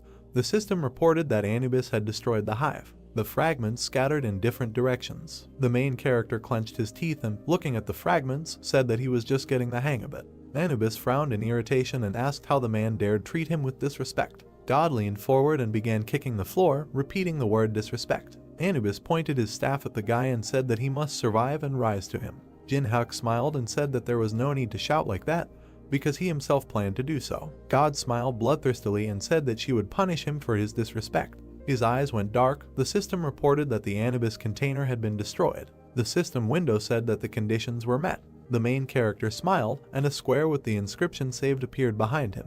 In the system window there was information that to activate the Judgment Anubis skill, you need to ask 3 questions, after which the enemy's strength is reduced by 50% and all skills and abilities will be blocked for 1 minute. A purple hexagon appeared with an ancient Egyptian symbol inside. The system reported that the skill can be used on one person only once, and if abused, punishment from the Egyptian gods awaits. The main character presented a fresco on which there was a creature with a bird's head and a human body. The system reported that the gods of Egypt were showing interest in him. He also presented an image with green skin. The system reported that some gods were experiencing hostility. Jinhak squinted, sighed heavily, and said that the local gods are quite picky. Lord's eyes were widened in surprise and she asked what happened here. The main character stood with his back to her and said that Anubis was tired. The characteristics of the player Jinhak were written in the system window. The Lord sat on his shoulder, studying the information. The guy thought that for the first time he was able to rise to so many levels in this place. 3 system windows appeared with a message that strength, agility, and endurance had been increased. The main character thought that he would pump up all his skills since he did not know what awaited him in the future. His eyes widened in surprise when the request for a video call came through. The guy in the dark shirt looked at the main character with displeasure when he asked why Yusung was calling him. Jinhak raised his hand when Yusung began to ask about where he was and why this place was not familiar to him. The protagonist said that it was none of his business and repeated the question about the reason for the call. A bead of sweat ran down his face when the guy on the screen said he had a proposition for him. Yusung introduced several people and said that in 24 hours, a martial arts tournament would begin at the Awakened Association, to which players of rank AA and above, including himself, were invited. Sweat flowed down Jinhyuk's cheek. He looked at his interlocutor in bewilderment and said that the association decided to hold the tournament despite more important things, such as the boss of the 3rd floor. Yusung frowned and asked the protagonist to take part in the tournament so that they could fight. The protagonist asked why he should waste his precious time on such nonsense and mentally added that his decision might change if the guy had new skills that he could copy. Continuing to frown, the guy in the dark shirt said that Jinhyuk couldn't refuse. The main character looked interestedly at the screen in front of him. Yusung showed a black card with gold designs and said that he had a pass to the black market. Someone tapped a brown object on the stand. The blonde man said the item was sold. The auction host waved his hands. According to Yusung's explanation, the black market was not a place where players could buy something with coins. The knight crossed his arms and smiled.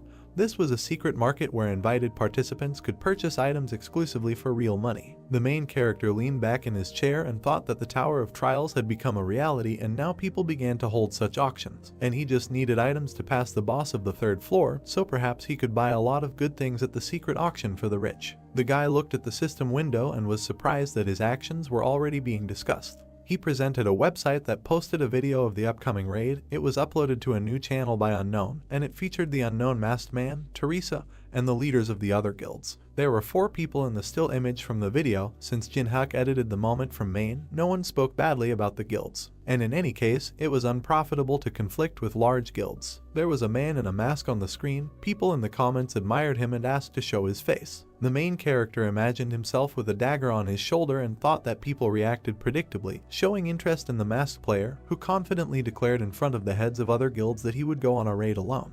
There were red numbers in the corner of the screen. The main character was pleased that the video had 50 million views and expected to receive 50 coins for it, taking into account a commission of 90%. He smiled, looking at the screen, and thought that although the commission was simply incredible, the amount was still not bad. Jin-hyuk yawned and told himself that this was all clear. The guy was sitting on the podium among other people. He couldn't wait for the tournament to end. In the arena, opponents crossed swords. The dark-haired girl blew a pink bubble. The tournament organizers selected 24 players of rank AA and above. What was happening was filmed because after several failed raids on the third floor, the Association of Awakened and large guilds wanted to show the population the strength and greatness of the best players. The main character pursed his lips and thought that a show was happening before his eyes and that it was a good way to defuse the situation. He remembered how Yusung showed him the black card and said that he would give him the pass to the black market right away if Jin-hyuk agreed to the fight. The guy closed his eyes, raised his hand and said that he had not yet reached the rank of AA, so he could not participate in the tournament. Yusung on the other side of the screen ignored him and said that the winner of the tournament would be able to choose a replica relic from the National Museum. With a serious expression on his face, the guy on the screen said that the winner could invite a player who did not participate in the tournament to fight with him. The main character felt anxious. He pointed at the screen and shouted that this time he would defeat him in front of everyone. The guy smiled, waved his sword, told his friend that this was his limit and offered to surrender. His opponent replied that he was deliberately fighting half-heartedly so as not to harm him. He raised his head. Anubis stood behind them. The tournament participants could not believe that the summoning had happened. The players scattered screaming. Other participants in the tournament were caught in the fire. There was a fire burning above Janu's palm. Someone said that these two were not bad either. Guild representatives in black suits sat on the podium and discussed which player they should recruit. A blonde man, the head of the Black Fortune Guild, named Dokpyo, said that he only liked one. The man pursed his lips and thought that the guy in black clothes was gorgeous. Yusung swung his sword. Watching him, Dokpyo thought that he had control of the battle, a wide view and most importantly many types of attacks. He remembered how the assistant opened a suitcase with gold. The head of the guild invited the guy to join them, but he refused, saying that he was not interested. The man frowned in irritation and thought that it was the first person who refused to join his guild. This ambitious guy was different from the rest. Blonde Dokpyo thought that he couldn't watch the tournament anymore because he was too nervous. Another man adjusted his glasses and said that if he had participated in the tournament, he would have dealt with everyone present and forced the one who refused to join the guild to bend the knee. The man took off his glasses and asked the head of the guild if he was right. His name was Doan. He had the rank of AA and was a member of the Black Luck Guild. He put his glasses back on. Dokpyo said that he should think less about the tournament and focus on the interview because he was invested in for a reason. The player replied that he had nothing to worry about because he knew how to shine in front of the cameras. Doan opened his mouth wide and yawned. The head of the guild thought that the guy had every opportunity to rise to the S rank in a couple of years and that if everyone knew that he had raised a rising star, then the prestige of the guild would greatly increase. The fight in the arena continued. The guy in the green hat turned around. The long-haired girl arched her back and screamed in pain. Yuri put her hands in front of her, protecting herself from the air currents. Janu fell to the ground and screamed from the pain in his back. Yusung held a sword in front of him. The host announced that they had a winner. There was a live broadcast of the tournament on the phone screen. Someone was surprised that the winner had been announced and asked to let him watch. The two girls watched the video and discussed Yusung's appearance. The interview with the winner was broadcast on the big screen.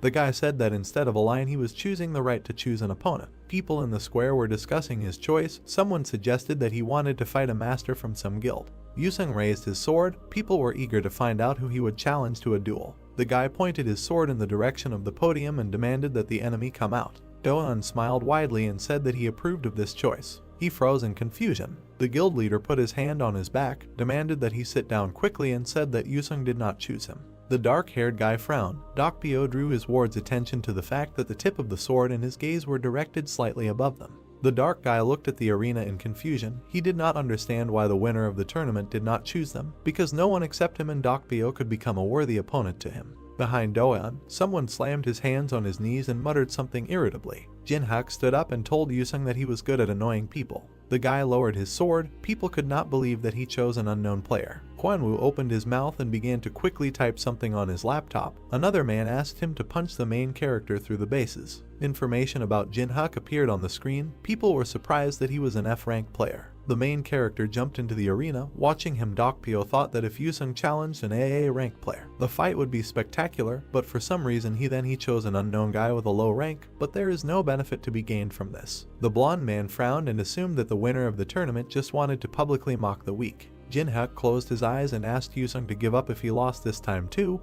because it was time to learn to admit defeat. The opponent frowned and asked how he could be so sure of his loss after seeing him win the tournament.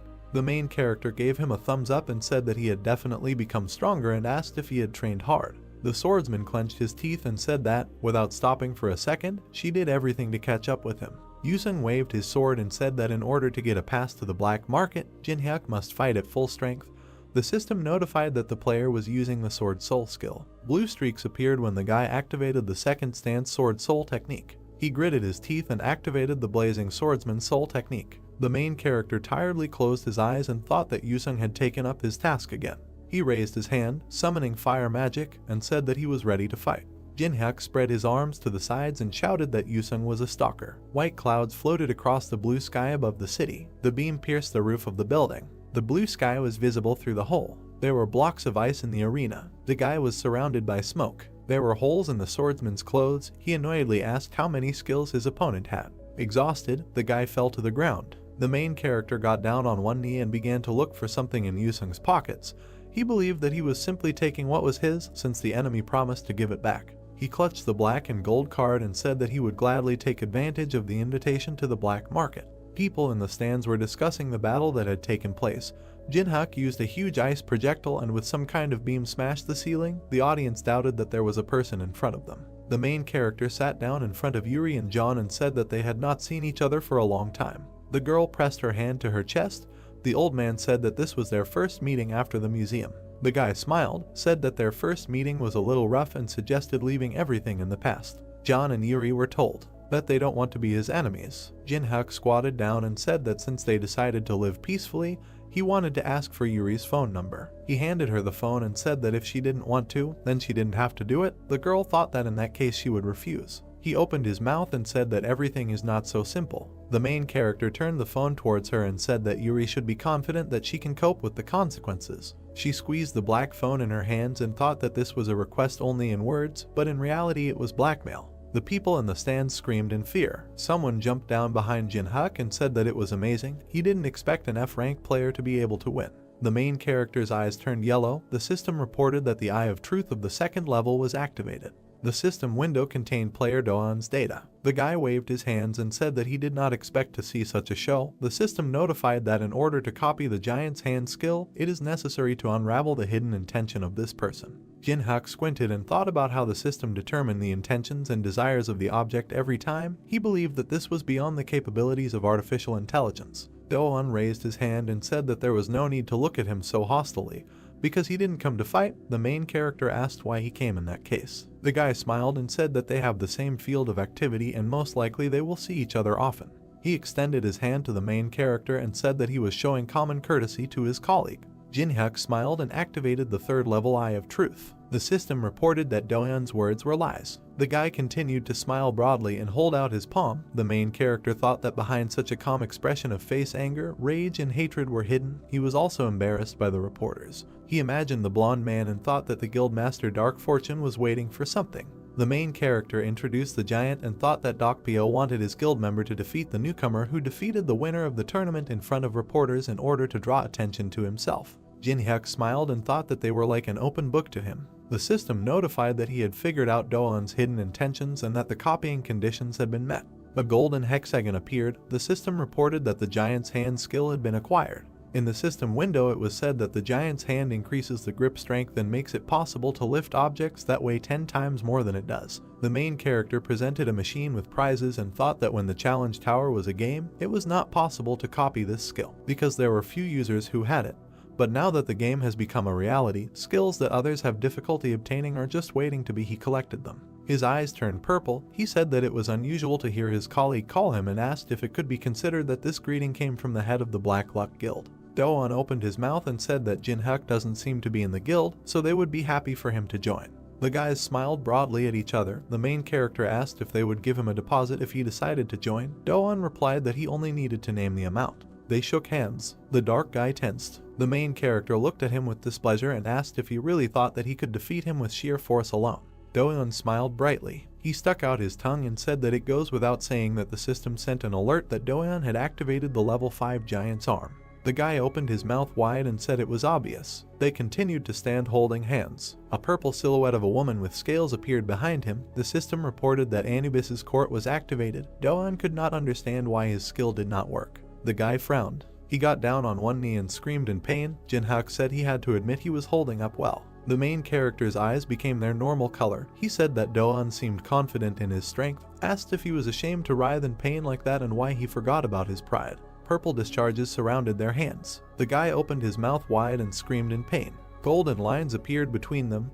Do-eun asked Jin-hyuk to stop. The main character hit the guy in the stomach and called him wretched. Something came out of his mouth. The strong blow sent Do-eun flying backwards. The protagonist clenched his hand into a fist and said that this was because he pretended to want to make friends. He squinted and looked at the red smoke. A pit appeared in the arena. The eyes of the main character turned yellow. The system reported that the Eye of Truth was activated. Red smoke came from the hand of the head of the Black Luck Guild.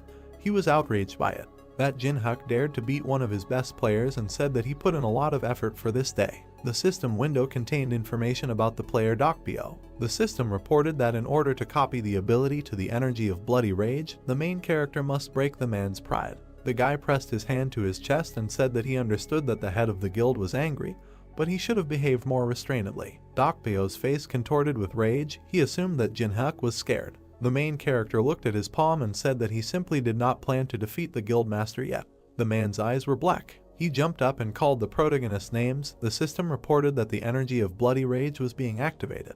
The man extended his hand forward and shouted that it was impossible to defeat the guildmaster. Jin-hyuk raised his hand. The system notified that he was using the daylight ability. The spectators covered their eyes with their hands, protecting themselves from the blinding light. They could not see what was happening in the arena. A dagger appeared in the protagonist's hand. Dokpyo clenched his fingers into a fist. The system notified that the power surge stat was being activated. The system window said that 99 points were used. The difference in level was reduced by 33. The man winced and thought that Jin-hyuk reflected his energy, although this was impossible. He imagined the white and gold armor and thought that in the raid of the boss of the second floor, the Divine Warrior, he was the leader of the Vanguard, and therefore a guy with an F rank could not even entertain the thought of competing with him. Dokpyo opened his mouth wide and told Jin-hyuk that he was just being ridiculous. The guy turned his head. Someone told them to stop. The body of the guild leader was enveloped in green smoke. The system announced that the 4th level arbiter was activating. The main character pursed his lips. Someone said that in a tournament that most of the population is watching, they must show that they deserve people's trust. Someone came down to the arena. There was green smoke coming from the man's hand. It was the head of the association, Sanjin. Jin-hyuk squinted and thought that in front of him was the head of the unification of all awakened Koreas. The man with the scar on his face looked at them disapprovingly. Dokpyo pointed at the guy and told the leader that he came on time because Jin-hyuk had just beaten up his guild player. The man turned his head when Sanjin said that they were at a tournament, not a show, so there was no need to worry about getting hurt. He approached Jin-hyuk, introduced himself and said that he was glad to meet them. He remembered sitting at the table in his office and said that, to be honest, 20 minutes ago he had no idea about the guy's existence. But the director in charge of the tournament contacted him urgently. A man sitting in the stands was talking on the phone. He told the head of the association that he had to come as soon as possible, because something incredible was happening in the arena. Sanjin introduced the man with glasses and said that he rechecked his test results due to the fact that there were many inconsistencies and found out that Jin-hyuk influenced the examiner. He looked closely at the main character and called his name. The association representatives bowed, congratulated him on receiving Korea's 16th S rank, and apologized for the association's mistake in giving him the wrong rank. Spectators jumped up in the stands upon hearing the news. People ran into the arena, eager to see the special player. Do-eun continued to lie on the ground unconscious. Dokpyo gritted his teeth and thought about what was happening, because this tournament was supposed to glorify the Guild of Black Luck, but it simply trampled them. He opened his mouth and asked them to wait when he decided he had to take control of the situation. The man grabbed the reporter's hand and said that he had to report that their guild was planning an attack on the boss of the 3rd floor. The reporter's jacket remained in Dokpyo's hands. He said that they would talk about this another time and asked him to contact the editor. The man froze with someone else's jacket in his hands. The journalist was filming Jin-hyuk. Dokpyo's eyes turned black with anger. He turned around and walked away from the crowd. The system reported that the conditions for copying the Dokpyo skill were met. A red hexagon appeared. The system reported that it had received a unique ability, the energy of bloody rage. A news site was open on the screen. There was a photo of the main character smiling. The comments discussed Do-eun's loss. Jin-hyuk smiled. Looking at the phone, he was pleased with the public's reaction. He remembered Sanjin raising his finger and saying that as an apology, the association would provide him with a plane to fly to Las Vegas. The guy leaned back in his chair and said that everyone wants to have a high rank because the attitude towards such players is radically different.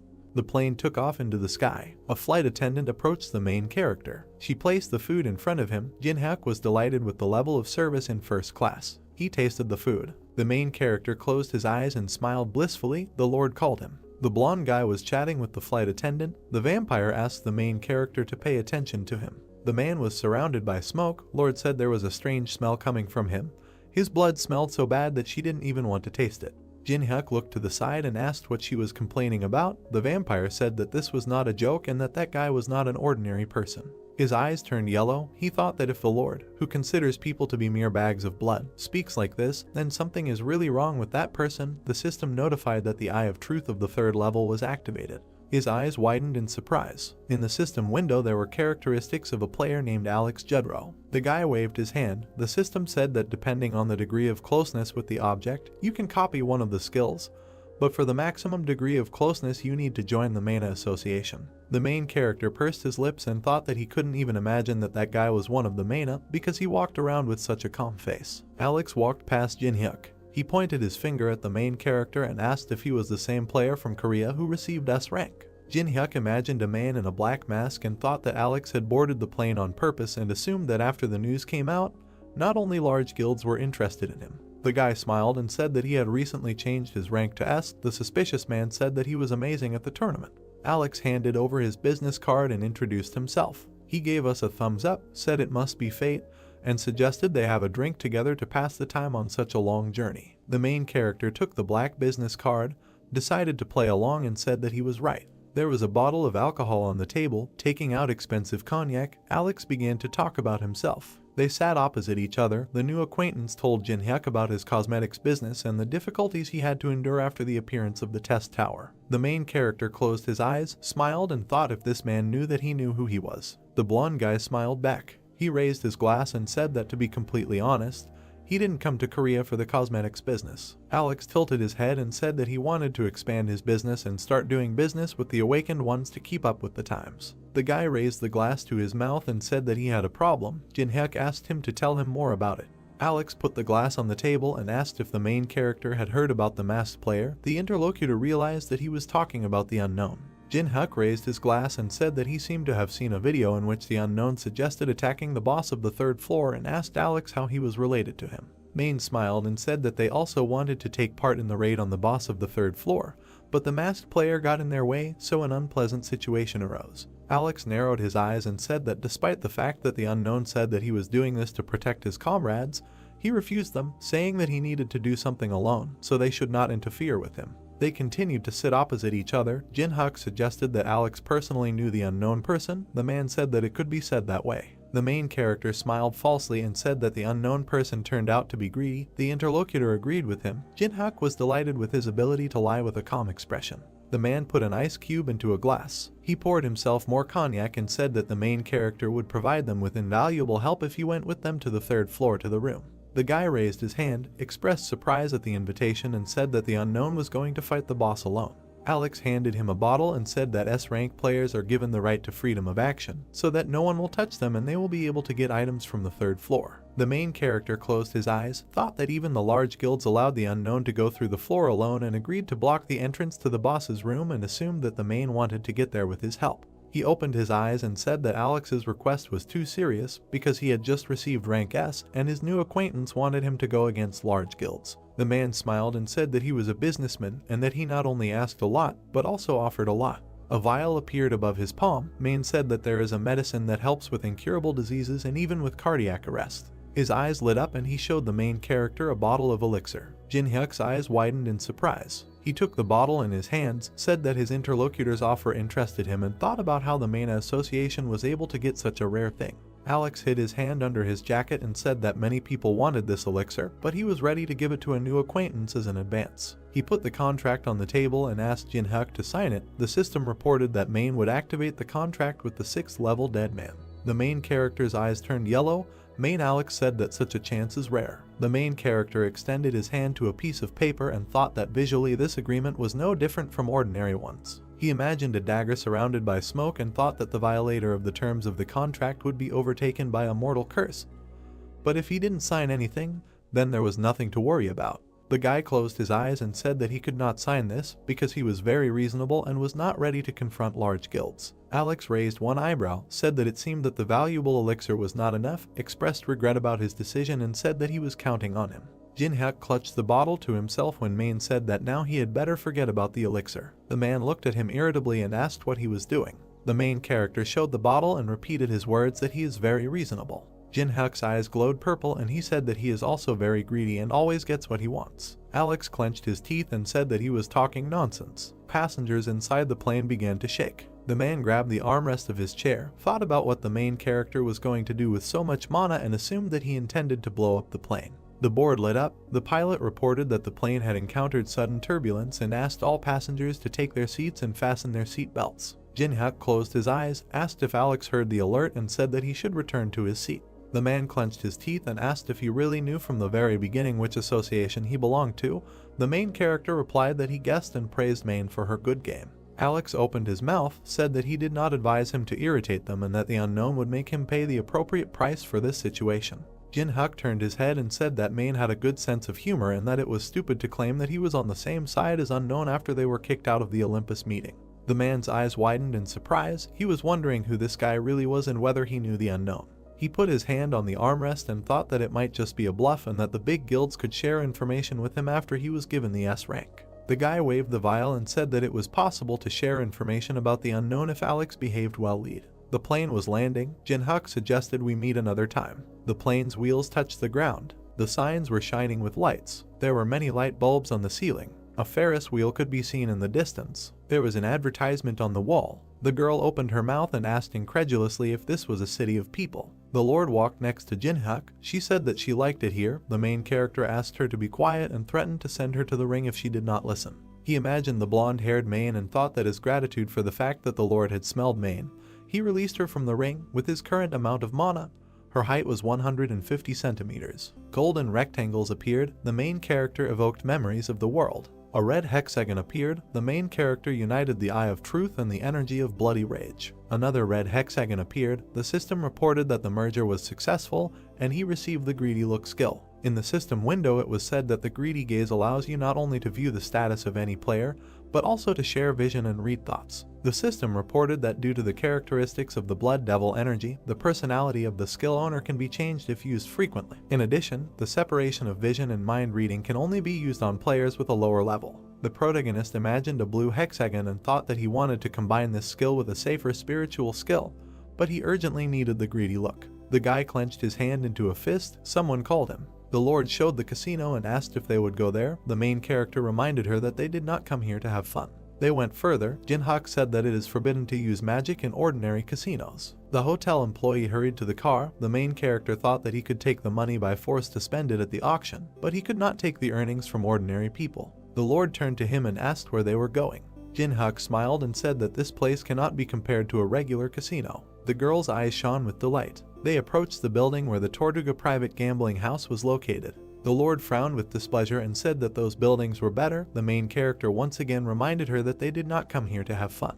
A man with a knocked-out tooth shouted that he had seen with his own eyes how some person used the skill so that he became a victim of deception. Another man slapped him in the face and said that he used the skills himself and was now trying to get out. The main character and the Lord went up the steps. The girl said that those who are beaten like that are fools. Jinhyuk looked at the back of her head and agreed with her. The girl looked at the surroundings with delight, said that there are a lot of interesting things here and asked how this place differs from others. The main character picked it up and said that you can use magic in this casino. He sat Lord down on a chair. He asked the woman behind the bar to serve the girl any drink she wanted to try. The vampire was outraged by his action. She had not gone out for a long time, and he did not allow her to have fun. The guy drank some drink in one gulp. The Lord asked what he was going to do alone. He put the glass on the counter and said that he needed to earn extra money. Streams of magical energy emanated from the hand. A red hexagon hung above the man's head. The system reported that the third level of basic blocking was being applied. The player to whom this skill was directed did not receive influence from other skills,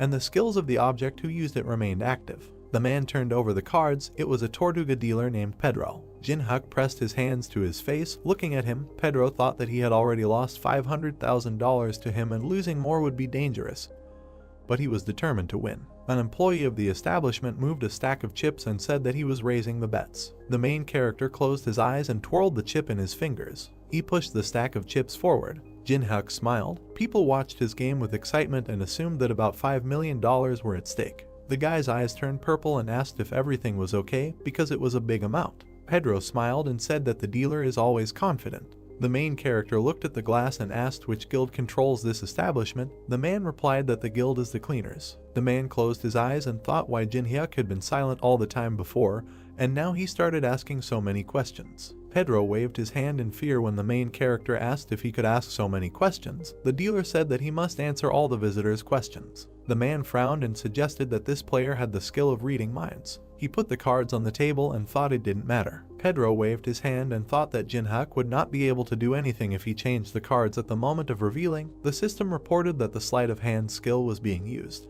There were 2 jacks on the table. The dealer's eyes widened in surprise. He could not understand how this happened. Jin-hyuk smiled. Pedro didn't understand how this was possible because he used the skill and changed the cards. The main character showed his cards and said that he won thanks to this pair of kings. He imagined a red hexagon and thought that the new skill, Greedy Gaze, which allowed him to read minds, was a good ability. Jin-hyuk held out his hands to the chips and said that he was taking them. Someone was running towards them. Men in black suits surrounded the table. The man in the red shirt said that he did not know thanks to what skills he received such a win, but he would have to follow them. The main character was indignant at the way they treated visitors. The red-haired man frowned and said that they do not call those who take such winnings visitors. Jin-hyuk smiled. The man opened his mouth and ordered his subordinates to take the guy into the room. Blood began to flow from the man's nose. The main character clenched his fingers into a fist and said that he remembered the words he heard at the entrance. He raised his hand to strike and said that those who are beaten like this are fools. Jin-hyuk dodged the shots. A man with glasses shot him with a pistol. The hero dodged and stabbed him into the ground with one blow. The bar continued its work. Someone shouted for the hero to smash them all. The girl pulled out a glass of drink and asked what the drink was called, while flames rose and explosions thundered behind her. The bartender said that this drink is called the drink of fire. The girl looked at the pink drink. The bartender said that this drink expresses the emerging passionate love between their lovers. The girl frowned. Everything was on fire behind her. She said in a half-whisper ardent love. She closed her eyes, took a sip of the drink and said that all this was nonsense. The men looked nervously at the beating of people and asked if the guild leadership had arrived, but they were supposed to arrive only in 30 minutes. The red-haired guy frowned angrily. Cold sweat flowed down his face. He realized that something had gone wrong, although they were in a criminal area. The hero beat the employees with a smile. The guy looked at him and noted that even here it is difficult to find such an unstoppable fighter. The guy with the phone ran up to him, said that they had problems here and offered to look. The manager asked what was so important here. He kept his eyes glued to the phone screen. It contained a photo of a hero. He was informed that he had recently received an S rank in Korea. It was the player Jin-hyuk. The manager looked ahead anxiously, thinking that even in America there are about 20 representatives of this rank, and now one of them is right in front of him. He imagined a city on fire and a crazy hero above him and thought that if the hero continued to rage, he would simply destroy the casino. All the men froze. Someone asked everyone to stop. The manager unbuttoned his jacket. He sat down on his knees, still wearing only his shirt, and asked for forgiveness for not recognizing the hero and acting tactlessly. He asked for forgiveness again this time. Jin-hyuk bit his lip nervously and asked why the manager was suddenly apologizing. He asked if the guy really thought that it was in vain to contact him after learning his rank. The guy crawled closer to the hero and said in a trembling voice what he meant. The hero interrupted and said that this was all absurd. He leaned towards the guy with a malicious smile and asked if this place wasn't like this originally. He clarified that the one who is beaten is the fool. The hero began to bend his fingers. He said that he made a bet, won the average amount, but they intervened and then caused moral damage, so if you count everything. The guy looked in horror at the hero, who said that $10 million would be enough for him. Jin-hyuk grabbed the manager by the collar and otherwise ordered the establishment to close. After a while, the hero looked at his bank account with 10 million on the balance. He thought that this amount would be enough to get the desired item at auction. He leaned against the wall. Cars were driving along the road behind him. He reminded himself that it would soon be their turn. The car stopped next to the hero. The window rolled down. A man in a jacket was sitting behind the wheel. He clarified which hero the guest was and said that they would take him to the auction hall. The car rushed forward at high speed. The hero sat in the back seat and looked out the window. He couldn't see what was outside, which meant that the auction location was being hidden. The car was approaching the mansion. The hero was full of anticipation. The hero stood in front of the open gates of an expensive mansion.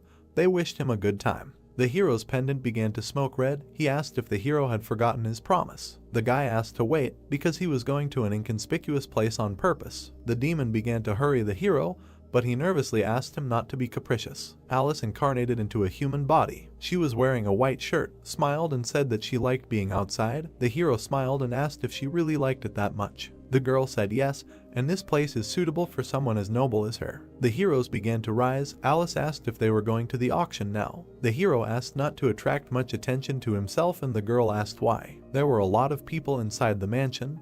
The hero noted that there were too many eyes here. The hero walked and looked around. He had already participated 175 times. He participates every year.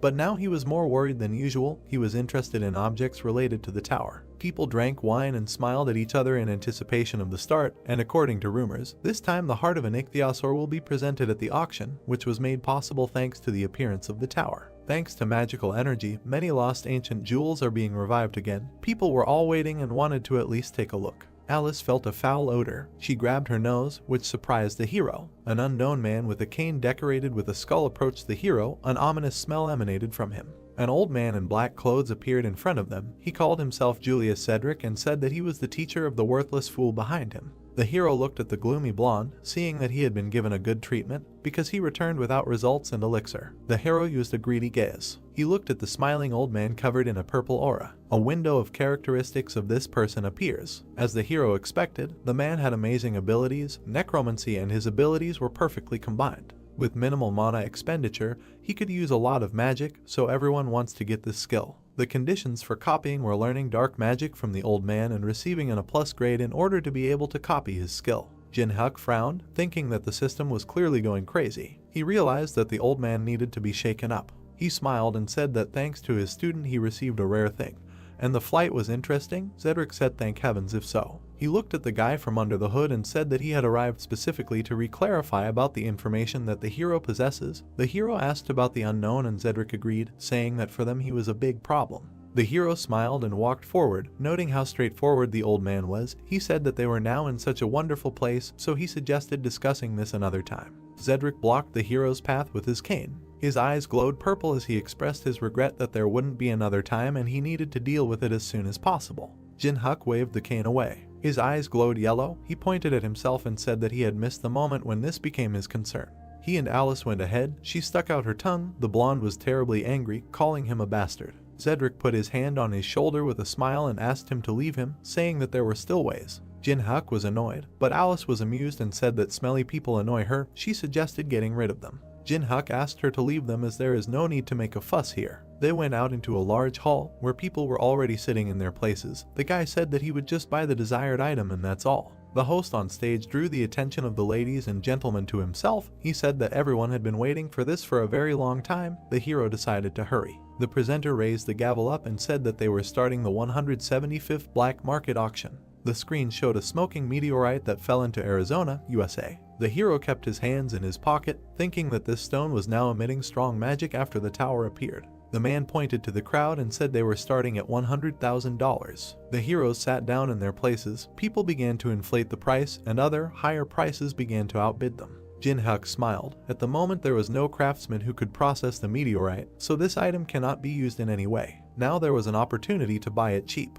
Jin-hyuk raised the sign with a smile. The host hummed approvingly and asked if anyone was ready to beat this amount. Jin-hyuk closed his eyes with a smile, thinking that he bought a meteorite for pennies. Someone held up a sign and said the amount was $1 million. The presenter began to sweat and began to beat his fist on the table. Jin-hyuk opened his eyes in surprise. He looked down and saw that Cedric had entered the bidding. The presenter raised his hand and said that they were starting bidding and the new slot was a sealed catalog of mental hospitals with a price of $100,000. People started raising the price. The hero raised the sign and named the price of $300,000. Cedric raised his sign with a wicked smile and named the price at $1 million. People looked at the old man in horror, afraid of such pressure. The presenter asked if there were any more bids and hit the gavel on the stand, saying sold. Jin-hyuk bit his lip nervously, looking at the old man, realizing that he had decided to buy everything he had his eye on. He clenched his teeth. Alice looked at the hero with slight curiosity. The hero raised the sign. The presenter offered the next lot, a relic of the Mayan civilization found in South America. The hero immediately offered $500,000. Alice looked at the hero with confusion and said that it was unreasonable, because he didn't even listen to the end, but the hero said that they had a plan. Cedric held up the table and named the price at 1,000,000. The host was amazed again. He asked if there were any more bets. Jin-hyuk shouted 1.5 angrily. Cedric immediately raised his hand and named the price of 3,000,000. The presenter was pleased. He asked if there would be more bets. Jin-hyuk calmly lowered his hand. The presenter asked again. Cedric smiled. The item was sold to him for 3,000,000. He looked the hero in the eyes. The presenter began to name the next lot. The guy and the old man immediately raised their numbers. The presenter announced that he sold the item to an elderly gentleman for 2,000,000. The signs waved and the whole hall was silent. The next item sold for 3,000,000. The presenter loudly banged his gavel on the table. Sold for 5,000,000. The presenter pointed to the old man and said sold again. The next lot was also great. When Columbus discovered a new world. The student looked at the teacher and asked, how about giving in? Cedric hit the student and asked, what will happen if the guy gets what he wants? Cedric gritted his teeth and thought that they had big losses, but they would have enough funds. He decided that they would get whatever he set his sights on. They will definitely exchange it for information about the unknown, and they will definitely exchange it for information about the unknown. A chessboard appeared on the screen. The presenter said that the next lot was for real connoisseurs. He showed the first chessboard. The hero was silent with displeasure. The people around did not appreciate the trinket. They were indignant that even the figures were not attached to it. Some people wanted to bury the money on the heart of the ichthyosaur. Alice looked at the hero. He raised the board and named the price at 50,000. The presenter accepted the information and announced a new price. Cedric doubled his bet. Arguments echoed throughout the room as the stakes grew inexorably. The hero, covered in sweat, has already named the price of 1,000,000. Cedric drooled and indicated the price at 8,000,000. The hero sat down. People were in shock discussing the patient who took some kind of board for 8,000,000. The hero, all embarrassed, raised the sign and named the price of 10,000,000. The old man smiled. He could not contain the gushing energy, and like a madman he named the price at $30,000,000. He looked at the hero with a smile, saying that 10,000,000 was his limit, and he found what he really needed. He threatened with his fist and shouted that if he wanted to get this thing, he would have to agree to his terms. The stunned presenter asked who wants to offer even more. The hero hid his displeased face behind his hand. He understood how much Cedric had spent and was surprised that he still had something left. It exceeded his expectations. He leaned forward, thinking that he needed a new plan. The presenter said that lot number 56, the very first chessboard, was being purchased by an elderly gentleman for $30,000,000. Alice stood up, folded her arms across her chest and named the price at $100,000,000. The old man, without expecting it, opened his mouth in surprise. He didn't understand why the hero needed some kind of board worth 100,000,000. He looked at Alice and the hero, not understanding who this little guy was. Cold sweat was running down his face. He had spent more than 70,000,000 on all sorts of rubbish, and if he stopped now, it would be a complete failure. He shook his head and named the price at 110,000,000. But Alice immediately named a new price of 200,000,000. Cedric pointed his finger at her. She became covered in red energy. He said not to cross the line and asked if she really had $200,000,000. The presenter excitedly raised his hand and asked the girl to show her a certificate of her account balance. Alice began to cast a magic ball. A huge pile of gold appeared under her. The girl asked if this was enough. One man ran up with a special device and checked the gold crown for authenticity. He said the crown alone was worth more than $500,000,000. The old man looked at the girl in surprise. She winked at him slyly while the old man suggested that she was not an ordinary person. In this couple, Jin-hyuk began to confuse him even more for keeping such a mysterious girl next to him. The old man frowned. Perhaps he had an opponent who would be more problematic than the unknown. He stood up and said that the situation had changed. He said that they were moving on to Plan B. The student smiled wickedly. His eyes glowed green and he said he had been waiting for this. The presenter smiled. The girl in a mask carried a chessboard in a glass box. Alice, uninterested, asked to hand the board over to the hero. She calmly looked at the mountain of gold and said that she was going to sort out all this rubbish anyway, and more importantly, she can't stand to see how these fools are looking high at her contractor. The hero exhaled, looked at the girl and thought that she knew how to speak words worthy of praise. There was an explosion behind the hero. Everyone began to take cover from the flying debris. The roof over people's heads began to crumble and fall. Auction employees began escorting people out. People ran in panic and pushed each other. The blade of the sword waved. Someone asked where are people in such a hurry. The student, enjoying himself, killed one person after another. He called people victims who he needed as raw materials. Alex used melt magic. A magical rune appeared above his hand. The floor under people's feet began to crack and emit light. People's skin turned gray. One man grabbed his head and said that it was torn. People fell to the ground. The little boy was crying and calling for help. The hero was covered in energy here. He looked at Alex and said that he was crossing all boundaries.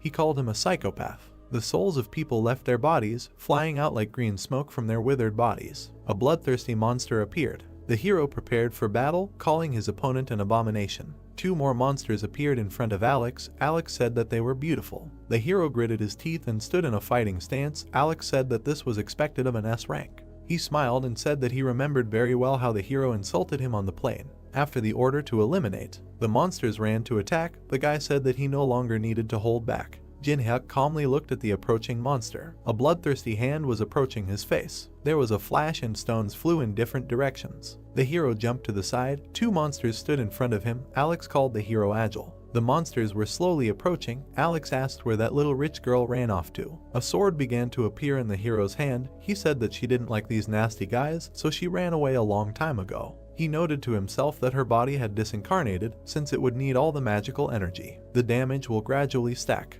Jin-hyuk frowned. Monsters, covered in flames, ran to attack the hero. He understood that there was no point in wasting time and decided to end the fight as soon as possible. He took off. The sword graveyard has activated. The hero ended up behind the monsters, inflicting a bunch of cuts on them. The monsters disappeared in 2 black flashes. Alex looked at the hero in admiration and said how amazing it was.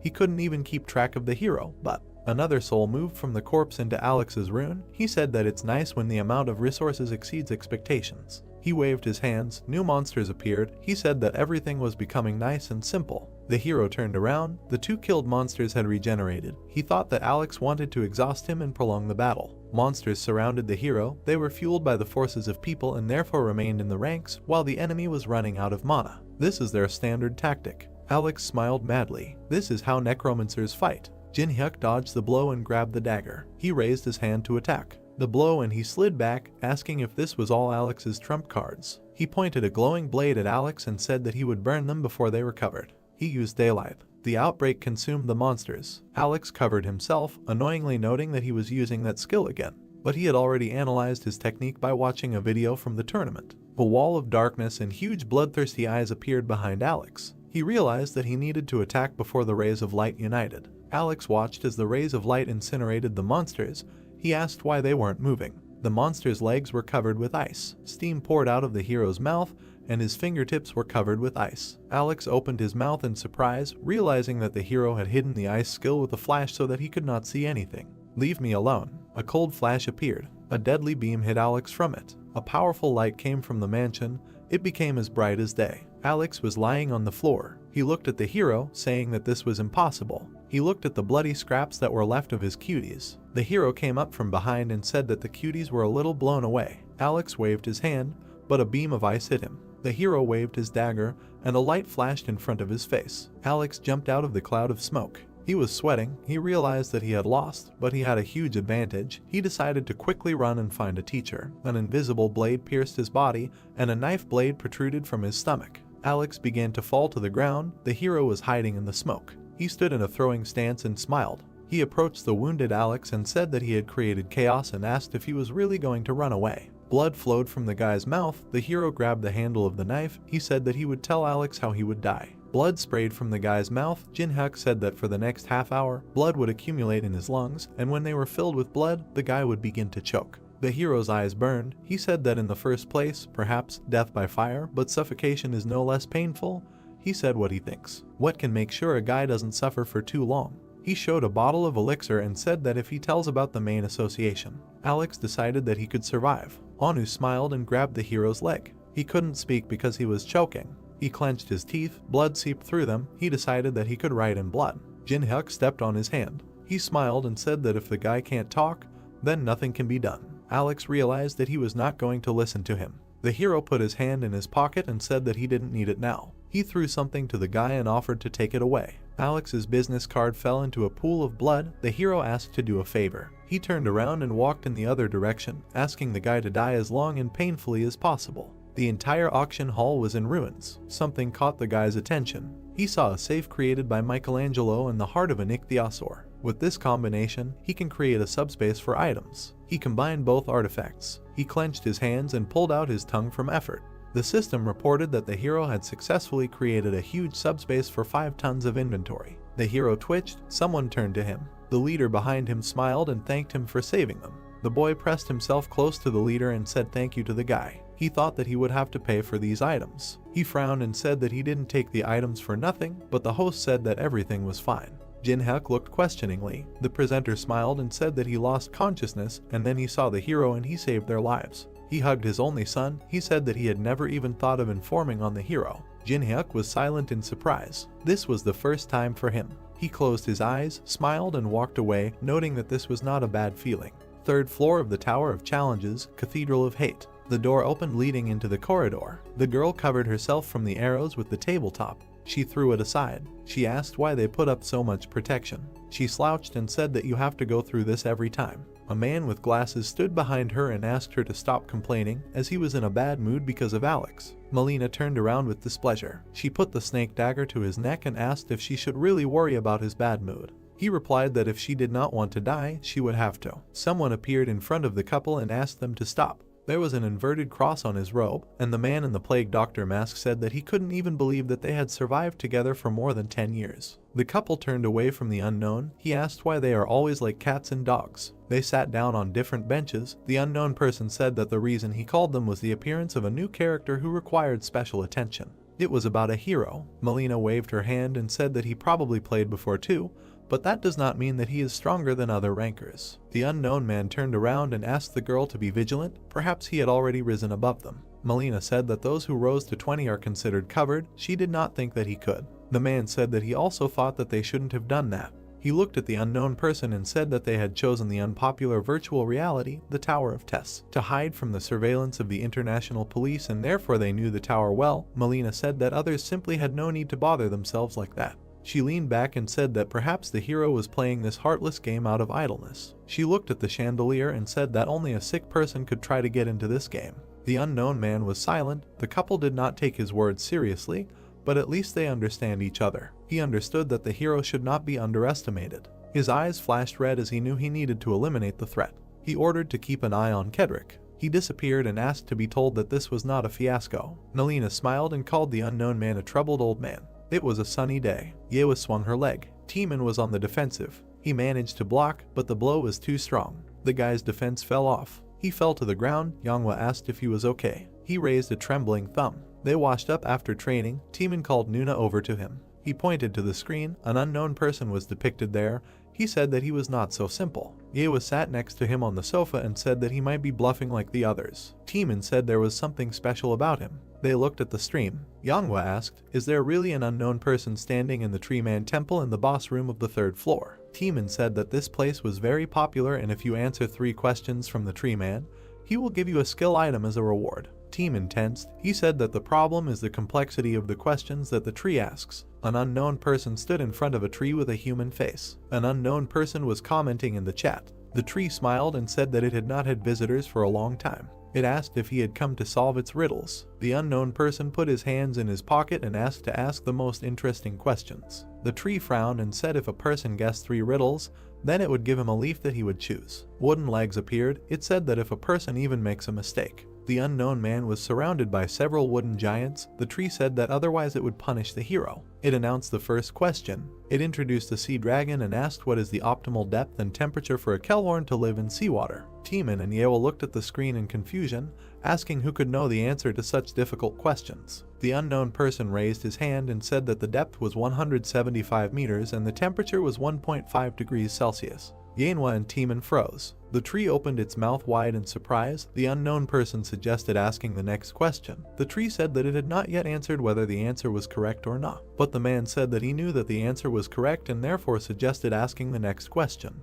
The tree frowned and said that the next question was not an easy one. The guy and the girl watched the stream in bewilderment. The tree asked how to use Feliani's spongy body. The unknown person said that it was necessary to simmer for 5 hours the salt of the sunny desert and the holy water of a priest who had changed his profession. The tree said that this answer was correct. The unknown remained calm. The tree called the last question. The giant eagles from the heavenly plateau only mate once a year. When?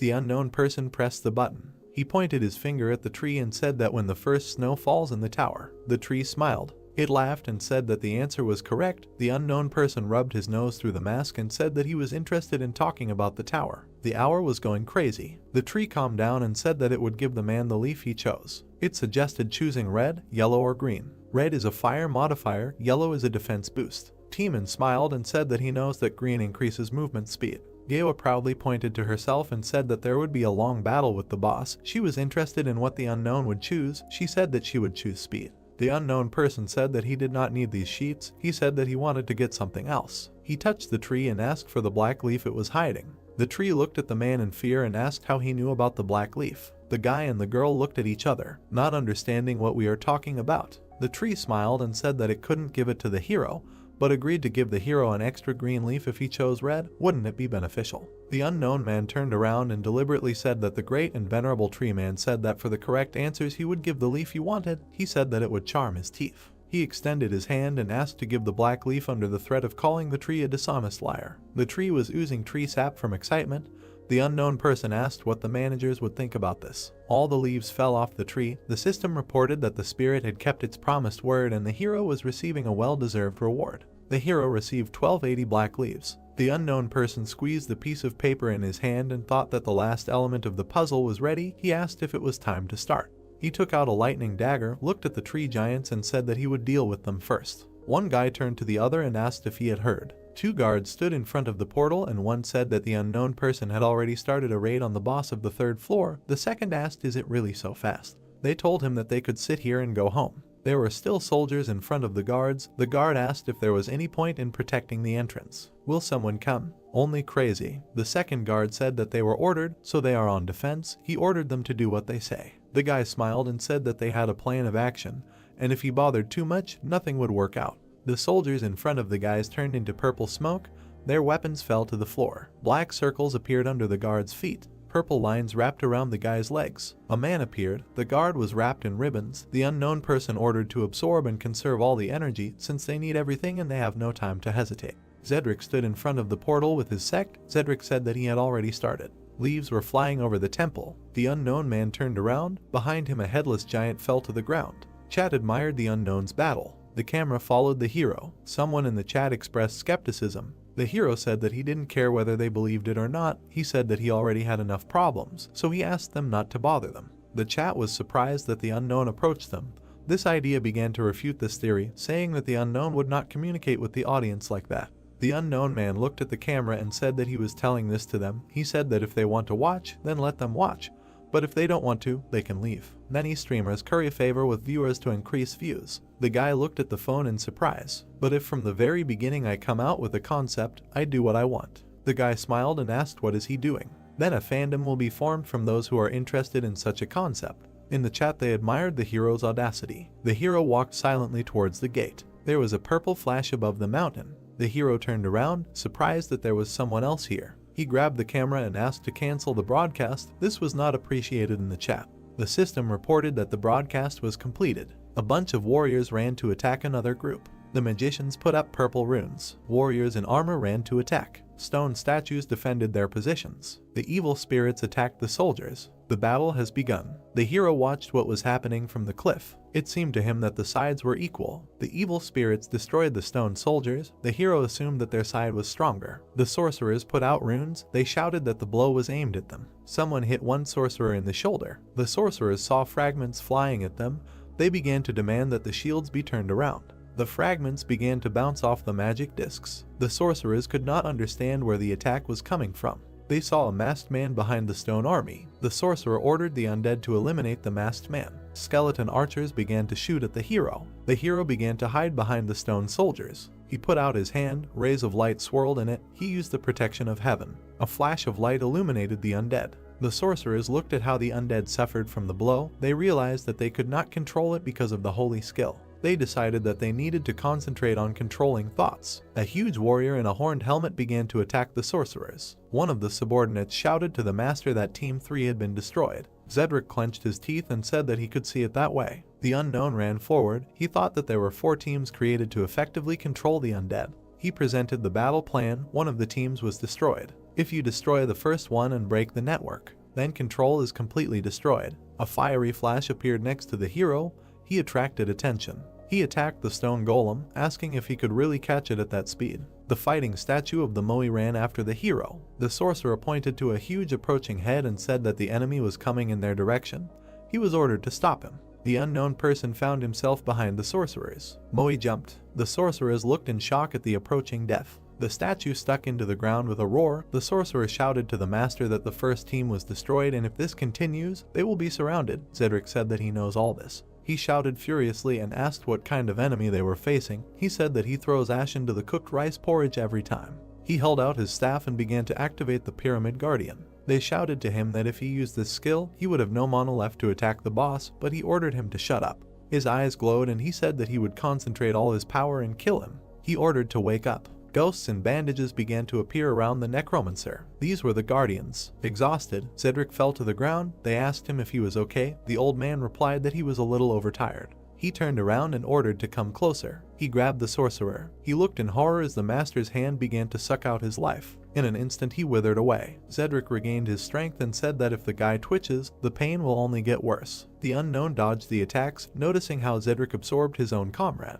All that was left of the assistant was hollow clothing. Cedric's eyes glowed red. He asked how long the hero had been waiting for him. He stood in the middle of the army of guardians and smiled madly. He suggested that the fun begin. The guardians rushed to attack. Cedric screamed and asked the unknown how he liked his strongest army. The guardian extended his hand and the bandages, like snakes, stretched forward. Cedric said that it was his mummy soldiers who were free to use bandages as strong as steel. The bandages easily destroyed the stone soldiers. Cedric shouted that the undead could not be stronger. The hero dodged the soldiers' fragments and bandages. The necromancer shouted that he had to hold them back for the battle with the boss of the third floor, but if he killed the unknown, then the game was worth the candle. Cedric began waving his staff, stuck out his tongue like mad, and asked the hero to die as quickly as possible. The two watched the intense battle from the sidelines. Melina and her partner said that the eccentric in the mask was amazing and she had not seen Cedric give all his best for a long time. The guy said that his plan to destroy the bases was, of course, good, but the fact that he didn't leave after that was stupid. He said that Cedric had miscalculated the balance of forces and paid for it.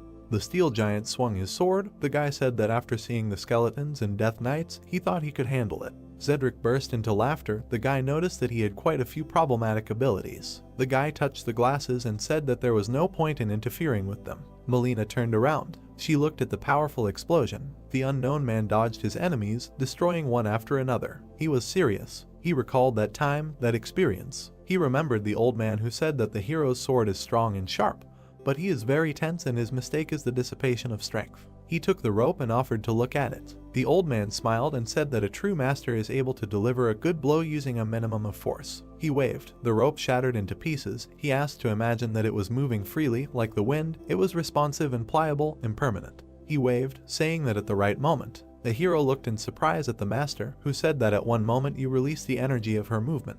The master smiled and asked if he wanted to learn his spiritual sword art, Shuhangamu. The system reported that part of the spiritual art skill had been restored and could now be reproduced. Something dug through the earth in an arc. The bandages began to be pulled off the mummy's face. The hero attacked with a dagger. The system reported that the understanding of the Shuhangamu sword spiritual art skill was growing rapidly. Cedric began to cover himself from the pressure of energy. He looked at the hero in confusion, thinking that the whirlwind from his spiritual art was so powerful that it attracted everything around him. A tornado of energy began to form, sucking everything inside itself. The hero frowned. He used the fifth type of sword dance, soul destruction. The entire battlefield lit up brightly and began to collapse. Cedric was able to stay on his feet, but all his mummies were scattered in different directions. Double shield activated. Cedric covered himself with a shield from the attack. He knitted his eyebrows, thinking that only 6 months had passed since their world had changed. He asked where he got such strength from. The skull on the staff began to crack, and a moment later it burst, spewing out energy. Cedric was thrown to the side and screamed. The tornado went out, leaving only twilight. The necromancer lay among the debris and bodies. He looked ahead and realized that he needed to run. He realized that he could not win this fight. He looked at the pile of bodies around and the approaching army and began to ask to protect himself and delay the enemy. He shouted that this was an order. A hero approached him from behind and said that the apple does not fall far from the tree. He compared him with his student. Cedric turned around in horror. The hero said that he first boasts of his advantage, and when he realizes that he needs to run, he immediately runs. Cedric called the hero a bastard. He realized that the unknown was Jin Huk. The hero asked to say hello to his student.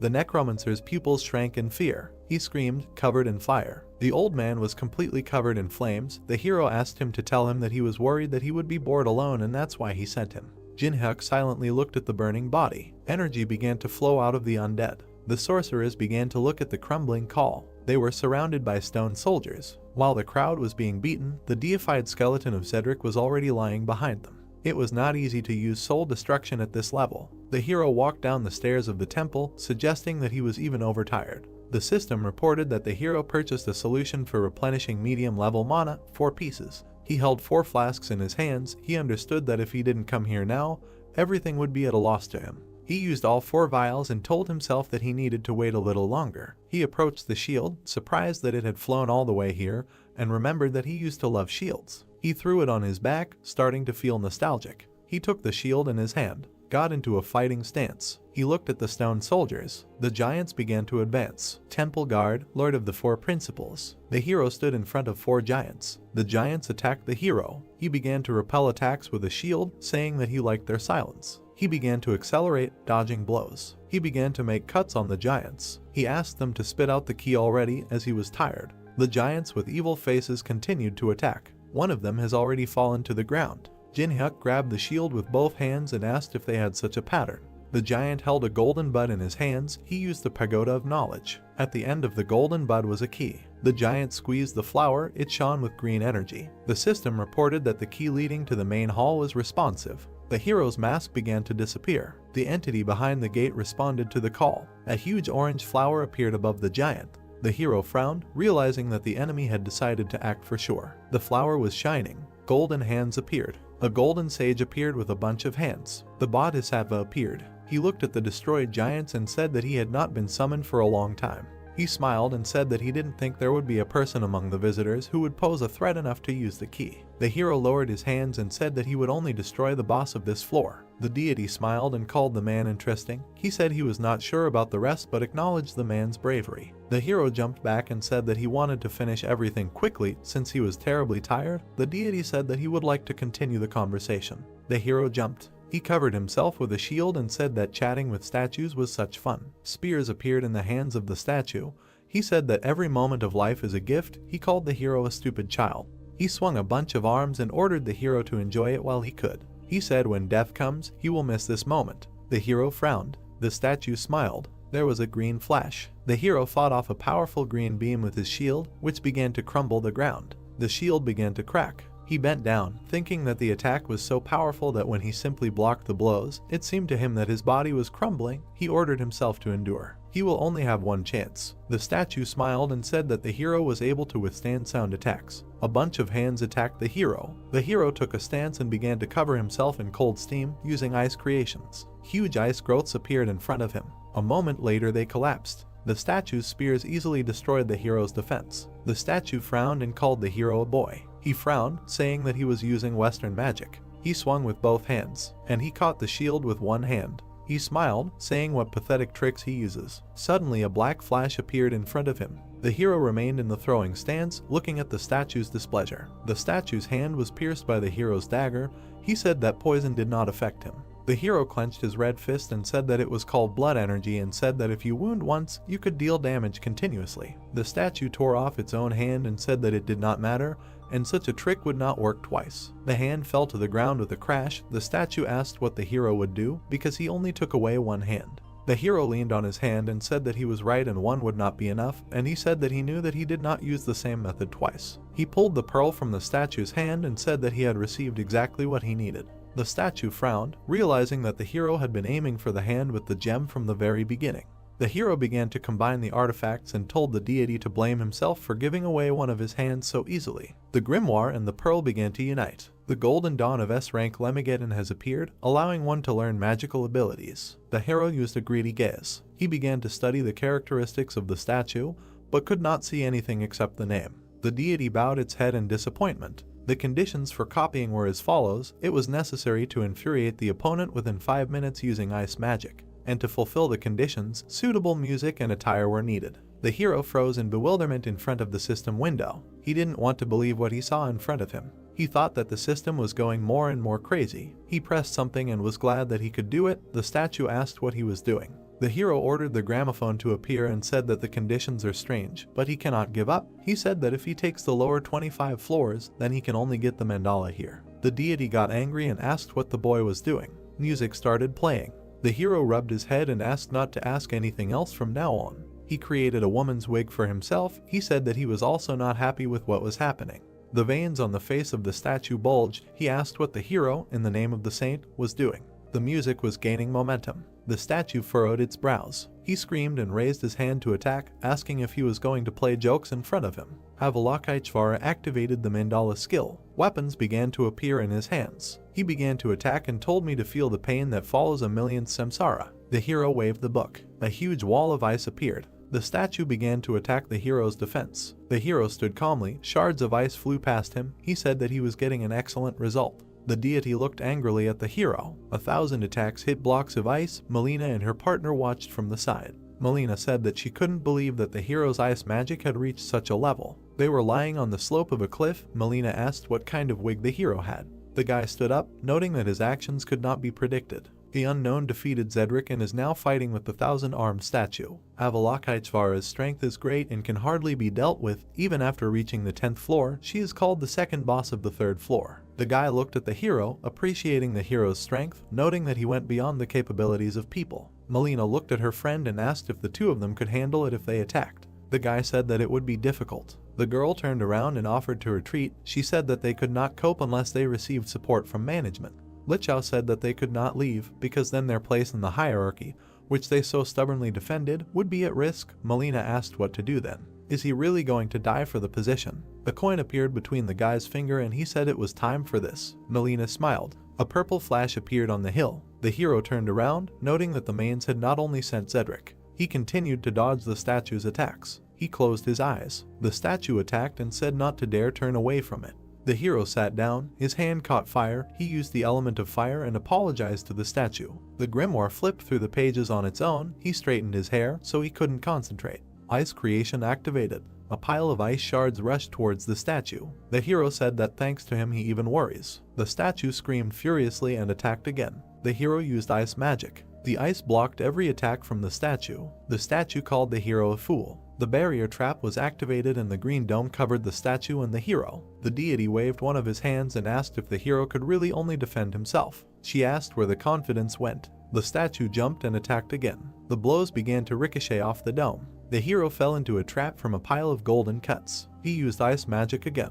He covered himself with an ice dome. The statue watched as a bunch of cuts ricocheted inside the dome. He squeezed the dome and said that it was useless to resist. He took advantage of disfavor. Huge palms appeared around the dome. The system reported that Avalokiteshvara activated the divine spear. The statue swung over the dome. The dome burst and blocks of ice flew in all directions. The hero took off. The statue smiled. Suddenly he looked forward in surprise. The hero asked if the same attacks wouldn't work twice. He looked down. The hero was running at his feet and said that they were going through quite well. He stood in a throwing pose. The statue looked angrily at the blocks of ice that appeared at his feet. He was completely covered in ice and screamed. The hero slipped back and asked if he knew how offended he was. The statue was writhing in rage, locked in an icy prison. The hero asked why someone who has achieved nirvana through self-improvement is so prejudiced. The hero reached out to the wall of ice. An installation of the middle finger appeared next to him. Jinhyuk said that for compulsive disorders, there is nothing better than shock therapy. The statue's face expressed fury. He shouted that he would send the man to endless suffering in Abysai. He said that he would make the hero reborn into an insect thousands and millions of times. The system reported that the copy conditions were met.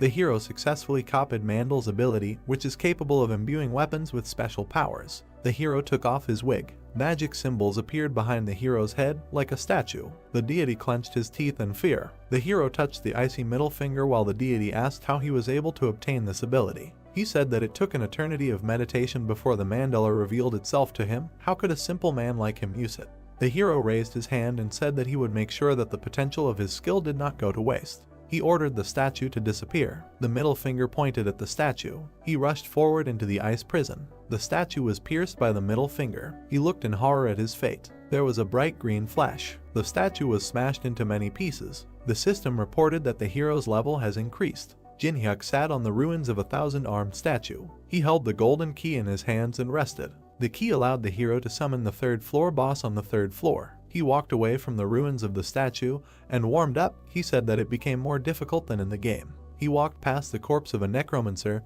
He said that he was overtired. He looked at his characteristics. I scrolled through and thought that I needed to spend my stats on mana. His mana increased to 77. He warmed up, saying that next time he would need to prepare something for Mono region. Suddenly he remembered something. He still had some things to do. The test tower is a place with a special atmosphere. He introduced a bunch of monsters. As night falls, the temperature quickly drops, and the aggressiveness and strength of the monsters grows. The players ran towards the portal. As night fell, most of the players did. Someone stopped hunting and looked for a safe place. The hero lit a fire, and in front of him lay a night forest and a starry sky. He cooked food over a fire. He took a huge juicy shrimp. The mask disappeared from the hero's face. He took a bite. He smiled, thinking that this was a taste that he couldn't enjoy.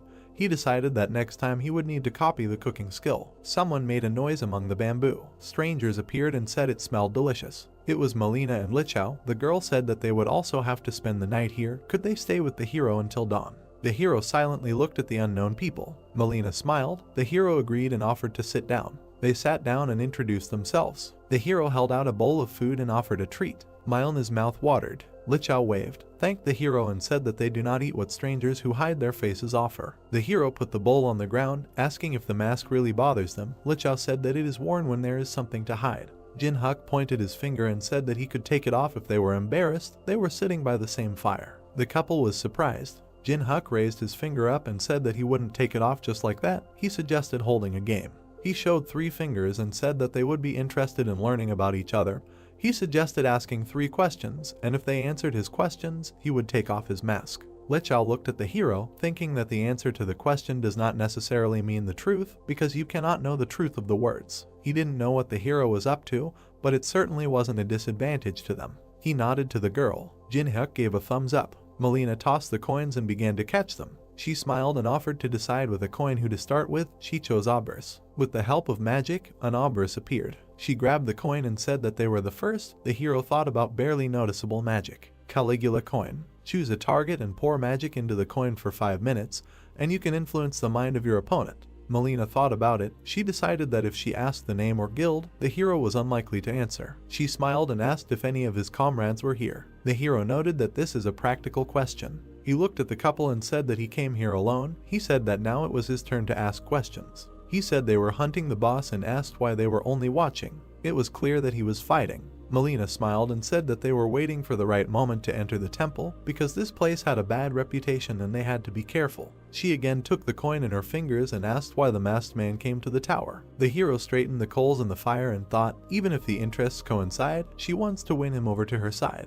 He said that he doesn't know what he wants. He asked if he said what he needed, would they be able to fulfill his conditions. Melina played with the coin and agreed on the condition that their interests coincided, because they are capable of much. Lichao smiled. Jinhuk leaned over and said that now there will be the last question. He asked if they answer now, then he will take off his mask. The girl asked what the hero wants for the last time. Jinhuk looked at the fire and said the last thing he was interested in was. He pointed a stick at the couple and asked if the main association really thought that the 2 of them were enough to resist him. Melina smiled and said that everything was as she thought. They stood up. She said that he knew their true colors, and they saw with their own eyes how strong he was, because he alone dealt with Avalokiteshvara. The hero continued to sit. He was asked if he was still overtired. They realized that he was very weak. She raised her hand and said that 2 of them would be enough. She pointed a coin filled with magic at the hero. They looked at each other silently. Melina looked at the coin in surprise and asked why it didn't work. Lichao asked what the girl was doing. The hero took the bowl of shrimp and said that the Caligula coin was fine. A purple scale appeared behind the couple. The hero said that she couldn't use it now. The judgment of Anubis was used, which reduced stats by 50% and blocked abilities for a minute. Lichao shouted that they had been discovered. He demanded that the girl use the skill. Melina said that not one skill works. Jinhuk placed the bowl on the altar, saying that the couple was so confused. The system reported that the temple gods were pleased with the offering. The system offered to select a subject to conduct the court of Anubis. The pillar with the furious face glowed blue. A great commander has been chosen by the enemy. The second pillar shone red. The afterlife commander was chosen by the enemy. Melina and Lichao looked in horror at the 2 stone statues they had never heard of. Guardians of the Earth, great and afterlife commanders. They were approaching the couple. Lichao remembered the shrimp sacrifice. He realized that it awakened the pillars, and it turns out that it was not a simple meal. The hero collapsed by the fire, saying that he was very tired. Deciding that it was better not to move rashly, he said that he would not be able to escape anyway. The afterlife commander used a ban on exit. A fiery barrier of totems surrounded the space. Lichao took off. He approached the resting hero, saying that if he died, they would disappear. Jin-hyuk said that he asked not to move. A huge hand hung over the guy. The great commander used a warning. The blue pillar hit the ground. Lichao, with broken glasses, covered in blood, lay under a stone paw. The pillar hit the ground again. The coin fell and rolled on the ground. Melina clasped her hands, realizing that she had to run before it was too late. The commander raised his hand for a new blow, but the hero ordered to stop. He approached the girl and suggested starting a conversation. The greedy gaze was activated. The system reported an error due to a difference in levels. The hero frowned, noticing that even the luck stat did not help him this time. He looked at the corpse of Lichao, lying in the hole from the blow. Jin-hyuk said that he hoped that this time the girl would answer the questions more sincerely. Melina asked what the hero was interested in. He looked at the girl and said that he had heard a lot about the mains, but he could not understand the motives. He said that if they do not climb the tower, all humanity will disappear. Why are they bothering the players? Melina started to speak, but someone said she couldn't. Lichao, covered in blood, crawled out of the pit and demanded that he close his mouth and not say anything. The commander swung his stone paw. Lichao shouted that she would never do anything. Melina looked at her friend in horror. The paw rose, covered in blood. Jin-hyuk said that being true to an idea to the end is cool, but only at the right time and in the right place. Melina turned around in fear. Jin-hyuk said that he does not leave alive those who are trying to take his life, only if she tells him the information. He will save her life. He held a purple dagger in his hands and said that if she gives him information, he will leave her alive, because information is worth a lot, but not as much as life. Melina looked at the hero in fear. She said she didn't know the real names of those sent to kill him. She introduced a man in a plague mask and said that they call them Lancelots. Melina sat on her knees and said that besides him there are 11 more people, but she is in a group of assassins and therefore does not know. A greedy gaze was activated, which confirmed Melina's words as the truth. He sat down opposite and suggested we continue. The girl said that the management said that if he collected the 12 cursed relics of the tower, then even if humanity disappeared, they would be able to survive and would receive a great reward. She looked at the hero and said that she knew nothing more about it. Melina was telling the truth. This is all that the hero could find out. Lancelot and the 12 cursed relics. The hero smiled, thinking that they were even crazier than he thought. The goal of the mains is to summon the devil. They will survive even if humanity is destroyed. It will be necessary to act, taking this information into account.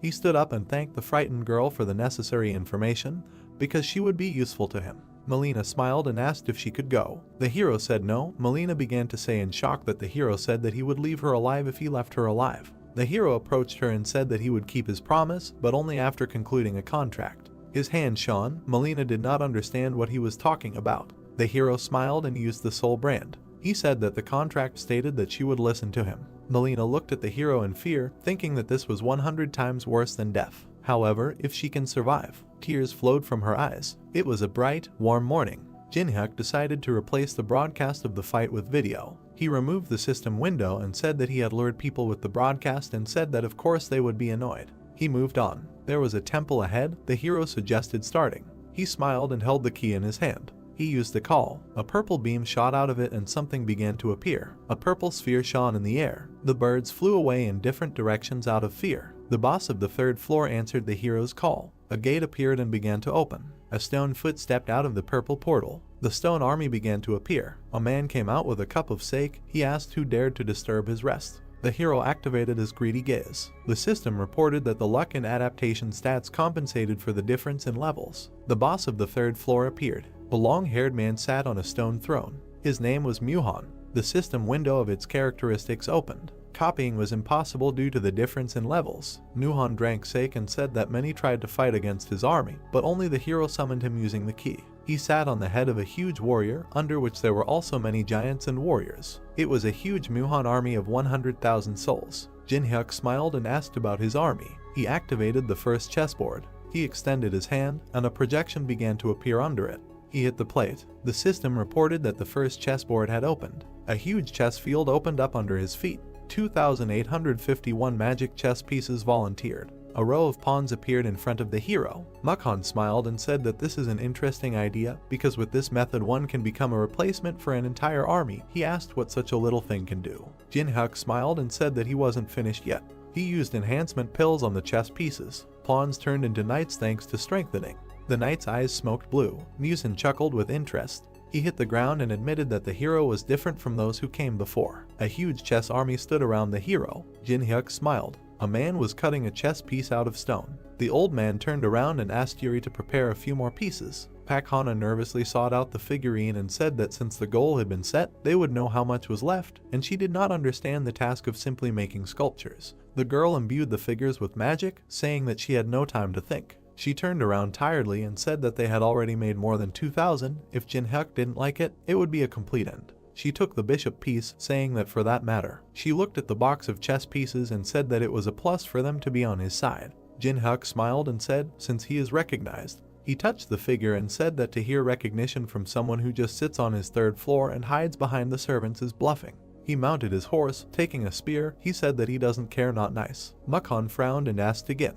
Jin-hyuk said that Muhong defeated a couple of weak players and is now showing off, which is why he is stuck on the third floor because he does not have the ability to go higher. Muzan is covered in energy. The monsters of the test tower guard each floor and use the energy of this floor. In addition, not only the players, but they too can climb the tower and increase their strength. Mukhan laughed, calling the hero a nice fellow.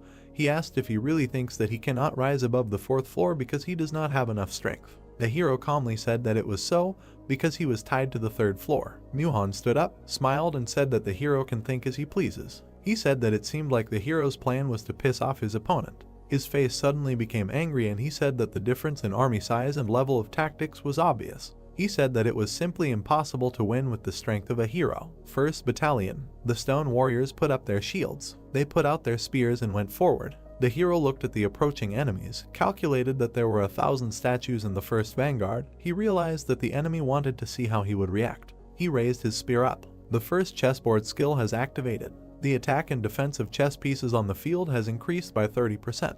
The chess warriors were beaming with energy. The hero presented a diagram of the upcoming battle. He ordered the outermost pawns to take 3 steps forward, and he ordered the first detachment to prepare for defense. The warriors moved forward. The pawns activated the shield wall. They put their weapons forward. The enemies were approaching. The hero ordered to maintain the battle formation. The shield warriors collided with each other. The soldiers stood in line angrily. The pawns were pushed back. The hero ordered everyone to fight to the death. The shield warriors were pushed back. The hero ordered to shoot. The boats began to shoot from crossbows. The arrows flew towards the shield warriors. They began to pierce the enemies. The warriors raised their shields. The elephant figures activated a wave of fire. They raised their staffs and fiery flames poured out at the enemies. The warriors held shields and fire seeped through the cracks. Burnt bodies fell to the ground. Muhan smiled. A purple mark appeared on his forehead. He said that the hero mated with the advance group in seconds, which was worthy. He ordered the 2nd and 3rd battalions to advance. He pointed with his hand. The warriors ran to attack. The horses attacked the enemy's flank. The hero presented the battle scheme. The horses activated a wedge formation, which increased damage by 200%. The hero attacked in the front row. He ordered the line to be broken through faster than lightning. They approached the enemy from the rear flank. The stone warriors turned around. The horses plunged into the enemies, tearing them apart. Muhan frowned, noting that Jin-hyuk was quite skilled at commanding an army. The hero gave orders. Muhan noted that he promptly switches to attack and defense, gives accurate and timely orders. He saw a hole in the formation. He thought it looked too delicious, like a poison treat. Muchon activated the identification of weak points. Light poured from his eyes. The system reported that if you destroy the crown, the pieces stop moving. Only the king or queen can be the crown. He watched the battlefield and realized that if he destroyed the crown, then victory would be in his hands. He laughed madly. He laughed and called the hero impudent. He kept wondering why the hero makes a mistake that even beginners do not make. He realized that this was not the case. A woman's leg appeared on the battlefield. The crown was Alice, who was watching the battle with displeasure. Muhan with a smile ordered to go forward to make a breakthrough. The hero turned around. He imagined the maneuvers of the current battle. As soon as he withdrew, the enemy targeted the center of the formation. Jin-hyuk ordered to ignore everything. He said that the enemy now has 3,000 fewer soldiers in defense. He understood everything. He attacked Muhan. He lured it by opening the center and showing the crown bait, which was a good trap. The giant raised his hand to strike. The elephants burned with fire. The giant was torn to pieces. A huge hand grabbed the giant. He swung, and he threw it far forward into the center of the chess formation. The giant roared through the center. Shrapnel flew past Alice. The giants landed very close. Alice was surrounded by enemies. Muhan smiled insidiously. He said this is the end. Alice looked around gloomily. The horses galloped forward. The huge titan praised the protagonist because he got to him with a small number of warriors. Jin-hyuk lowered his shield, saying to stop talking nonsense, because he knows that he left the passage on purpose. Mohan frowned when he learned that the protagonist knew about the trap. Lowering his hand, Mohan said that he had given the crown to Alice and made his way to him with such small forces, but he would not achieve more. Mohan enveloped himself in mana, saying that they will end this here and now. The protagonist looked at the two titans that appeared. The Bodhisattva and David began to discuss the weakness and beauty of modern people. Mohan frowned as he noticed the strangeness. He raised an eyebrow, asking the protagonist if he was crazy because of the defeat, why he was laughing in such a position. Jin-hyuk smirked as he walked forward. Events take us back to the past. Alice irritably asked Jin-hyuk if he was really going alone. He responded by asking her if she was worried about him. Alice looked at the protagonist, saying that of course she was worried about him, because Mohan was the guardian of the third floor for a reason. Jin-hyuk angered Alice by saying that it was the first time she considered someone strong, which means he was stronger than her. She immediately yelled at him, asking him how he dared to compare the Lord of the Night with these guards. Turning away, the dissatisfied girl said that she didn't care about him at all. When the protagonist asked Alice if he could leave this area to her, she looked at him arrogantly, saying that even in her current state she could easily cope. Many guards' hands rushed towards Alice. She, seeing this, waved her hand and formed bloody spears. She screamed sharply, asking them if they even knew who they were trying to kill. Her bloody spears destroyed her attackers. The spears broke off entire parts of the guards' bodies. Only a few remained untouched. But this was not for long. Alice took off, beginning to form a sphere of blood. The system notified Alice of activating a bloody explosion. Alice looked arrogantly at the guards, ordering them to die. Alice sent the sphere at the guards, creating a powerful explosion.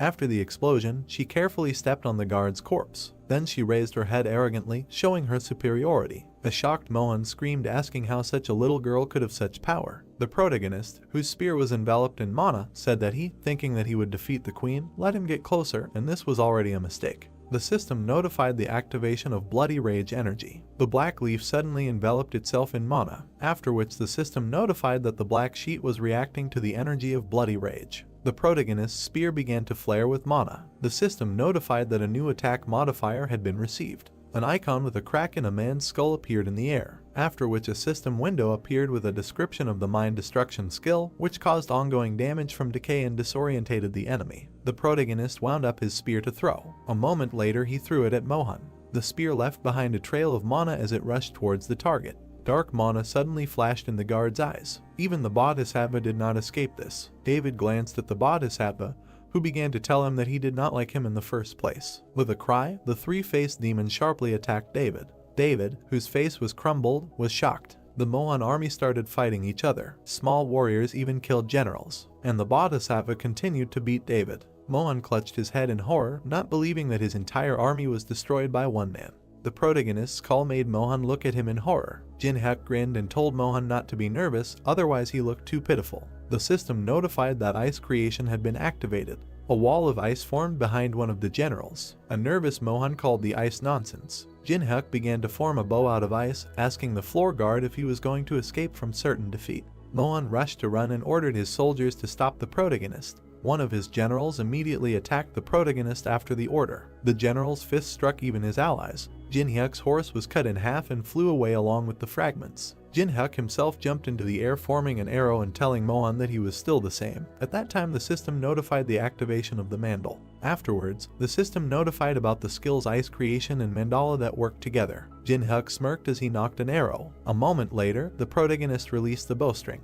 The arrow struck the general's outstretched palm. Suddenly an arrow flew out of the general's back, after which she rushed towards Mohan, almost overtaking him. The arrow pierced Mohan's chest, causing hellish pain. He fell to his knees and began to glow brightly. Mohan released mana from every crevice in her body. Soon a powerful explosion occurred at the Mohan site. The system notified that the boss of the third floor had been killed. Alice smiled at the explosion. A moment later, the system notified the opening of the fourth floor of the test tower. Yuri and Yangwa were very happy when the system notified them of the remaining time to complete the fourth floor. The system window showed that there were 89 days and 24 hours left. Maria and Jinho were very surprised by the notification they received. With happiness at the sight of the notification, tears appeared in Teresa's eyes. At this time, behind Jin-hyuk, the Mohan army was falling apart. The system notified the protagonist that he had successfully completed the third floor of the test tower. While the explosions were happening behind Jin-hyuk, he looked sadly at the system window. Jin-hyuk walked across the battlefield.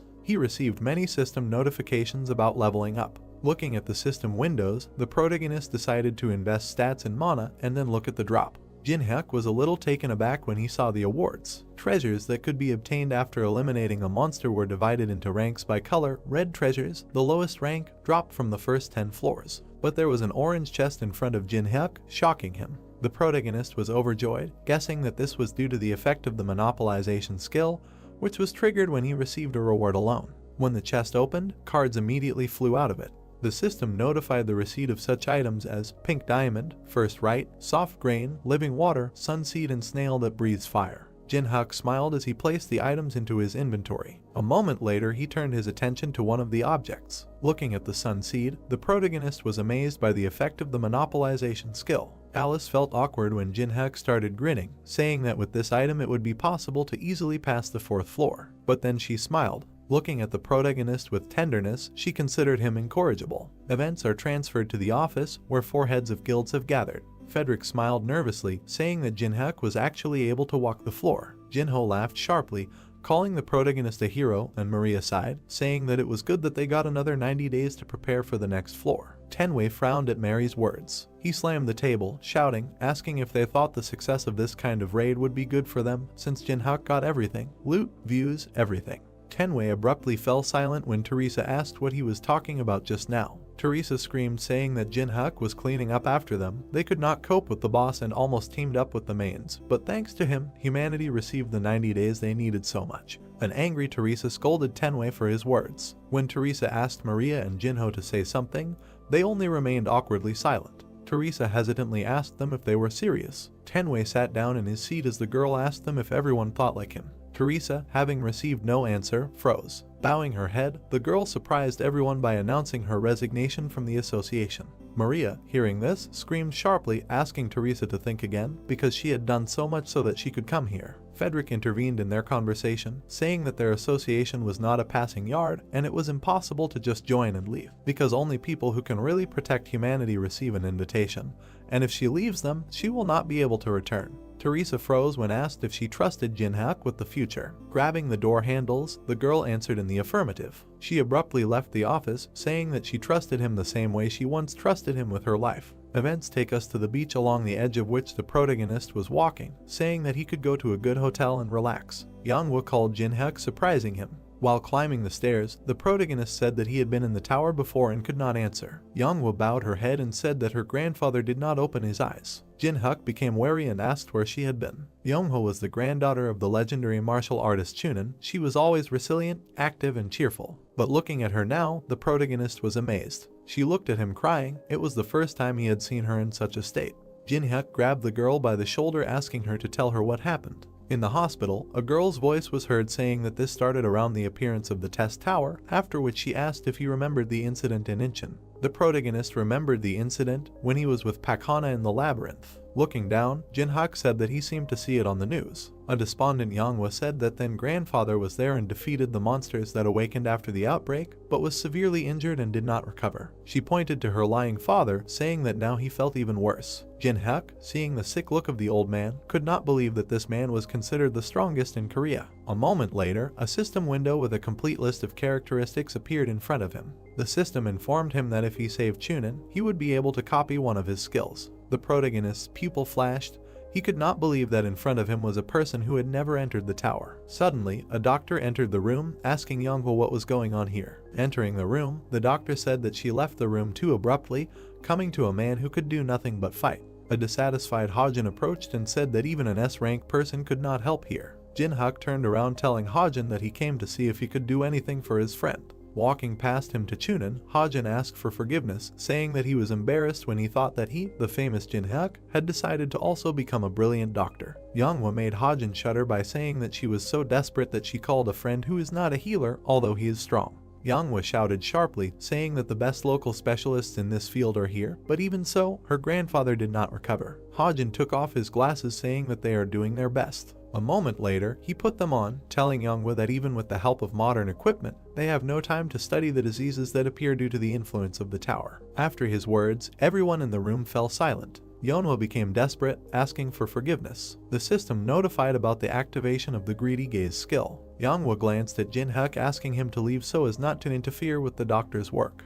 But the protagonist was very angry and did not listen to the girl. Looking at Hajin, he read his thoughts. He complained about his appearance because now he had to pretend that he was doing treatment. Pointing to the veins of the old man, Hajin said that due to the conflict between the energy of his techniques and the magic of the tower, he fell into a coma. After he stopped pointing, he said that they wanted to use the magic stone treatment method that they were researching now, but the price of the raw materials was high. The protagonist began to get even angrier when Yeonhwa told Hajin that he didn't have to worry about the expenses since she would pay for everything for her grandfather's sake. Hajung smirked upon hearing her words, but a moment later he got scared when the protagonist asked him what kind of nonsense he was talking about while extorting money. Jin-hyuk approached Hajin calling him a fraud. Two assistants immediately stepped forward, shouting at the protagonist. Hajin adjusted his glasses saying that even if he is Yeonhwa's guest, he can't say whatever he wants. Frowning, he mentally told himself that even if they were caught, he would not find accounts for cryptocurrency wallets registered under false names.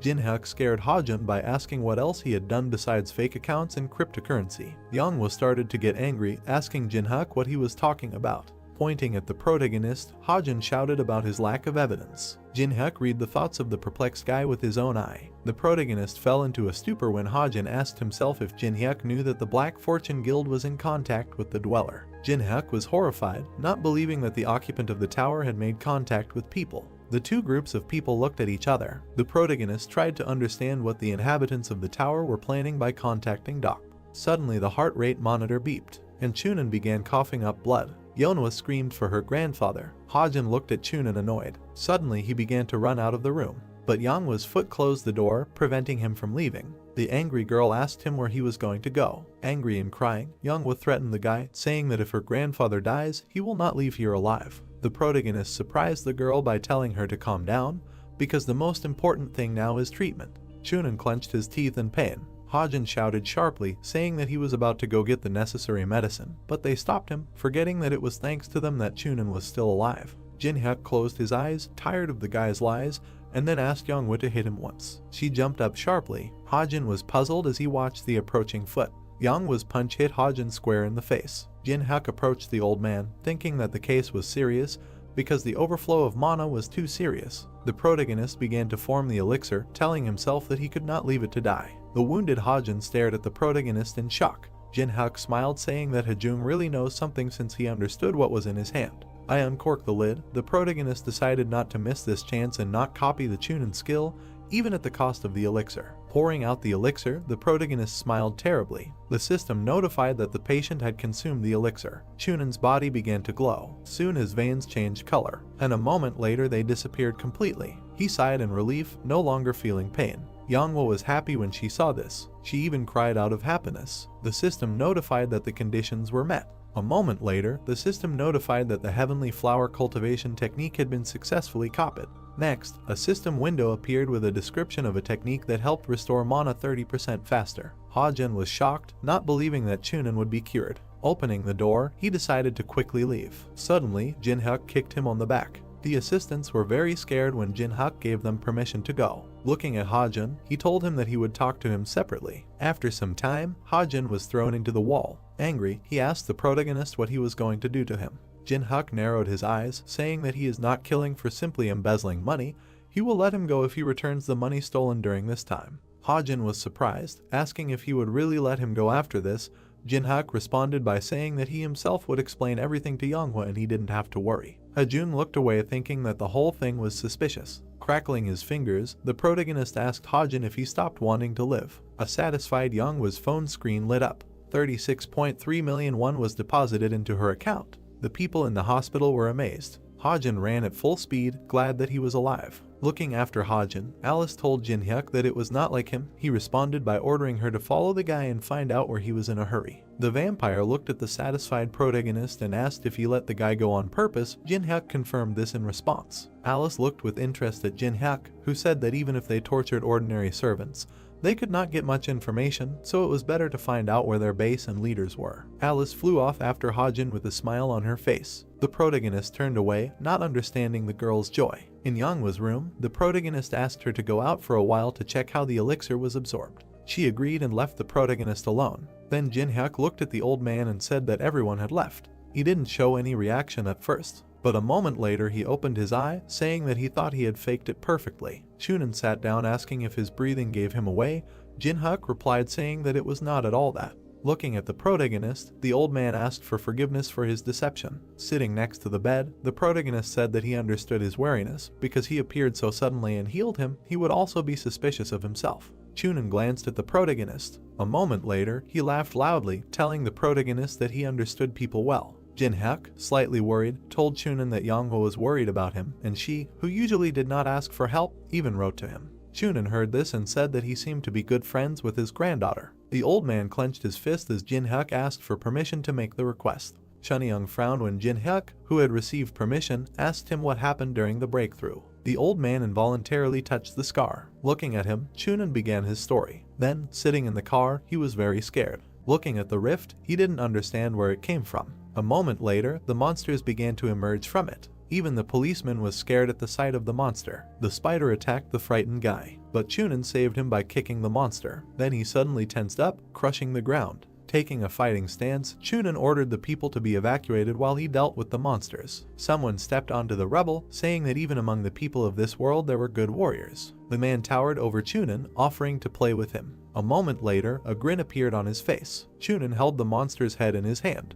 Then he threw it aside, deciding not to be distracted. The old man frowned, realizing that he could somehow cope with the monsters. But the walking man with the blade was a problem. A moment later, he disappeared from his place. Chunin turned his head sharply. With a grin on his face, the man stood over the old man. In a second, he struck his opponent's chest. Then he landed carefully. The wounded Chunin fell to the ground. The intruder turned, looking at the old man. Touching the scar, Chunin said that this was the last thing he remembers. He had never seen a person control a sword like that in his life. Jin-hyuk looked away and began to analyze the alien's appearance. After analyzing, he suggested that the Miram forces that dominated the 21st floor began to behave extremely unpredictably. The protagonist began to stroke his jaw, thinking about the people from Miram, who made it difficult for him during the game. His eye widened. He tried to understand what these people wanted to achieve by going out into the outside world. Jin-hyuk, looking at the old man, surprised him by saying that those who attacked him were the residents of the tower.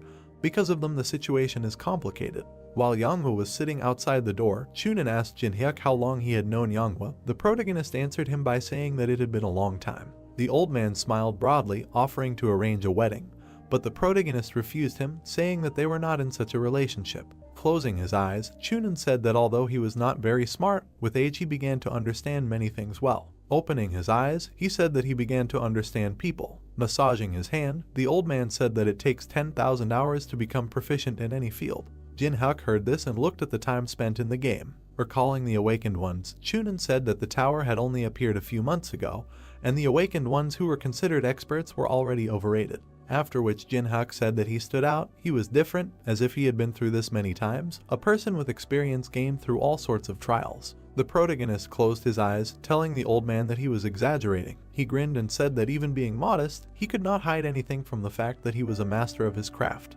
Placing his hand to his chest, Chunin said that he wanted to repay the one who saved his life. Jin-hyuk grinned as he received the gratitude of Korea's most prestigious martial artist, after which he asked if he could ask for anything. Chunin smiled, telling him not to worry and to talk. Soon the protagonist came out to Yanghwa. She immediately turned around, starting to ask about her grandfather's condition. The protagonist answered her by saying that the elixir entered the body and began to act, and in a few days the grandfather would be healthy. The girl scratched her head, asking how she could return the favor. Jin-hyuk grinned, saying that grandfather had fully compensated for the losses. Chunin smiled, pleased. Tears were streaming down his face. He never thought that Jin-hyuk would ask for this. At this time, the elevator reached the 101st floor. Jin-hyuk entered his room. He smiled as he approached the window. While in a luxury skyscraper, Jin-hyuk said that the money was always good. The protagonist called for lunch on the phone. Soon the food cart arrived at his room. He carefully cut off a piece of steak, and he put it in his mouth. A moment later, he was happy to enjoy the taste of steak, but just a few months ago he ate whatever he had, often ramen. Alice, who was lying on the sofa, said that he ate too deliciously. But a moment later she was looking at the TV, which was broadcasting a program through the Tower of Tests. Their guest was Yoon-seok, a ranker from the Tangun Guild, considered the strongest in Korea. Sitting on the sofa, the girl asked Yoon-seok what was the key moment in conquering the tower. He answered by saying that the most important thing was to become stronger as quickly as possible. Pointing to the girl, the guy said that there are two methods for this. The first is to simply raise the level of skills in your level. Alice looked sadly at the TV while listening to Yoonseok say that the second method was coins. The guy smiled, saying that being able to purchase useful and powerful items through coins was the best opportunity for a ranker. While Yoonseok was talking, Alice glanced at the protagonist and said that he quickly ate everything. Alice sat down abruptly, asking Jin-hyuk where he decided to go. But a moment later her lips stretched into a smile. She took the wine and stopped listening to Yoonseok and the girl. The guy was filmed by several cameras while he said that the one who cleared the third floor first would be the first to get to the fourth. Yoonseok pointed at the screen, saying that the fourth floor was a special dungeon where it was necessary to withstand and clear 100 attacking waves, and the key to clearing was to capture and hold the base. The problem was that if the player who entered was unable to defend the strong point, then the fourth floor was completely blocked for 20 days like an hourglass, without opening a minute earlier. When the image of the unknown appeared on the screen, Yoonseok said that due to the huge risk, even the unknown would not act so rashly. The protagonist turned the shower handle, listening as they began to discuss the threat of the tower on TV. As the water poured out of the watering can, Yoonseok said that a scenario in which humanity would disappear could happen. Jin-hyuk stood motionless in his soul, listening to all this. The interviewer approached Yoonseok, asking if they should have waited a month. Looking at the girl, Yoonseok smiled, saying that if they wanted to boldly enter the fourth floor, they would need a month to prepare. Standing near the car, the guy offered to relax this month with him. When he got into the car, the system window that suddenly appeared puzzled him. The system notified the player unknown, who began passing the fourth floor. Yoonseok's eye widened as the system asked players planning to participate in the passage of the fourth floor to prepare. Next, the system notified about the first wave, which would begin in 8 hours. Yoonseok spun his car around. Ignoring the girl's screams, the guy ordered to gather all the rankers. System messages from players began to appear one after another. Yoonseok was very angry. They were completely unprepared, and there were only 8 hours left. While driving in the car, he asked himself what the unknown was thinking about when he did this. At the same time, the protagonist, who was sleeping together with Alice, opened his eyes. Stretching, he said that he slept well. Getting up, the protagonist told Alice that it was time to move out. The system notified that 1 hour 37 minutes 51 seconds remained before the start of the first wave. The fourth floor of the challenge tower consisted of 100 waves consisting of regular and special zombies. Players could clear them in 2 ways. The first was to prepare various towers for defense, or you could choose a base where you could effectively hold the defense. Upon entering the fourth floor, the protagonist immediately received a system notification that he was the first player to enter. Walking around the city, the protagonist said that it was creepy here. The system notified him of 20 minutes after which players would be able to get here. Looking at the destroyed city, the protagonist decided to hurry up because he only had 20 minutes. First, he arrived at the World Cup Stadium. When the protagonist touched the pillar, the system notified that the right to install a base had been used. Soon a flag appeared over the stadium, and the system notified that the stadium had been chosen as its base. When the protagonist began to plant and apply various seeds and living water, the system notified about each of them. The system reported an increase in plant growth of 20%.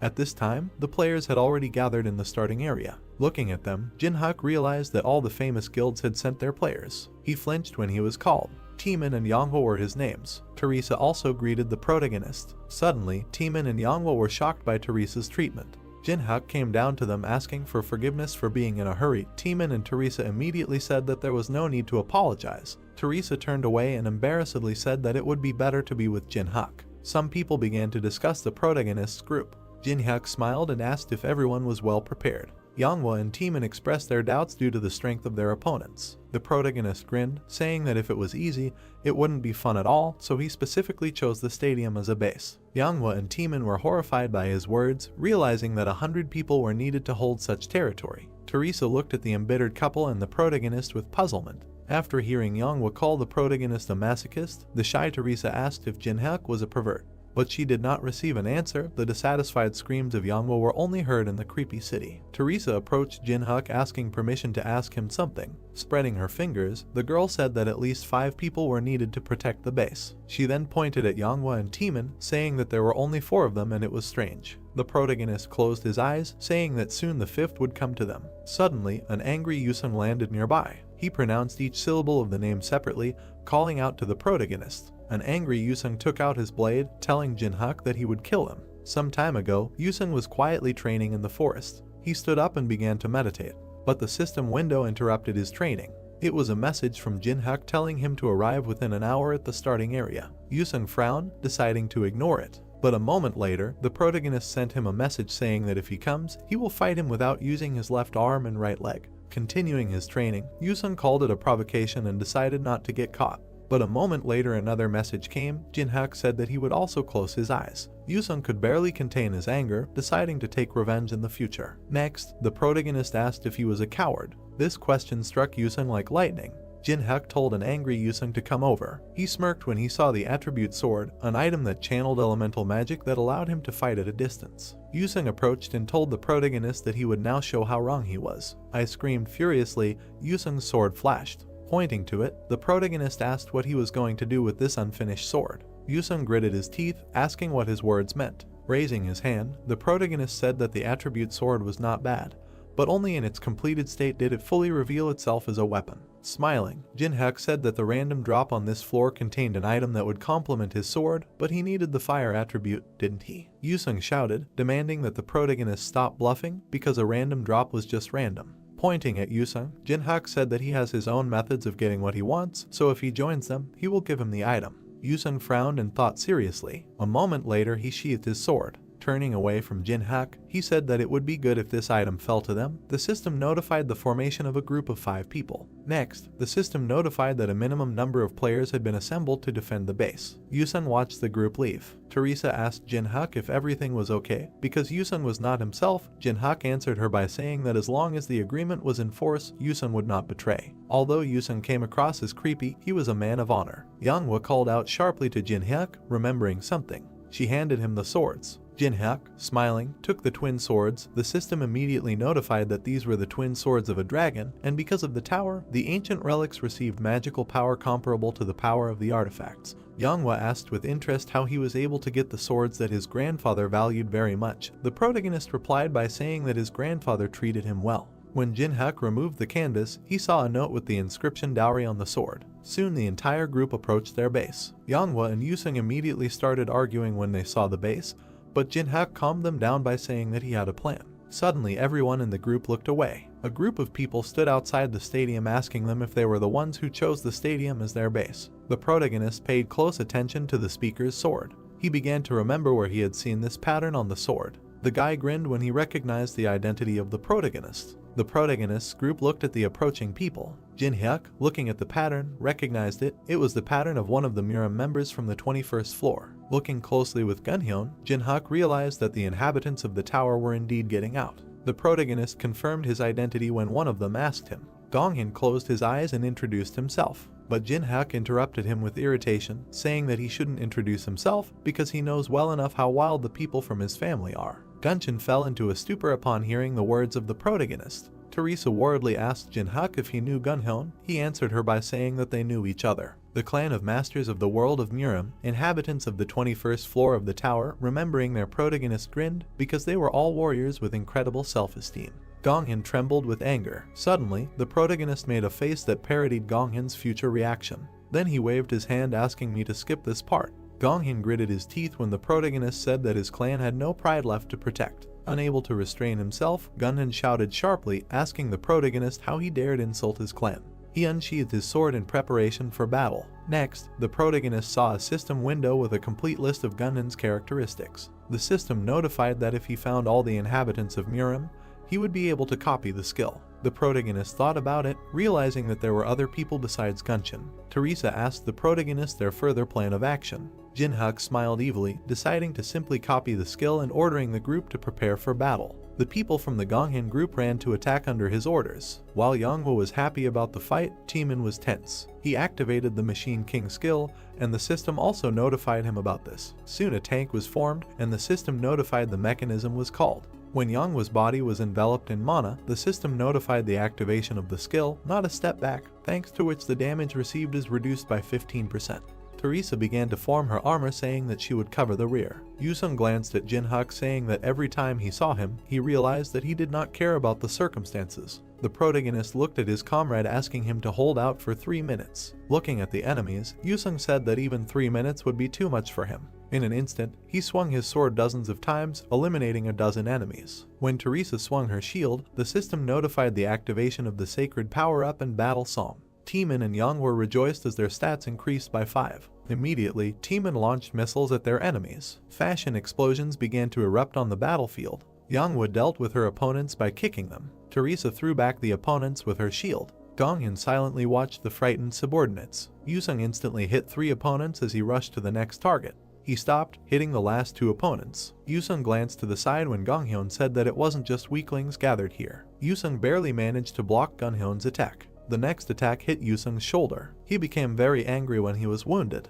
Standing in front of him, Gonghyun praised Yusung for his good reaction. Raising the sword, Yusung said that without knowing the basics, he would not become a swordsman, so he would personally show him what the art of the sword was. Gonghyun stood up in preparation for an attack. He made a sharp lunge. Yusung tensed, looking at the streams of mana in the enemy. He had difficulty blocking the heavy blows of the enemy, who was many times stronger than the triad. A sudden blow from Gonghyun caused Yusung to raise her sword upward. Gunhyun raised his blade in preparation for an attack. Yusung tensed as he saw the blade approaching, but Teresa was in time and deflected the blow with her shield. Following Teresa, Jinhyuk appeared and praised her. Smiling, the protagonist said that now it was his turn. The system notified that the fire element was activated. The protagonist directed a bunch of fire at the enemy. The fire instantly spread, engulfing a large area. Gonghyun tensed slightly as the fire surrounded him. He was very annoyed, saying that he couldn't do anything with such weak magic. Suddenly, the protagonist jumped into the air. Gonghyun smirked, telling Jinhyuk that he couldn't dodge his attack in this position. But he was suddenly interrupted. Ice enveloped his leg, frightening him. Jinhyuk concentrated mana in his hand, saying that people do not check what has already been checked. Then the system notified that the daylight skill was activated. A powerful stream of mana rushed straight at the enemy. Gonghyun clenched his teeth in fear, but suddenly the figure of his brother appeared in the air. He struck in a crisscross manner, deflecting the attack. A moment later, he landed behind the frightened Gonghyun. The protagonist stopped smiling when he saw the arrivals. Hitting the ground with his staff, the newcomer said that it had exceeded all his expectations. The Gonghyun clanmates stood in front of him, coming to his aid. The two groups stared at each other. Hwangbo, thoughtfully, said that he did not think that outside the tower there was someone with so much internal energy. His sister agreed with him. The protagonist grinned, glad that everyone had finally shown up. The system notified that he had found all the residents within the triad. The system then notified that the copying conditions had been met, after which the system notified that the Endless Step skill was successfully copied. The system then reported that the skills Endless Step and Sword Graveyard had been combined. The system notified that the protagonist had received the skill steps of the Demon King of the Sword. Next, a system window appeared with a description of a skill that increased movement speed by 70%.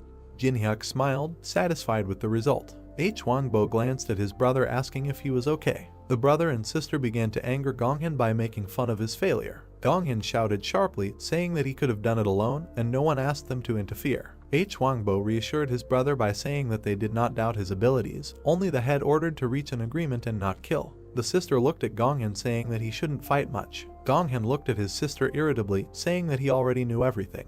He then pointed at the serene protagonist, saying that he already knew that they came from the tower. All 3 arrivals were shocked to hear this. Jinhyuk watched Gunhyun's questions with a smile. Gonghyun abruptly stood up, saying that regardless of their plans, he must be killed. But Hwangbo lowered his brother's sword with his bicento. Hwangbo raised his hand and said that they needed to go. Gonghyun got angry when he heard one of the guys say that they had 3 minutes before the zombies arrived. The protagonist waved his hand, driving away his enemies. Hwangbo told him that they would not have chosen this terrible place anyway because they already have a base. Putting his bicento on his shoulder, Hwangbo said that this was a place that was much better than a huge stadium. Standing on the hill, Hwangbo began to order. Gonghyun took one last look at the protagonist, saying that next time he would fight at full strength. Yanghwa complained about the fight before the battle itself, and Teeman addressed the protagonist, reminding him of the preparation. The protagonist did not listen to them, looking at the supermarket, a place with strong walls, full of products. Jinhyuk smiled. He knew about the danger of the supermarket.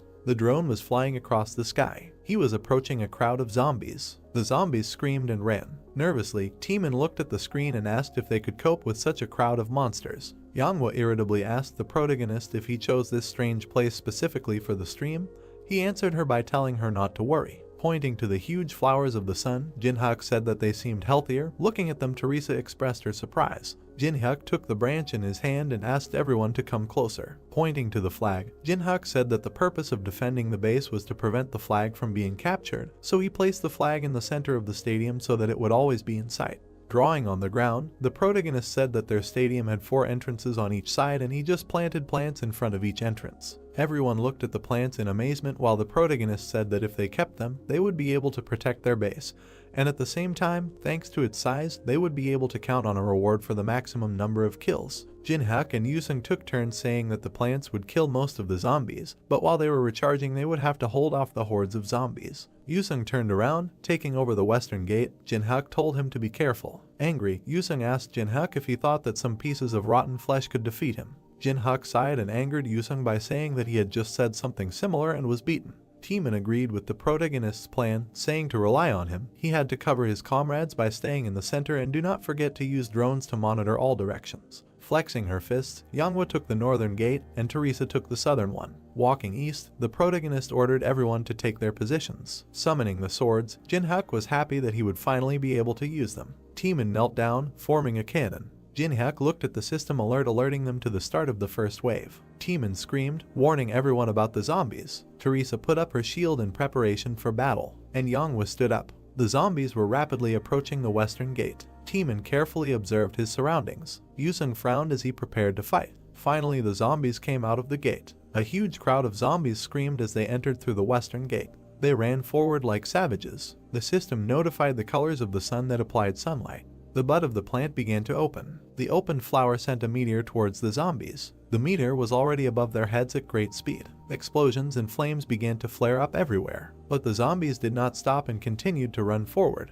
Manhwa covered her face saying that the plants are superior to ordinary defense towers. Soon, instead of zombies, only blood remained on the ground. The flower bud closed again. Manhwa exclaimed as she looked at the entrance. Zombies, stepping over corpses, rushed towards him. The protagonist took out his twin blades. Jin-hyuk screamed, telling his comrades that they needed to hold out for a minute. Teresa looked at the protagonist. He looked at her in response and smiled. Teresa felt a little embarrassed after that. She remembered how in moments of danger Jin-hyuk was always by her side. She stood by his side and they dealt with difficulties by trusting and covering for each other. The girl smiled shyly. She closed her eyes and began to concentrate. A moment later, an aura enveloped her body and she became determined. She completely trusted Jin-hyuk. The bloody humanoid monster fell dead after being hit by the blade. The first wave was over. A system alert appeared about the start of the second wave in 3 hours. Wiping sweat from his forehead, the dark-haired guy said that it was very difficult from the first wave. The man added that the team members should not overexert themselves and rest. Chongwon, raising his fist with his finger out, said with a smile that they should think only about objects and experience, and if something goes wrong, they can run away. The guy said they would be careful. It was written on the information window that the best moments of the battle from each base would be broadcast for popularity voting. Putting his hand to his mouth while viewing the entry on the information window, the bald guy asked if the supermarket was the base of the Triad Guild. He added that they are said to be using a new type of tower to protect the narrow passage. Looking at the system window, the guy said that they were good. Turning towards the guy and pointing his finger at the system window, he called Youngwon and said that there is a team that took Sanam Stadium and there are only 5 members in it. Pressing close to the guy, wanting to watch the recording, he asked in shock how there could be 5 people on such a huge base. The bald guy's eyes widened and he said that this couldn't be happening.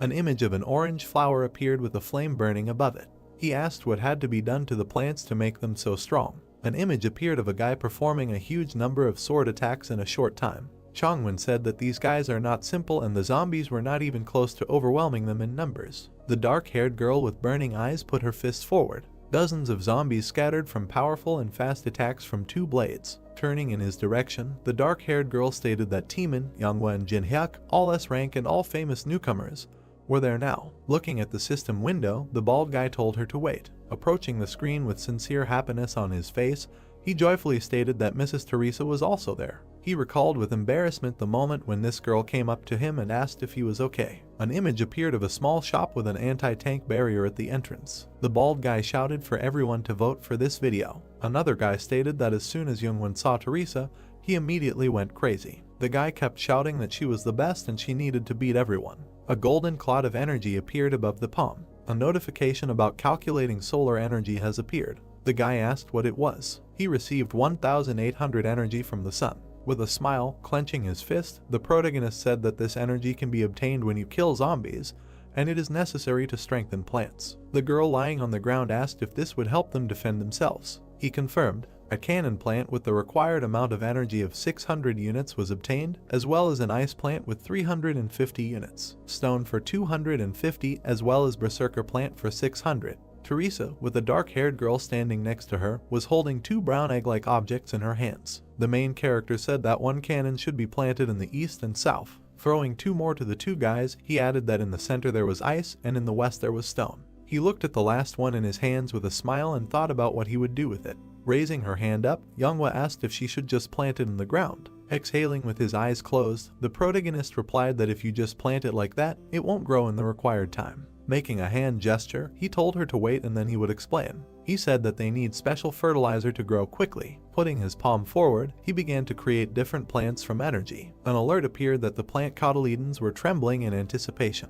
They lick their lips because of the incredible taste that they have never experienced in their lives. Throwing the bag and shovel onto the ground, Jinhyuk declared that everything was ready. Starting to pour fertilizer into the plant's mouth, he told it to eat more and grow faster. With a loving face, the protagonist continued to throw food into the plant's mouth. Pointing at him in fear, Timon declared that the main character had completely lost his mind. The dark-haired girl asked how long it takes to stay in the tower to turn into such a person. Gritting his teeth and starting to tremble with anger, Yusung asked how he could lose to such a person. The blonde girl asked if Jinhyuk was a pervert. Putting his hands in his pocket, the protagonist said that, in general, if you give fertilizers, they will grow very quickly. Holding his nose, Timon complained about the stench. The main character told them to take care of the plants until the next wave. Turning her gaze towards the departing protagonist, Teresa asked where he was going. Turning in her direction, he said that he needed to tidy up a little. With confusion on her face, the girl asked him what he meant. The main character calmly walked down the stairs. Looking at his teammates carrying boxes, the protagonist mentally stated that everyone was busy collecting supplies on the battlefield. They are preparing for a long battle. Jumping off the bus and starting to run along the road, he declared that it was all in vain. Raising his head to an abandoned brick building, the protagonist declared that only simpletons prepare for a long battle. Starting to look around in the abandoned room, the main character, making a hand gesture, said that he had not been here for a long time, about 8 years. He added that there were still a lot of cobwebs in the corners, as before. Approaching the illuminated, broken window, he said with a smile that the view also remained the same. He suddenly grabbed the white curtain. Tearing it off and looking at the huge mirror, he also stated that this thing was also here. Extending his finger towards her, he declared that it was time to begin. His finger touched this matter. Several hunters stood in the middle of an unusual ruined building. In the corner of the room there were several dozen boxes and a mirror. Surrounded by a purple aura, a hand began to emerge from him. The main character began to slowly emerge from the portal that appeared with a smile. The strong blow caused great damage to the stone wall. Gritting his teeth and hitting the wall, the dark-haired guy declared that he would destroy Jinhyuk and would definitely not leave him alive.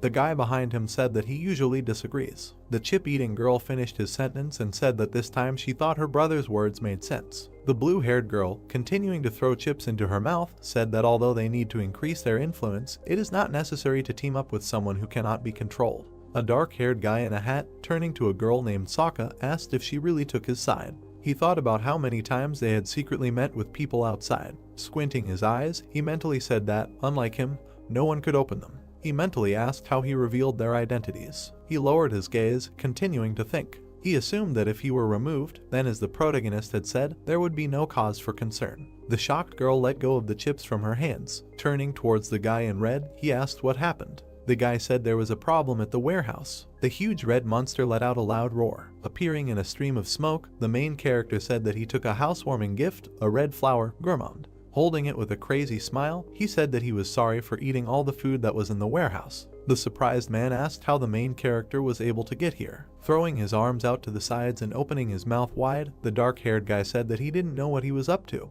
but first he should stop. The protagonist asked why. Looking at him angrily, the dark-haired guy declared how dare he and asked if he understood what he was doing now. Covering his eyes and starting to scratch in his ears, the main character asked if he was talking about the queen. The shocked trio of hunters opened their eyes wide and asked how he knew about the queen. A dozen incomprehensible warriors began to look at each other and ask what they were talking about. The strong roar of the red monster created powerful currents of wind. The main character said that if the base, which is defended by more than 200 people, falls before the third wave, the owner of the fourth floor, the womb of the dead, nicknamed the queen, will appear. An image of a long red hand with huge claws appeared. Covering his eyes, the protagonist stated that he was still thinking about how to fulfill this condition. He He turned with a grin at a dozen warriors and said that they had just chosen this place as a base. Taking her weapon in both hands, the purple-haired girl confidently stated that the queen could not be defeated even by uniting, and asked why someone who knows about this would want to summon her. With a crazy expression on his face and a burning eye, the protagonist said that he was just too lazy to clear out the fucking zombies 100 times.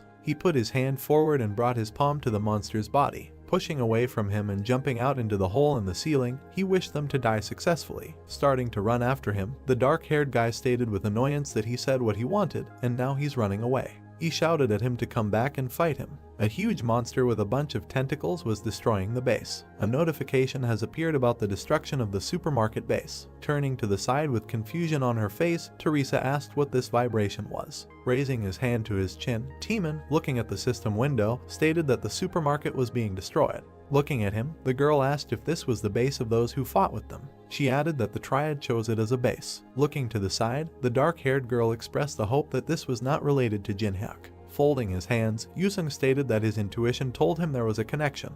A notification has appeared about the fulfillment of the condition and the start of a unique event. Dozens of dog and humanoid monsters began to appear from the red energy. A red-haired girl in a mask hung above a pack of zombies. She narrowed her blood-red eyes and declared that she would punish the pathetic people. It was the boss of the 4th floor, Pendariel. A unique quest has begun. A system window appeared with information that the boss of the 4th floor was coming to them to punish the weak. With genuine shock on her face, Younghwa asked how this could even happen. A horrified Timon said he couldn't believe it and stated that they just had to clear out the waves of zombies. Gritting his teeth, Yusung looked at the information window and wondered what Jinhyun wanted to achieve with this. The guy's foot stepped on the roof of the house. Looking at the empty, destroyed street, the protagonist said that it seemed to him that this was a wonderful place. Creating an unusual amulet similar to the sun above his palm, he mentally stated that this was an item that he received after killing the boss of the 3rd floor. It was a solar eclipse stone. The system information window provided a description of the item.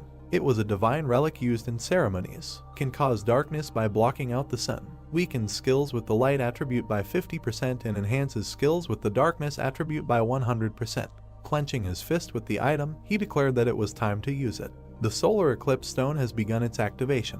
A huge dark sphere began to slowly block the bright sun. In an instant, the earth fell into darkness. Zombies received new effects. Skills with the darkness attribute increased by 100%.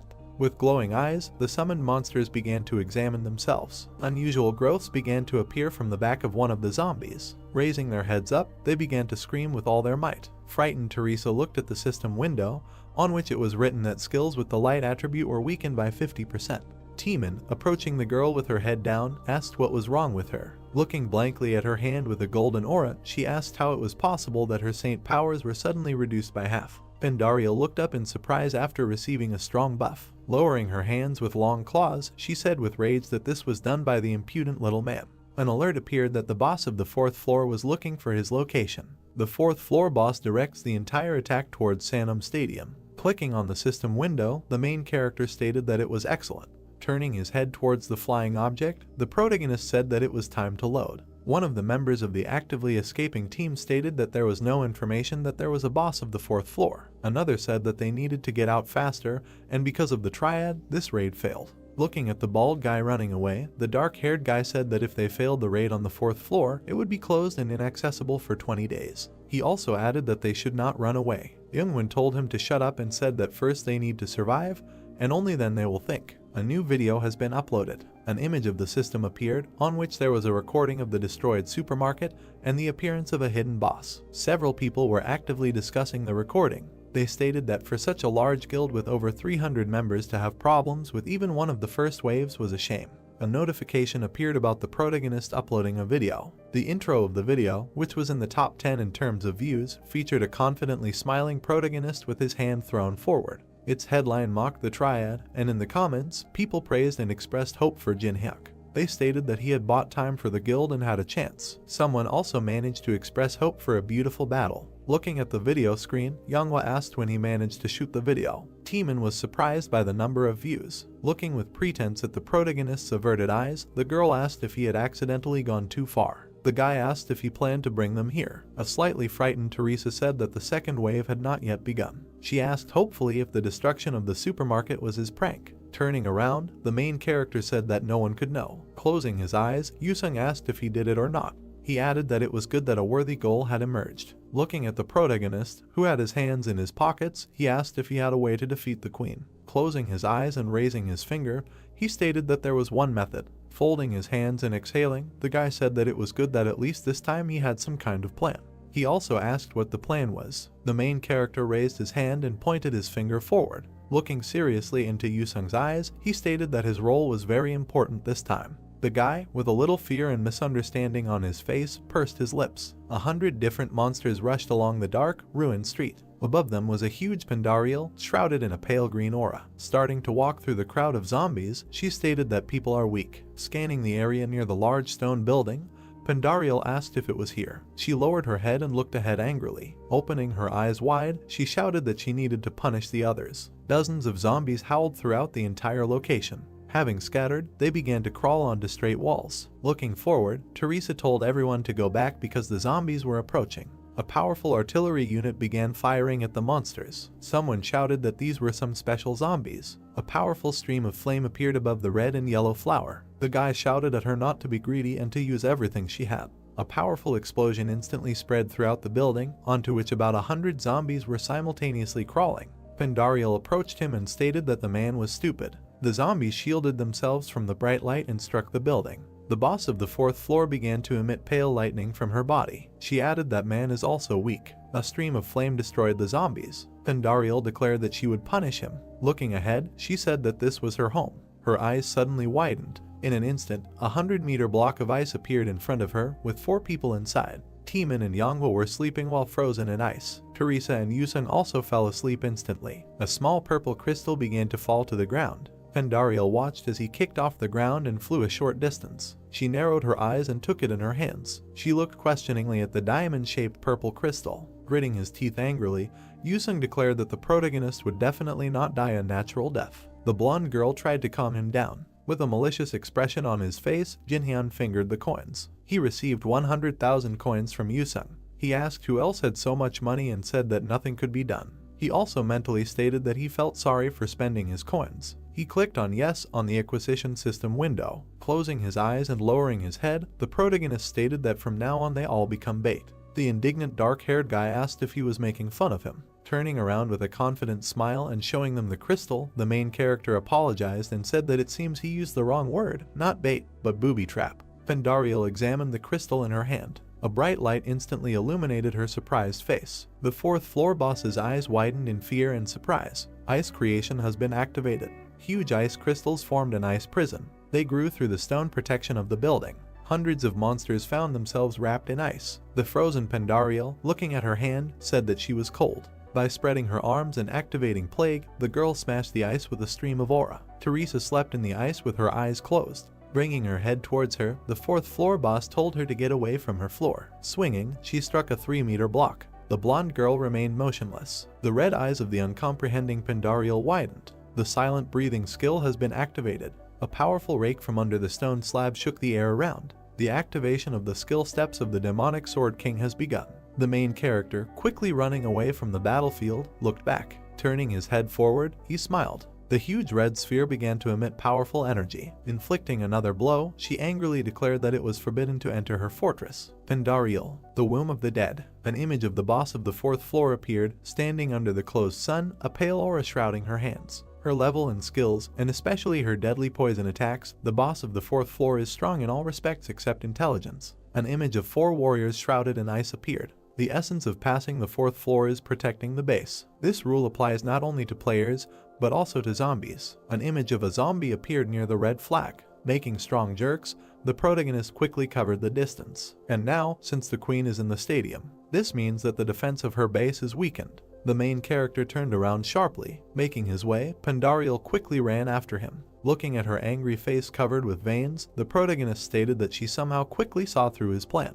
Looking ahead with a grin, he said that it was too late because he had a good time and there should be enough time for everything planned. He ran out into the square where several tall zombies appeared. They looked in his direction with burning eyes. He instantly rushed from the roof of an abandoned building. The sword graveyard has been activated. Enveloping his blades in golden and purple energies, the protagonist jumped backwards. The skill Heaven's protection has been activated. With glowing eyes, the protagonist swung his blade. Several powerful cleaving blows struck the zombies. Running along a destroyed street shrouded in corpses, the protagonist mentally stated that everything here was just as disgusting, and mentally declared that he would finish everything quickly. Looking ahead, he thought about what was about to appear. In front of him was a red flag, under which was a mountain of skulls. With a serious expression on his face, he thrust his blade forward. As he approached, he closed his eyes. A stream of powerful energy appeared behind him. Jumping sharply back and starting to slow down, the main character mentally stated that he had appeared. His blade was hot and cut down the middle. This was done by the guard protecting the queen's flag,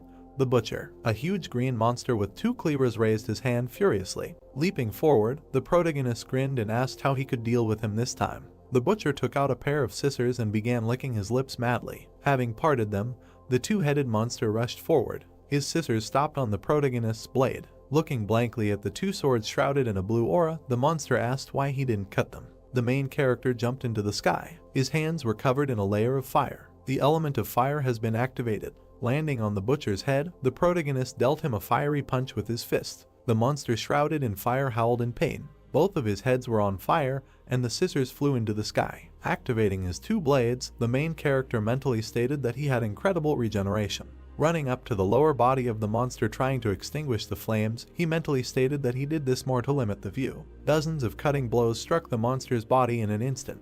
The crippled butcher, gritting his teeth, declared that this would not kill him. Several blades could not pierce his flesh. Running up from behind, the main character again inserted his bladed weapon into his body. A system notification about the activation of the mandala appeared. Starting to channel golden energy through his weapon, the main character offered to argue. A powerful aura struck the body of the monster, who cried out questioningly. A powerful explosion instantly covered a large part of the city. The main character's level has been increased. Large scissors flew away from the splitting butcher. The main character received scissors with a soul thirsting for revenge. He stated that this was the 31st victory. Turning towards the flagpole, the protagonist said that he thought it was time to finish. Putting his hands in his pocket, he slowly climbed the skulls. An information window appeared in front of his surprised face. Above the flag it was written that the Black Hound was showing his presence, and the representative of the Egyptian gods was making him a business proposal. Looking down with a confident smile, the main character stated that he understood what he was talking about. An image of an unusual dark substance appeared, wearing a blue-violet robe.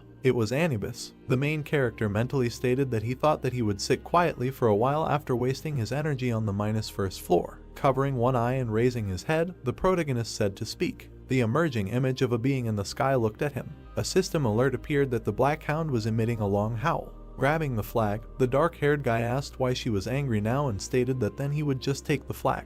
The Black Hound is confused. She asks him to calm down. The dark creature approached the flag with a pleading expression on its face. An information box appeared, which said that the Egyptian gods wanted to see the logical conclusion of the battle. Anubis looked at the protagonist standing on the mountain with his skull. The main character thought that as those who guard the floors above the current one, they could not accept that the clearing of the 4th level would end without a battle with the boss of the level. He mentally asked if this was the reason, or if they just didn't like the arrogant little man. Looking ahead seriously, the protagonist asked why he should accept his offer. As he grabbed the flag, he said that he could win just by taking the flag. Anubis clenched his teeth. A notification appeared that the Black Hound was offering him a contract. The main character looked suspiciously at the system window. Putting his hand to his chin and grinning, he declared that this was an incredibly suspicious generosity. Pendariel screamed in the sky as she approached him. The powerful impact destroyed part of the asphalt. Landing on the ground, the red-haired monster struck a fighting pose. She silently raised her gaze. She looked at the flag in confusion and asked why it was there. She turned to the side in surprise. The protagonist asked if she was asking why he didn't take the flag after getting an easy victory. Touching the scissors, which emitted sparks, the helmeted protagonist said that someone forced him to fight her. He added that he had already received an advance, so he could not take the flag until he defeated her. Looking to the left, Pendariel incomprehensibly asked about the advance. Raising his helmet, he said with a smile that everything was so. He grabbed his weapon. Then he threw the butcher's weapon on his back and said that he was very glad that he had received advance payment. In the hands of the boss of the 4th dungeon, a huge sword began to form from the aura. Starting to pick him up, she declared with burning eyes that he would regret it. Heaven's protection has been activated. Throwing his weapon on his back, the main character began to cover himself with a golden aura. Skills with the light attribute have been weakened by 50% due to the effect of the solar eclipse stone. Looking at the slowly approaching girl, He mentally stated that even with the maximum effective blink, he would not have nearly enough stats to kill her. A deep imprint of her feet remained on the ground after the jerk. Appearing behind the protagonist, Pandariel swung her two-handed blade. The main character turned his frightened gaze to her. Smoke from a powerful explosion spread around the building. The red-haired girl, holding her blade forward, silently looked forward. The main character, who had a golden magic circle behind him, looked at her with a crazy look. She asked in surprise how he was able to block. The activation of the mandala has begun. The protagonist looked at her confidently, being in the epicenter of the smoke. Putting her hand to her face, she asked why he was not dying and asked him to disappear. Spreading her arms to the sides, she screamed for him to disappear.